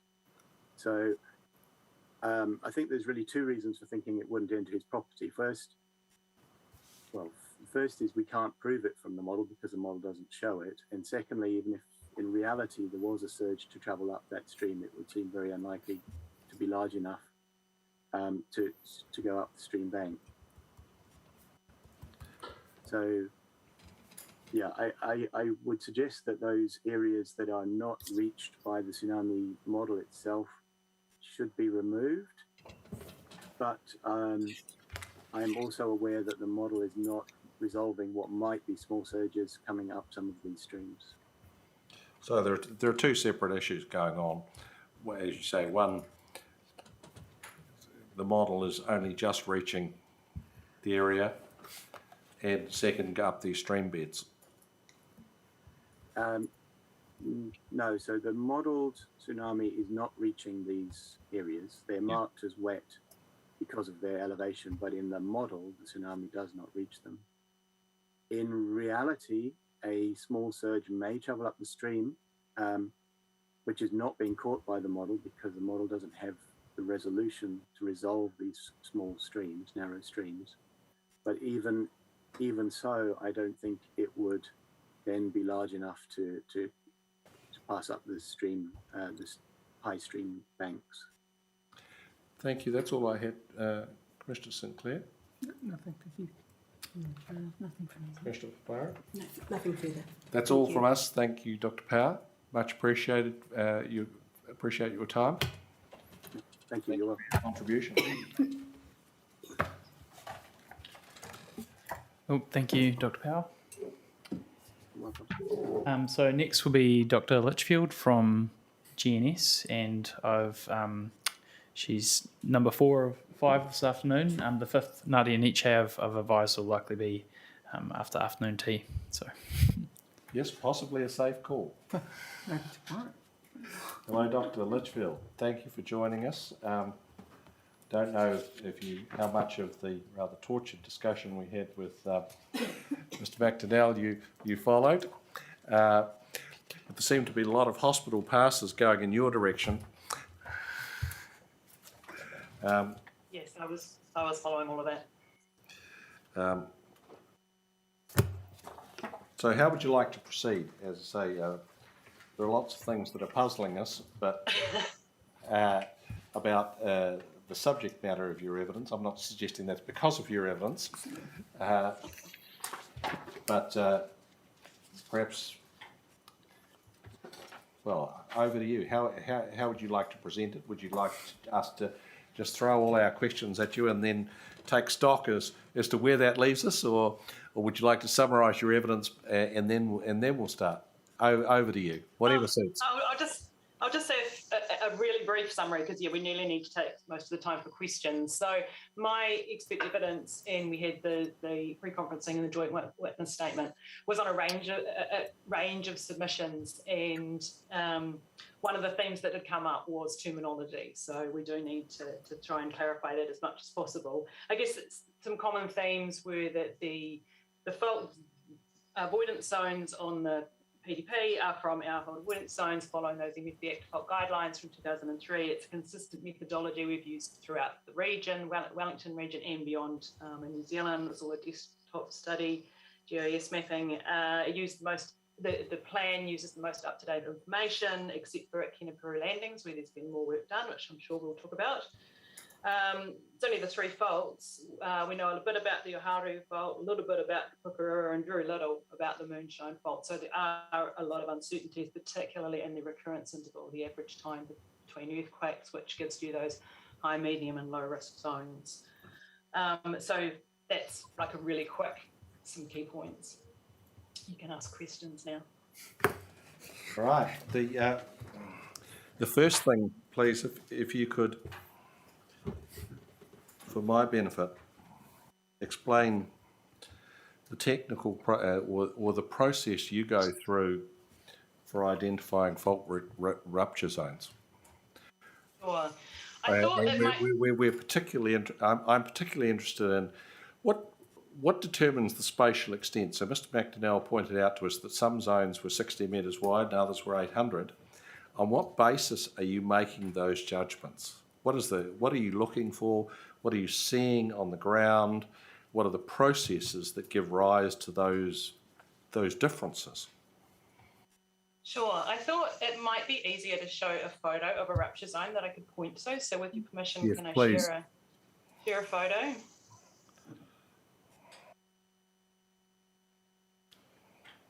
So can you see that photo now? Yep. So this is the Kekarengu fault that ruptured in the 2016 Kaikoura earthquake. So just in a general sense, we call it one fault. That's the fault running through there, the Kekarengu fault, remembering a fault goes down kilometres and then ruptures metres in an earthquake. But we had this conversation earlier about what's a line, what's a fault, so what's a zone. So you can see that when the Kekarengu fault ruptured the ground surface in 2016, it ruptured in lots and lots of different, we call them traces. And together that forms a zone of faulting. And so you can see it does vary in width. Mr. McDonnell explained that sometimes that's to do with the geology, sometimes it's to do with the topography, various things. We don't always understand it, but this is what we see. Another point I just wanted to point out here before getting on to how we map them is we also know that this fault has had previous earthquakes, and interestingly, it had been trenched, some paleoseismic trenches just before the earthquakes, and actually only 2 out of 3 of those traces ruptured in the earthquake. So we have this complex series of traces from the 2016 earthquake, but there's actually other ones that didn't rupture in that. So we are bearing all of that in mind when we define the rupture zones. And then it's also about what's preserved, remembering that the recurrence interval for the faults in Porirua City are thousands of years. So what's this going to look like in thousands of years, and what are we going to be able to map to draw a fault avoidance zone? So for this one, relatively easy now. So the fault rupture zone just literally goes around the edges of the rupture, and then you add the 20 metres setback zone beyond that, which is kind of a safety zone, capturing any subtle deformation and so on. Sorry, Dr. Litchfield, so when you said that could you do that, run your cursor over the line very slowly and then stop when you get moving it when you get to the end of the line, please? So when you say the line, you mean the general line? The rupture line, which I understand stood you to just be showing us. Oh, okay. I was talking about the rupture zone. So this zone, is, okay. Yeah, so Right. This is the edge of the zone of rupture. Right. So I'm literally just going around the outer edge fault trace that I can see. Yep. So yeah, it's a bit hard to see in the far ground. So you can see that it's relatively narrow here, yep. But it gets wider down here. That's not just So that, perspective. that but that's the it does rupture zone, rupture zone, and yes. it's, And then and to do your photo. there's no such thing as a rupture line. It's really a question of scale. We don't use the term fault line partly because it's a plane, but what we often do, of course, is draw a single line on a map just for simple kind of representation purposes and depending on what scale you're looking at. But it's pretty rare that any fault ruptures just on creates a single line when it ruptures the surface. No, thank you. That's clear. Cool. And so now if I jump to Porirua City, so here is the data we used to develop the fault avoidance zones on your plan. So we had your LiDAR data, and you can see you might be able to, but I can see that there is generally the Porirua fault running through here. We can see higher hills here and lower hills here. And so then we zoom in detail, which I won't do, because it'll be too slow. But what we do is we map any line, any trace we can see. Sometimes we see just a depression or like a saddle or something, and these are the dots. You can see a couple of parallel traces there and so on. And then we do the fault rupture zone around that. Now, in this case, a fault that ruptured thousands of years ago, it's really a broad step. That's all that's left. You don't get those cracks that you see, fresh after an earthquake. It's just a broad step. So the width of that just depends how broad that step or that feature is that we think is where the fault is. So that's the red. And okay, but what's the pink line? The pink sort of band under that? What's that? So that's the fault avoidance zone. So you build up to that. So you get your fault rupture zone in red. Right. And then you do your 20 metres buffer around that. But you can see that there are gaps because they've just been eroded away by streams and things. And again, remembering it's thousands of years since this fault ruptured. But it's given that this is a plain that goes down kilometres depth, we know this is the Porirua fault through here. So we join them up. Basically, we draw the fault avoidance zone around the whole lot. Okay. And the rupture zones, how do you, some of them are circles and some of them are rounded oblong kind of things. How do you determine and then map what they are? And by that I mean, do you look at it? Do you trench it? Do you drill holes? What do you do? So for this study, defining these fault avoidance zones for Porirua City Council and other councils, no, it's all just done by looking at these maps on the computer in the GIS. Right. Yes, you can't trench all of them. It's just not feasibly possible. So I'm looking at this aerial photo. I'm looking at this LiDAR when it comes in, and so we can see some straight line features here that we think are the fault. Mm-hmm. And then the red zone is kind of the width of that. I'll turn off a couple. And then do you go out and ground truth any of it? Some of it.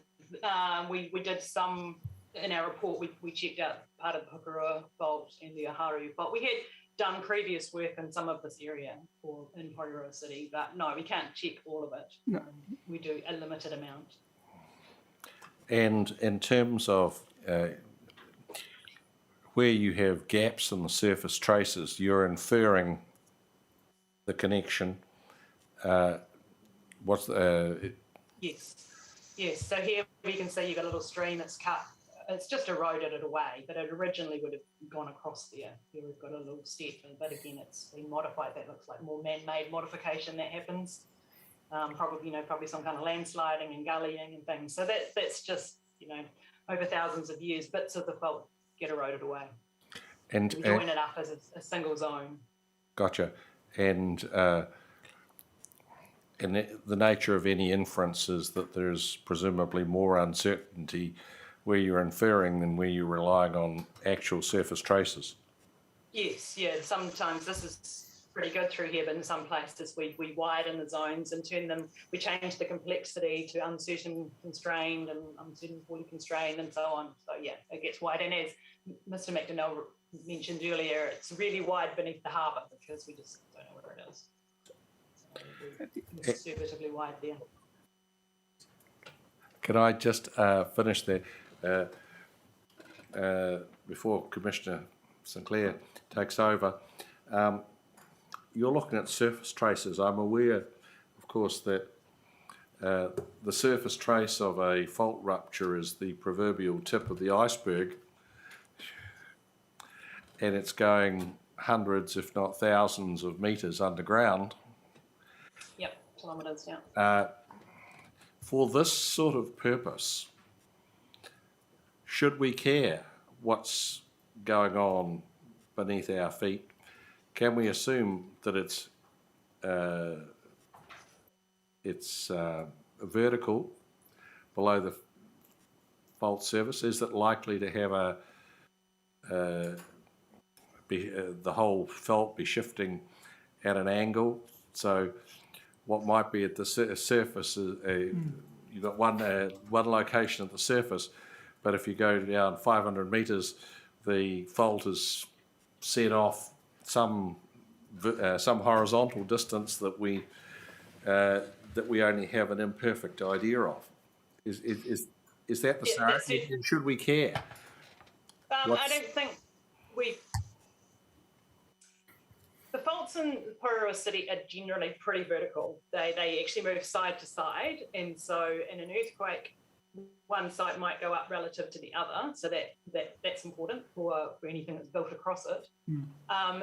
In terms of the big picture of it, whether it's inclined at depth, it doesn't really matter. It's more about what happens when it comes to the surface. So some faults that are inclined at depth, when they get to the surface, they have more traces that occur on one side than the other. So that's something we would keep in mind. And in some districts, not in Porirua, we do make the fault avoidance zone wider on that side to take account of that, but that's not an issue in Porirua. So it's really about what does it look like when it gets to the surface, how many traces, how much do they move, for anything built across them, for life safety risk.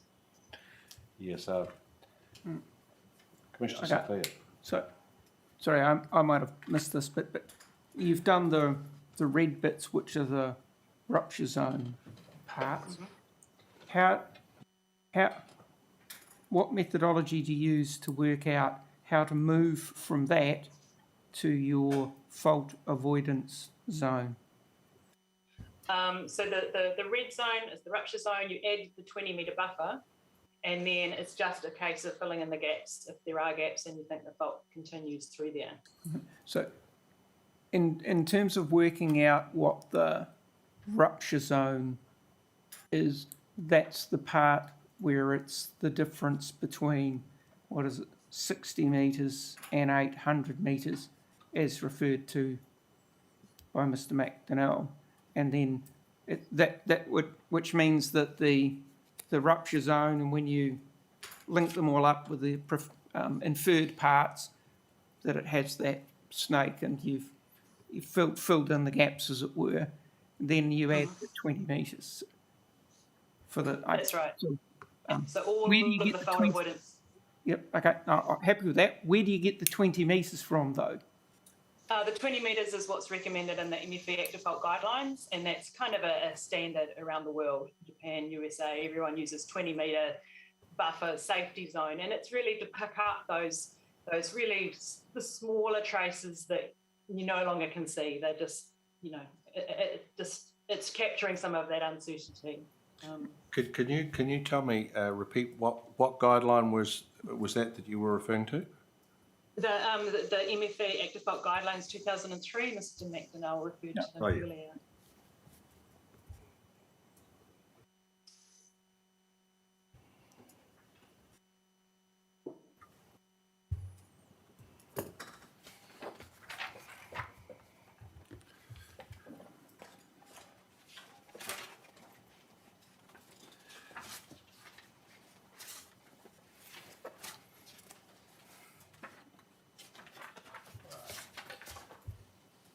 Can I take you to the expert conferencing report, please? Are you able to share that document? Because I want to ask you about the figures that are contained in the back. Sure, I thought you might.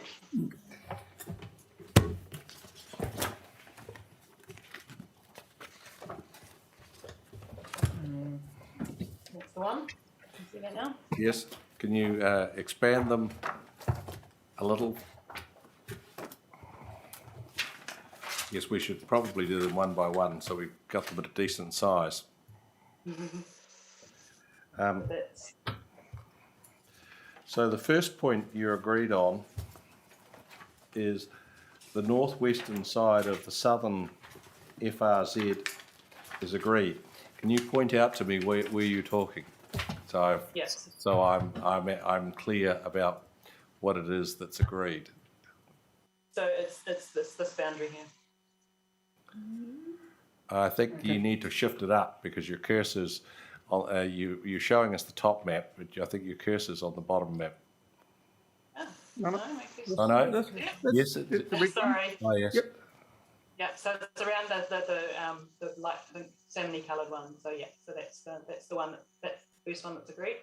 Can you see that? Yeah, it's the top, the north of the two red bits, the bottom part. It's the northern side, the northwestern side of that buffer line. Yeah. There that you're referring to. Yep. So it's this bit here. This bit here.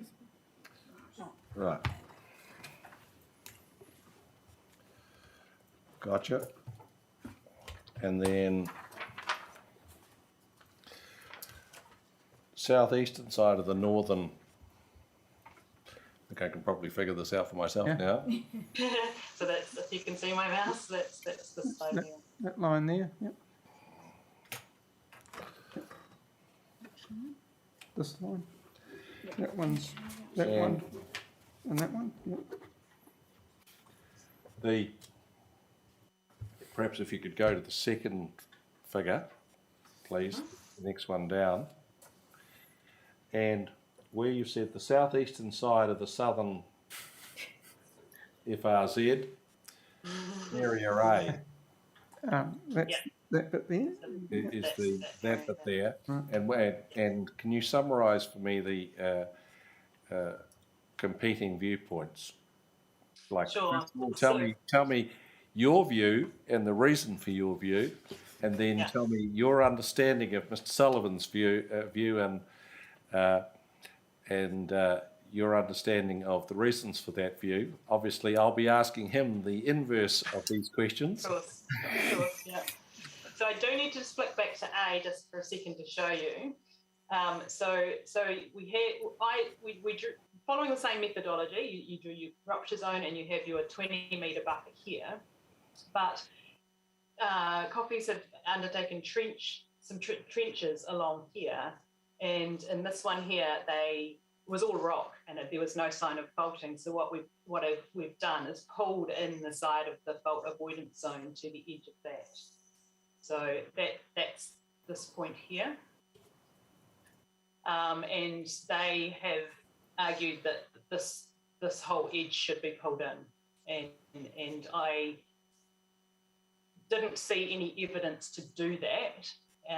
We talked about it and they did go away and have a look, and my understanding is that they haven't found any evidence such as like pits or things that cut down to rock in this area to do that. So although I'm not saying it couldn't be pulled in, there's no evidence, no data to do so at the moment.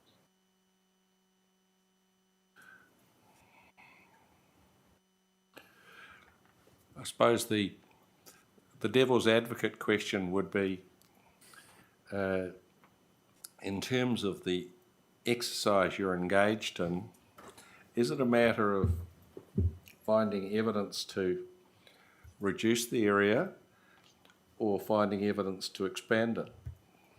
Which way around is it in your view? In my view, it's finding evidence to reduce it. So what you can see in the background is in this yellow colour is your fault avoidance zone that's currently in your PDP. So that's the one we drew from using that desktop analysis using the LiDAR data as I showed you. And so because they've done a lot of site-specific work here, trenches and geophysical surveys, it has brought it in. And again, I'm just saying that it could potentially be brought in further if there's data. So just to clarify, please, the yellow bit is the fault of avoidance zone That's currently As in notified. as notified in the plan. correct. Yeah. The I'm going to call it the light blue colour. What's that? So the light blue is the revised. I've said FRZ here. Apologies for that because I was using the original terminology, and Mr. McDonnell's now decided to call it all a fault avoidance zone, which I think is a good idea. So this is the revised fault avoidance zone using the site-specific data that has been collected at the site. Right. So it already includes the 20-metre buffer. It does, yes, yeah. And then what's the bit with the hatching over it? That is the original coffee zone that they had in their submission. So you can see it's actually pretty similar along much of the length, but yeah, it varies in a few places, including in particular this area A. And Ours is still a little bit wider. and the second point of disagreement is the tapering to the north and south of Area B. So can you point out where you're talking about? Yeah, so this is Area B, so it's the same thing. There's a trench here, and they were able to show unfaulted rock up to that point there. So we pulled the fault avoidance zone in there, and I literally just pulled it in and didn't do a nice curvy zone around there because I didn't think there was any evidence to do that. So that's because at B there, it's clearer on the plan in front of us that the hatching extends over the yellow part, but the light blue does not. So that's why you mean that it's been pulled back in your line. Yes. Yes. It's pulled, yeah. So yeah. Okay. It's been. And then I suppose the issue is, in my mind, like there's south of the arrow where you've got B, you've got basically it sticks out, the opposite tapering. And what's the logic of that bit sticking out in physical terms? In physical terms, there was some evidence for what they're called geophysical anomaly C. So they did a seismic line across here, and there was a signal, an anomaly in the data that said that there was something here, and it appears that that's a step in the bedrock.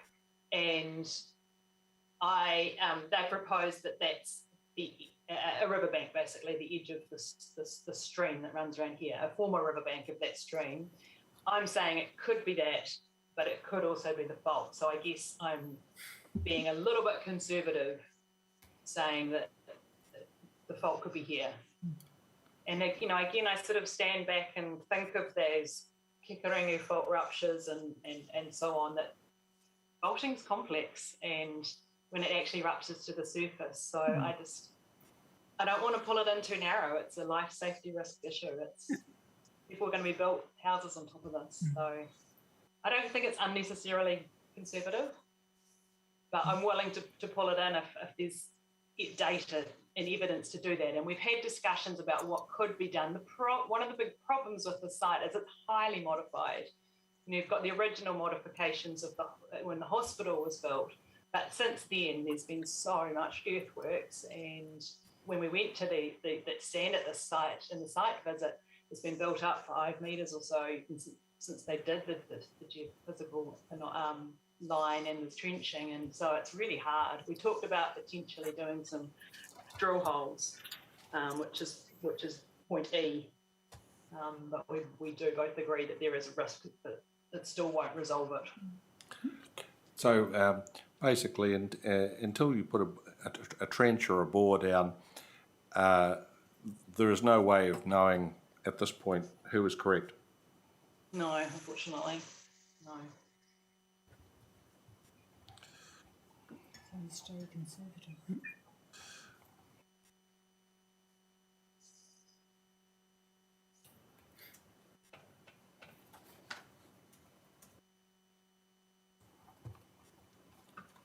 If again, we can check this with Mr. Sullivan or Dr. Sullivan as well.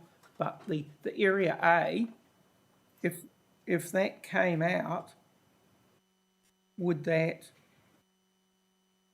have the 20 metres included with what's left behind? So the 20 metre zone, I think, goes through here. We've just pulled it into that point there. So the 20 metre zone is still there, and this part here, the southern part of A. So, yeah, but if what is it? A is an area in dispute. If we were to find that area A should be removed, what would the 20 metres still be on the, I'm going to call it the inside of the area A?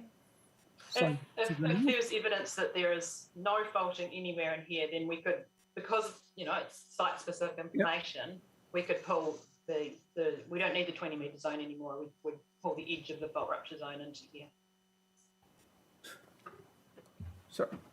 So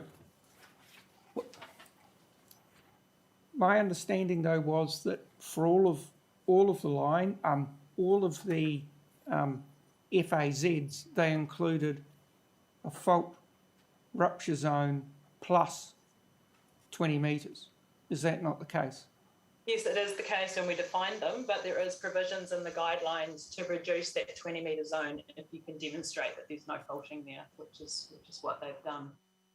And this is where it gets a little bit confusing, because you have rules around being within 20 metres of the fault as well, which is a slightly different thing. But So is the 20 metres for the uncertainty rather than as an effects buffer? It's an uncertainty as to where the line should be rather than an uncertainty as to where the effects would end. No, it's the latter. It's actually an uncertainty where the effects should end. But if you can trench across it and show that there's absolutely no small faults in there, then that's fine. It's not there. It shouldn't rupture there again in the future.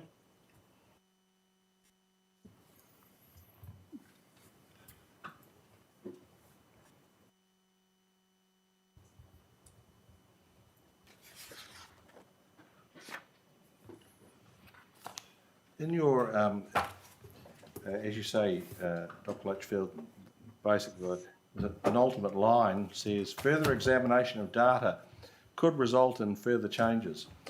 Is that a factual observation, or is that in anticipation that there is a plan to acquire said further data? Sorry, is this in my evidence? No, in your joint witness statement.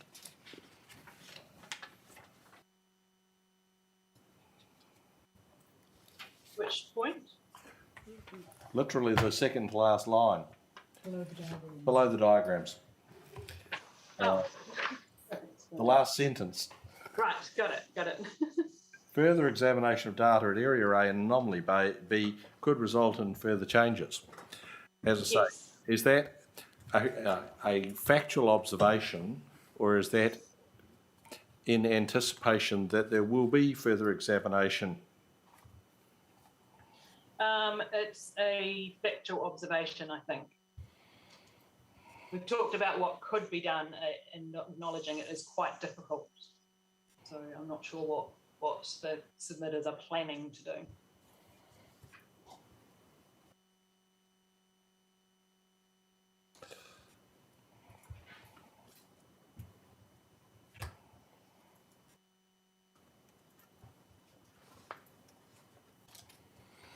Now, one of the things that I think that Mr. Sullivan was critical of was that you hadn't undertaken a site visit. Do I detect from your description that you have now been on the site? Yes, that's correct. We went to the site just before we did the pre-conferencing last Friday.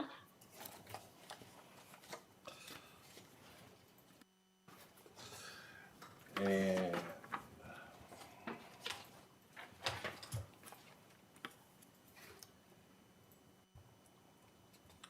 when when you talk about in paragraph 19.1 of your evidence that Mitchell Stream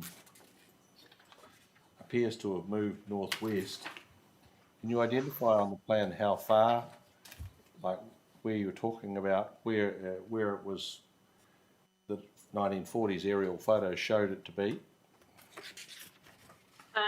Yes, I incorporated that in my rupture zone. So I had both the 1940s and the present day ortho photos, and I could flick backwards and forwards between them to see if it had moved. And we discussed that when we were at site visit. Nick Clendon and I went down into the stream and had a look, and you could see rubble and things in there, and he said, yes, there has been, as modifications to site have occurred, there has been fill pushed into the stream.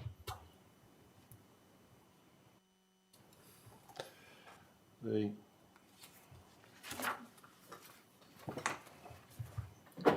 question I was asking Mr. McDonnell, you say at 19.1.4, presence of the fault below the base of the trenches can't be ruled out. What's the likelihood? Is it more likely than not? Is it possible? Is it who would know? Which ones? I was talking about 9 and 11B. I guess I would say 11B likely, 9 possible. Say that again. I would say fault trench 11B is likely and fault trench 9 is possible.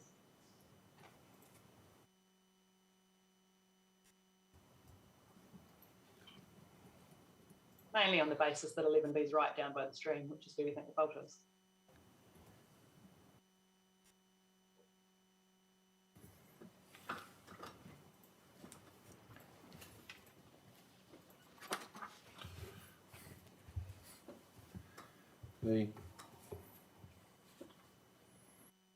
In your discussion about what was found at the bottom of the trenches, Mr. Sullivan sets out a pretty clearly contrary position, saying that the trenches reached, I think it was Holocene era, and i.e. prior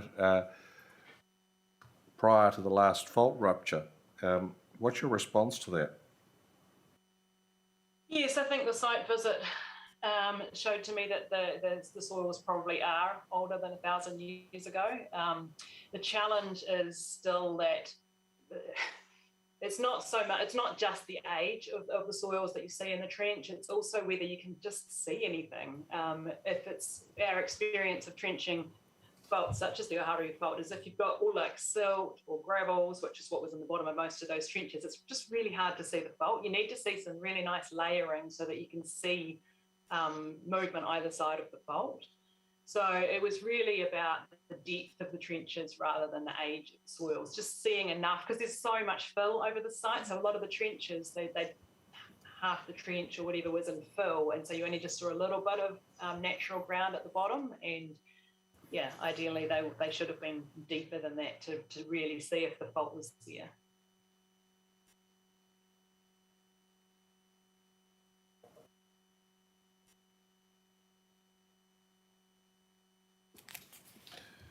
The paragraphs 16 and 19.6 and 19.7 talk about a distributed zone. Can you explain to me what that is? Well, this is a distributed zone in Coffey's report, which I don't have a picture of it here. It doesn't matter where it is so much. They had their fault rupture zone, and then on one side of it they had a distributed zone, and it was really unclear to me why that was there. There was mention in a report that it was due to a kink in the buffer zone, but my response to that was, well, if there's a distributed zone because of the kink there, why is it not on the other side of the kink? We haven't really discussed that since, and I do note that Mr. Sullivan didn't respond to point 19.7, so yeah, we haven't really discussed it any further. You're dealing with an information vacuum, so can you back up a little and tell me what a distributed zone is? Yeah. Well, it's not my zone. It's not. You know, it's not. No, not what is described on the ground, but conceptually, what is a distributed zone? Oh, okay. A distributed zone is a zone of, I guess, lots of little faults, rather than those clear traces that we could see in that photo of the Kikarangu fault. They actually found in some of the trenches microfractures, so maybe just some really, really small step features.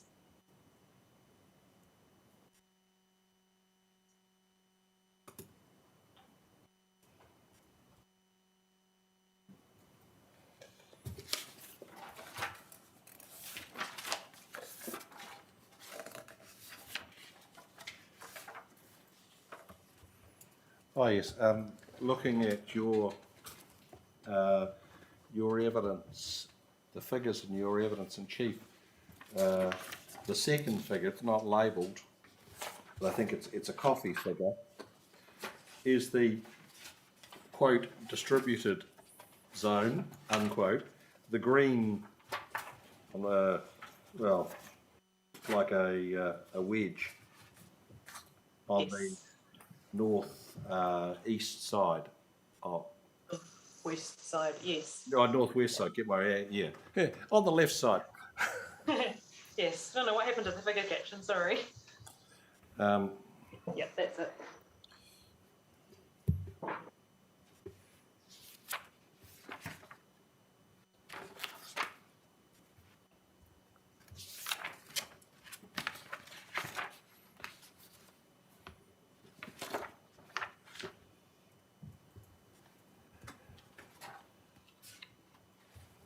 That's it for me, Commissioner Sinclair. Thank you. Could I ask Mr. McDonnell some questions about this Appendix 10?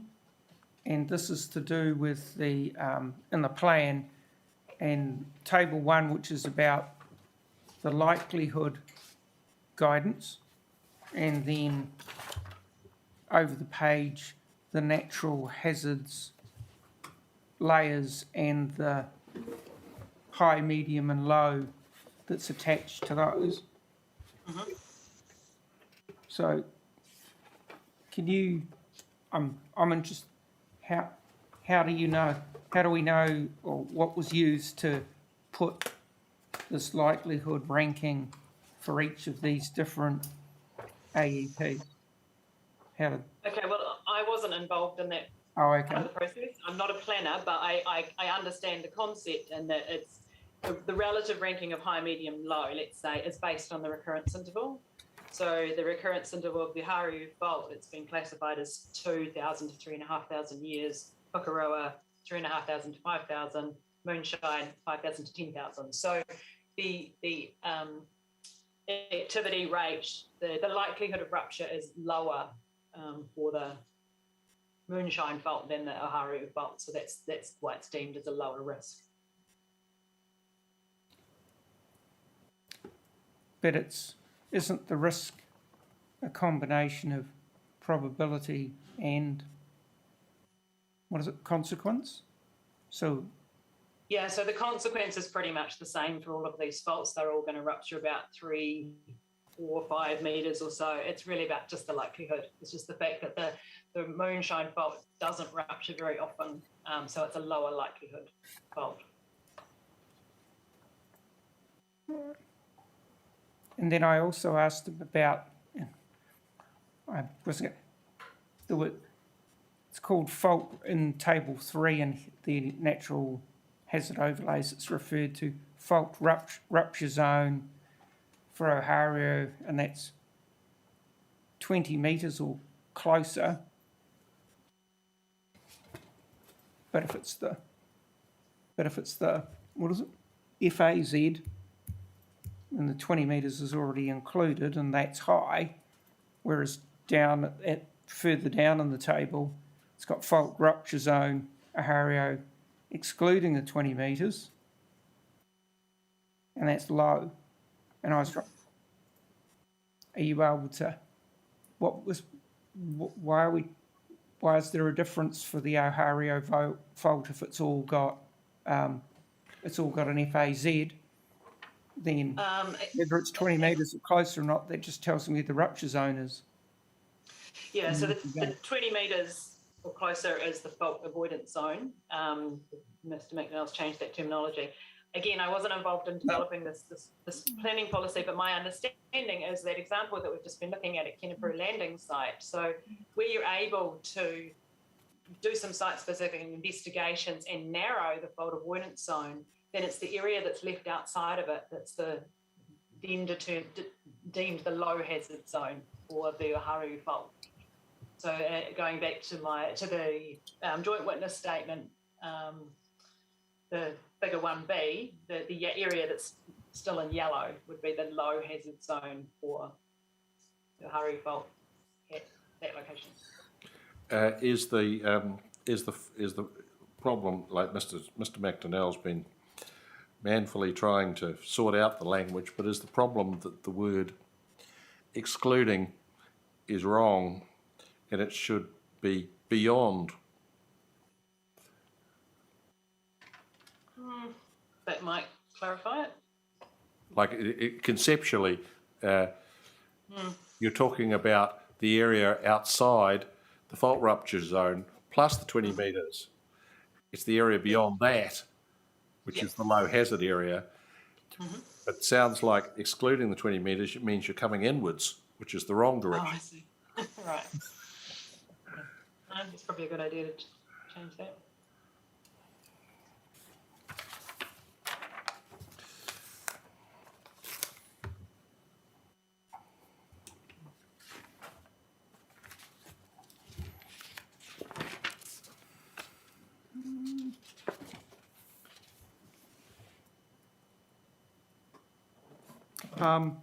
On paragraph 26,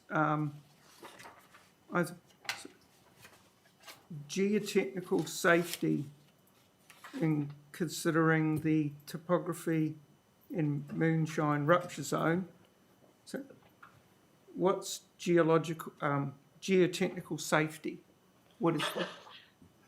To be honest, it's not a term I would use. I'm a geologist, so I'm not a geotechnical expert. I didn't respond to that particular part because it's not my area of expertise. Geotechnical engineer could. Okay, thank you. No, that's fine. Thank you. No questions from you? Mr. Murray? Nothing further from me. Thank you very much, Dr. Litchfield, for your patience in explaining these complicated concepts, at least complicated to us. So clearly, we appreciate your input and your assistance.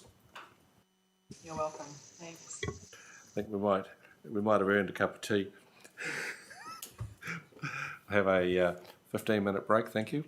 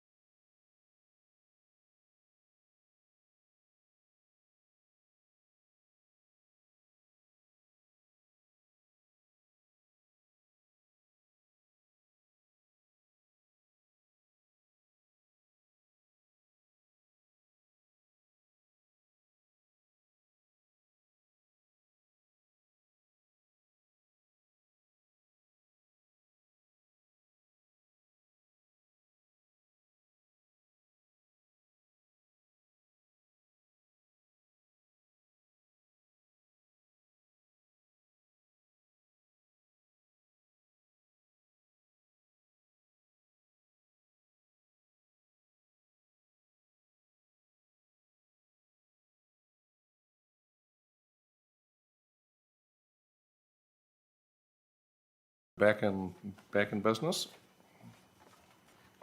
Yeah, so our final expert today is Ms. Nadia Nietzsche, who is from Wellington Water. Yes, she's with us. Good afternoon, Ms. Nietzsche. Afternoon. Good afternoon. Can you hear me? We can indeed. Oh, good. Oh, good. Long day for you. So I've just kind of provided my evidence on the natural hazard around the flood hazard mapping. And that's mainly around 7 submissions which got received. 2 of them we recommend changes to the mapping, and 2 we kind of feel there's not enough evidence provided to recommend any changes.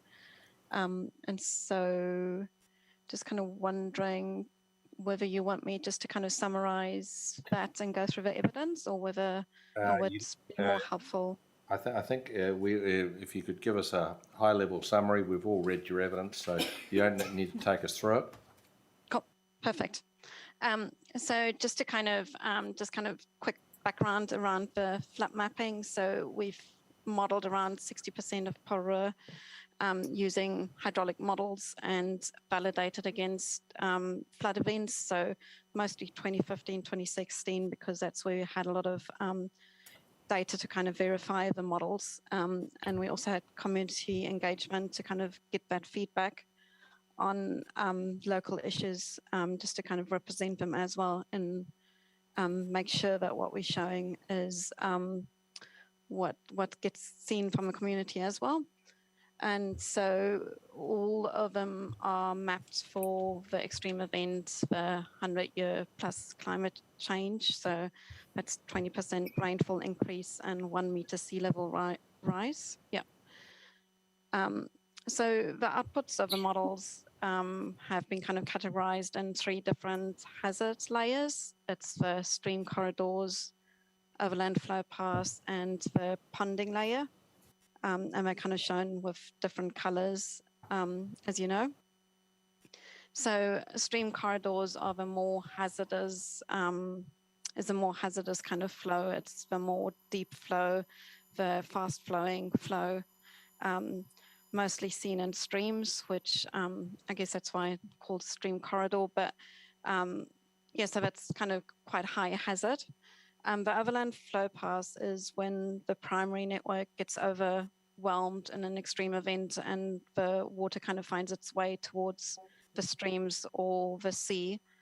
And that's the flow, which is, we kind of say a medium hazard, but it's kind of the ones which still got higher velocity and higher depth, so kind of still can do damage to properties. And so kind of important to consider those when building, so they don't get impeded or kind of just so they don't make any property damage. And the next layer is called ponding, and that's a kind of lower velocity and the lower depth flow. Still quite important. So can kind of needs to be kind of considered when building and planning buildings. We've kind of mapped everything which is over 50 millimeters. So yeah, so those are the 3 layers basically, which are kind of shown in the plan.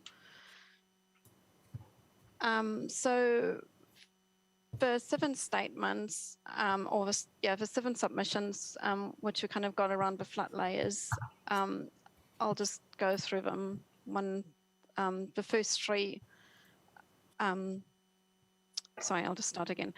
The 7 submissions, we got 2 of them, as I said, we kind of recommend changes. So just kind of starting with 10A, the track plummeton. So they've kind of, in their evidence, they've kind of said that we kind of missed a culvert, and so they are actually correct. This is at the Kiwi Rail. It's a Kiwi Rail culvert we haven't picked up, mostly because we haven't surveyed every culvert with the Kiwi Rail around health and safety, and so we've kind of been reliant on the data. We've kind of since then went out and had a look, remodeled it and remapped it. And I kind of promised you to bring the changed maps. So kind of just wondering, do you want me to pull them up? We will, we'll talk about them, so perhaps. Okay, I'll just run through then. Yeah. So kind of recommend the changes to the layers for that, so we can kind of represent the overland flow path and the inundation layer properly. The second point they had was around or ponding layer. The second one was that they were kind of saying they were questioning why there was a ponding layer if they're quite high compared to the Tapa stream. And that's because it's actually it's still got low velocity, so the flow is still kind of flowing down towards the Tapa stream. And so kind of recommend that that doesn't get changed. The layer is still correct. However, kind of it made us realize that maybe the word ponding might be slightly misleading, and so we're kind of recommending that maybe in the district plan it gets changed to inundation layer, just to kind of be clearer that it's still low velocity flow, so not only stagnant water. So that was that submission. The next submission, which is 153B Route 30 Road, which is submission number 238, they kind of that was Grant Updie. So he kind of highlighted that the stormwater runoff doesn't show the scar and erosion he kind of sees on the property, and that it actually just shows the extreme flooding, and that's correct. That's correct in sense that what we are showing in the flood hazard mapping is the extreme event, so it's the 100-year plus climate change, and we've kind of filtered out the 50-millimeter flooding. So when we look at the model results for the 10-year, it does show kind of flooding around there, so anything lower than 50 mils, and scar and erosion on that property is from that kind of frequent flooding. So we kind of believe we don't need to change the layers, because what we are kind of representing with a district plan layers, with our flood hazard layers, is actually the extreme events rather than scour layers. So for that one, just kind of no change. And then the submission number 59, which is Canterbury Limited Partnerships, so Calibre on Canterbury Landing, they were saying that the mapping is the pre-development stage, and we agree with them. So we have worked with them to get the post-development stage and get the as-builts and kind of remodel it and remap it, and we kind of recommend that that gets amended in the district plan as well, because it just shows lower flooding in some areas, which I can show you as well in maps afterwards. So the next three submissions, which is basically that was submission 231 by John Carrot on the property of Mount Welcome, Porirua Bay, 241 by the Neil Group and Gray Family, and the third one is 242 by Porirua Property for Mount Welcome Station, Porirua Bay. They were all opposing the stream corridors and flood inundation layers on their properties. However, there was not enough evidence for us to see exactly what they were opposing.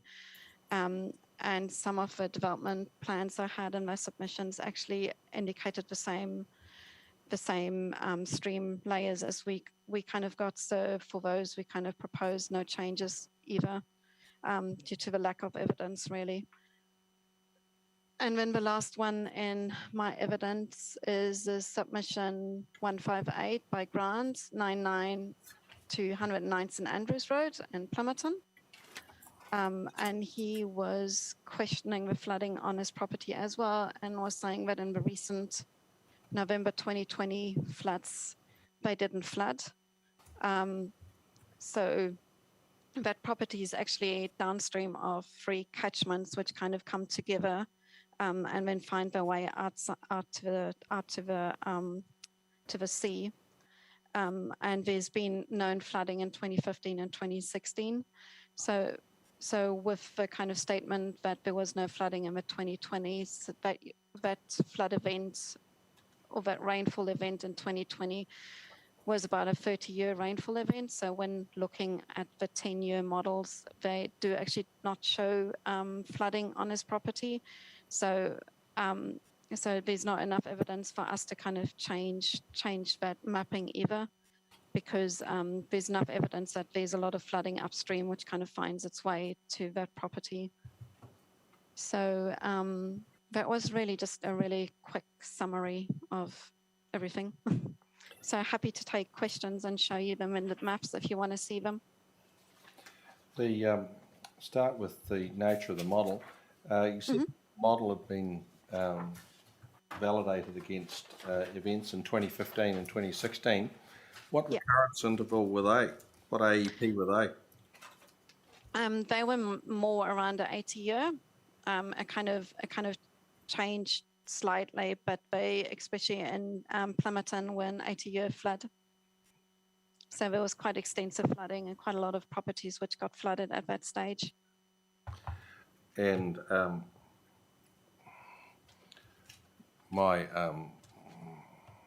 you said they've been validated against that. What's the quality of the match that the model produces?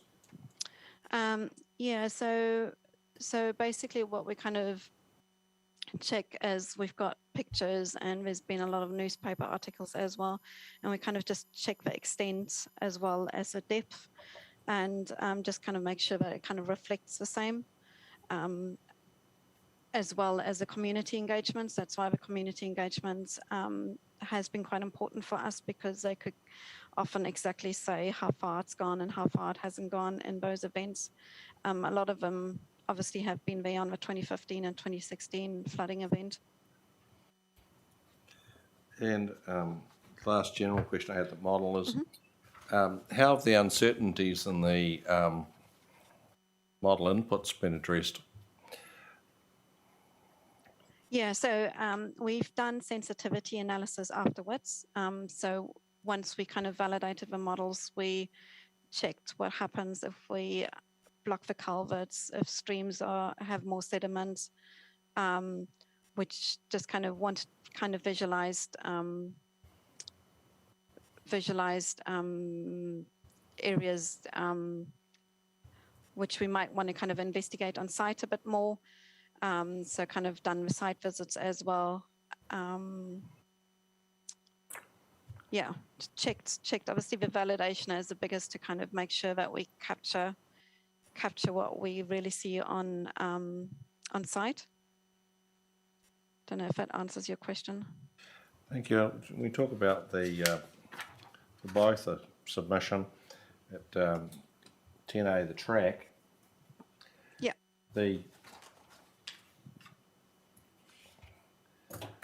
In terms of, in paragraph 22, you said that the ponding shown is based on a verified model.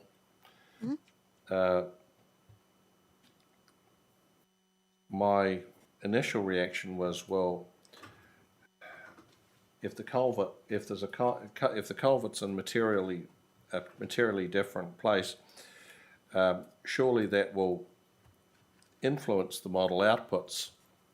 So I was intrigued that in the revised modelling that Mr. McDonnell's given us, with the culvert in the correct place, it seems like just to the eye, that the area of inundation on the both side of the culvert is practically identical.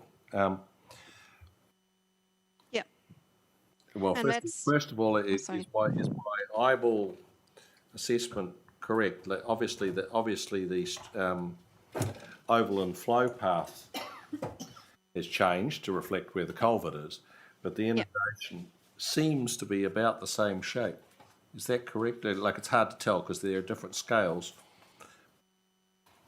Yeah, so the extent is the same. So in the model, the overland flow path is a part of that extent which has a higher velocity and the higher depth for that area.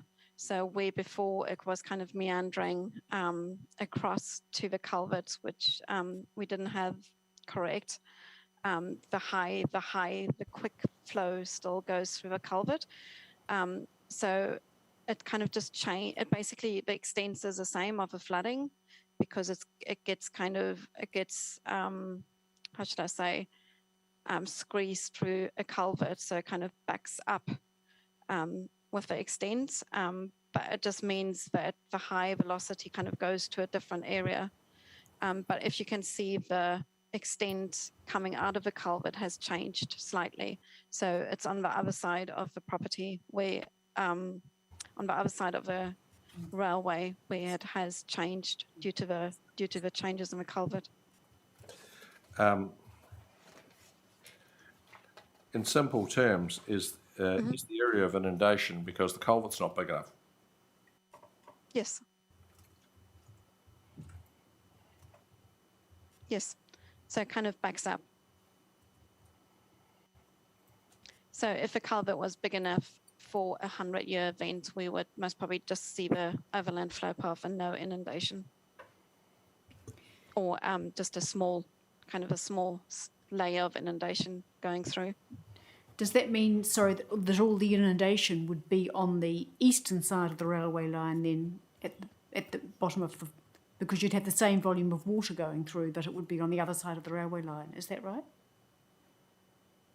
Yeah, so basically the only thing, it's still the same volume of water because it's still the same, it's a similar kind of culvert. So it's still, it's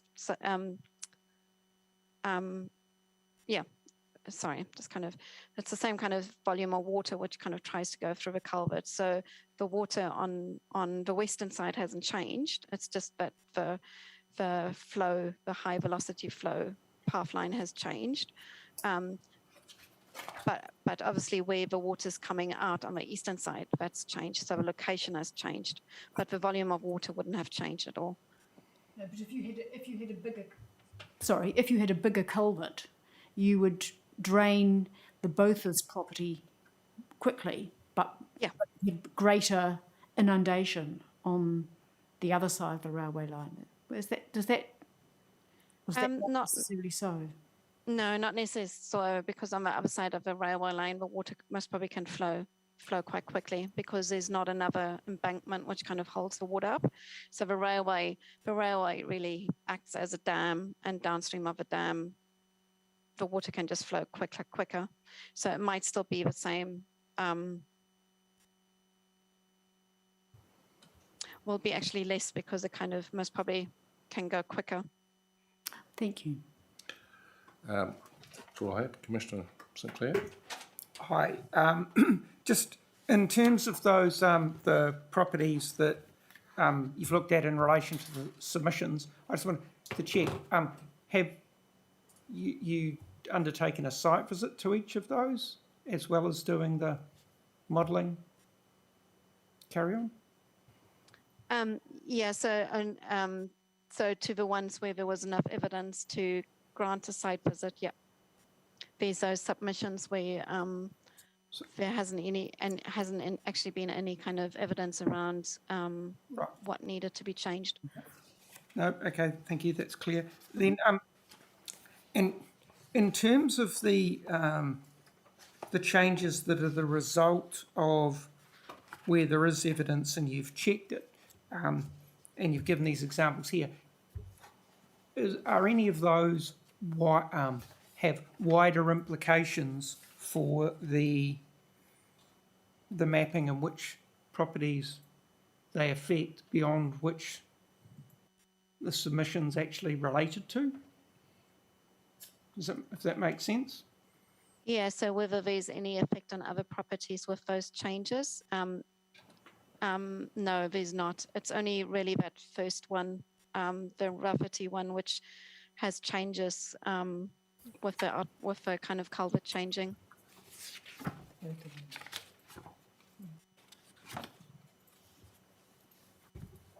Trying to understand, Mr. McDonnell, whether if you were going to change it and there's no submission seeking a change, is that possible?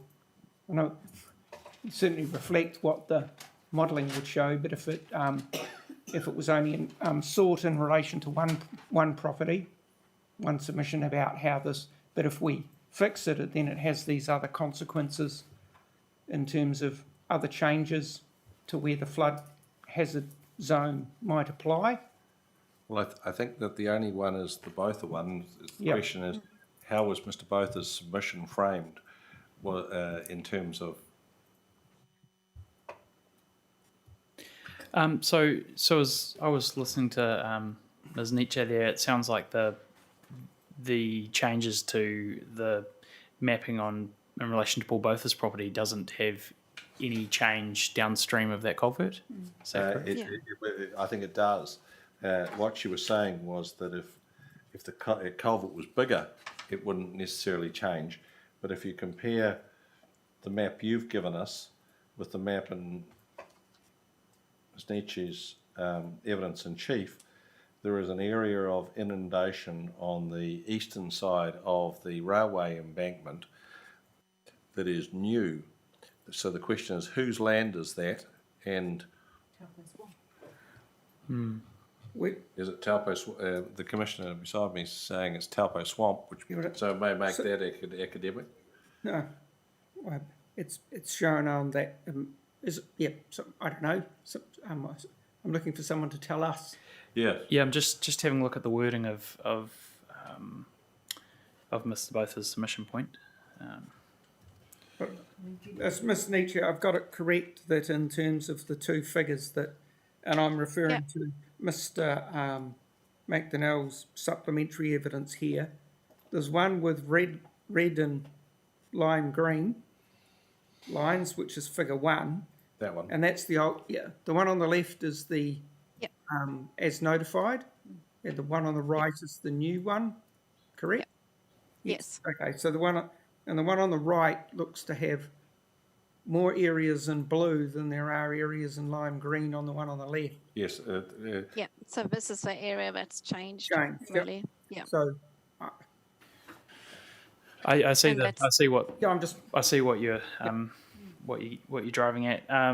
The submission point is 118.12, the one from Paul and Julia Botha that we're responding to. The submission point's quite a. It's not a direct relief sought. It's more of a matter raised, and it relates to the flood and stream mapping for 10A. The track property contains an error, and the error is due to an incorrect placement. So I guess the question would be: is that consequential change to the mapping downstream within scope? Yeah. And well, that might also, the significance of that might depend, is if that's the Taupo Swamp and it's a recognised SNA/wetland, the fact that it's going to be wetter is in the neither here nor there category, one would have thought. Yeah, so, sorry, I think it will still be the same flow coming through. So the culvert was here before, and now the culvert is here. So it's still kind of the same flow coming through. It's just, it's kind of finding its way. It's kind of finding its way from there. So it's just a bit longer, but you can kind of see going down here, there will be no changes. So the biggest change is really just this area. And the question we're asking Mr. McDonnell to ponder is whether there is scope to alter the map on the eastern side of the railway, like there's clearly scope on the Botha property to redirect the overland flow path, because that's the result of correcting the error. My tentative answer is, just reading through Paul and Julia Botha's submission, is that there is scope. The start of the matter raised, so it's not seeking a direct relief. It's just pointing out an error which Ms. Nietzsche has addressed. So it says the mapping as relates to 10A, the track contains an error, but he goes on to say, as a result of this error, the stream mapping and assume the flood mapping for this area is incorrect. So The area. I would interpret that for this area to be the wider area in addition to the property, giving scope.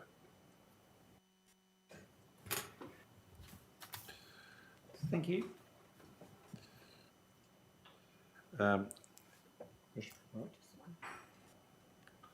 Kia ora. Thank you very much for your evidence. It's really helpful. Just one question for you. I understand that Wellington Water have a catchment stormwater modelling team who maintain a live model that's periodically updated to reflect changes in the catchment hydrology. Are you familiar with that working model? We have those models which kind of have done with floodplains, which you kind of, or flood hazards, which you're seeing. But while we're getting land development queries and while assets get renewed on sites and the asset renewal team go out, that kind of information comes back in, and we try and update the model as much as we can, as quickly as we can, to kind of reflect those changes. Mm. So is that a reactive process, or do you do it review the model and update it every 6 months, every year, whatever? Or do you update it when you've got information of a material change in the catchment? Both. So we would, if it's kind of quite important, and we would we want to kind of understand what the impact is on the floodplain or on the flood hazard, then we would kind of update it immediately. But if it's a lot of asset which kind of got renewed, and it wouldn't, and it's quite evident that it wouldn't have a big change on the flood hazards, then we would kind of do an update maybe every 3 months or 6 months, knowing that it wouldn't change actually the flood hazards on the surface. Hmm. So if there was some concern or data that would suggest that there would be significant changes, what would you do then? Would there be a process by which you would notify the relevant council, for instance, and and seek to update the district plan, for instance? I guess I would chat with a planner. Yes. But we would immediately talk to council. Okay, and what would be the normal process that you would go through to reflect those hydrological changes in the district plan? Would it be a plan change or review process? I'll let Tori I can, answer yeah, that one. Sorry, I can jump into that. And domain. Sorry, not a planner. yeah, so the model changes that Nadia will be keeping track of. I guess if at a certain point there was a large development that, such as Kenepuru Landing, they would alert us that there's basically a new almost iteration of the flood maps, and that would, it's a council decision whether to undertake a plan change or not. Practically, it'll be would see if there's any opportunity to tie it in with another plan change process that's going on for efficiency's sake. But recognising that these hazards are quite dynamic, and we've now finally got these hazards mapped in our plan, I would think small agile plan changes to incorporate the maps would be more common than in the past. Yes. The process to turn the model that Nadia has into plan hazard maps I alluded to this morning. So there'll be a process of consulting with the community on those maps.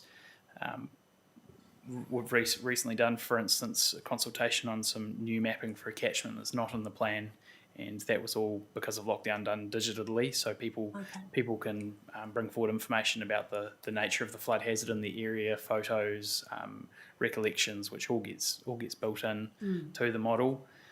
Nadia then produces a flood hazard map, and that is peer reviewed. So Wellington have a peer review process So it's quite a rigorous process before it comes a hazard map that's included in the plan through a plan change. Is that correct, Nadia?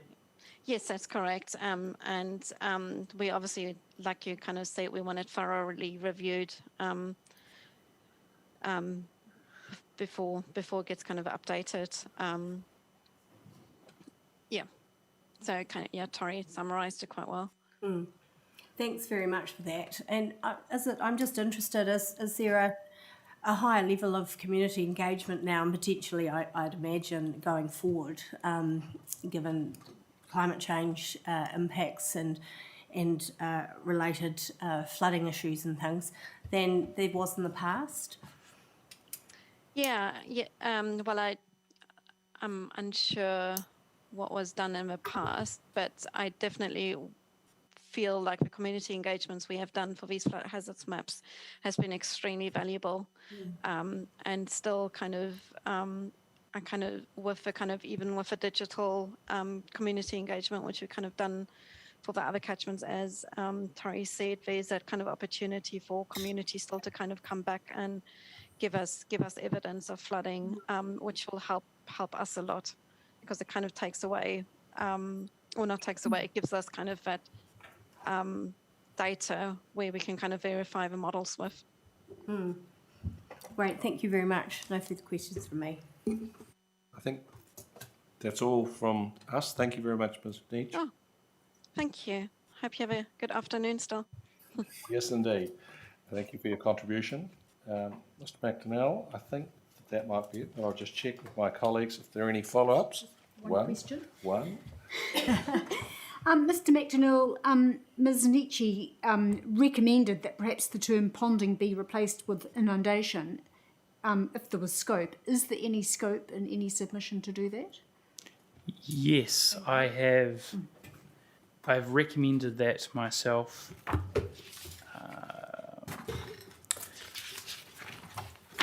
Apologies, I'm just trying to think if it's the supplementary. No, it must be the 42A report.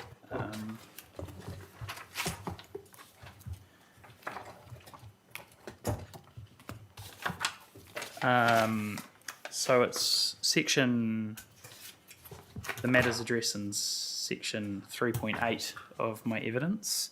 What's the paragraph number, sorry? The 119. 119, thank you. That's analysis. I'm just jumping back to the submission that gives scope. I believe it's that same submission from Paul and Julia Botha, 118.12, who raised issues with flood ponding and stream corridor mapping, including topography and a culvert that is incorrectly placed. So part of the confusion was the nature of the hazard and the terminology, and I checked with Wellington Water, who said inundation is the more technically correct term. So I believe that submission gives scope. Thank you. I apologise for missing that. I think that might be it. Thank you very much for your assistance once again, Mr. McDonnell. Sterling effort for finish at 4:30. I think we'll pass on the concept of dragging your colleagues back in to talk about historic heritage this afternoon. We'll adjourn until 9 o'clock on Monday morning.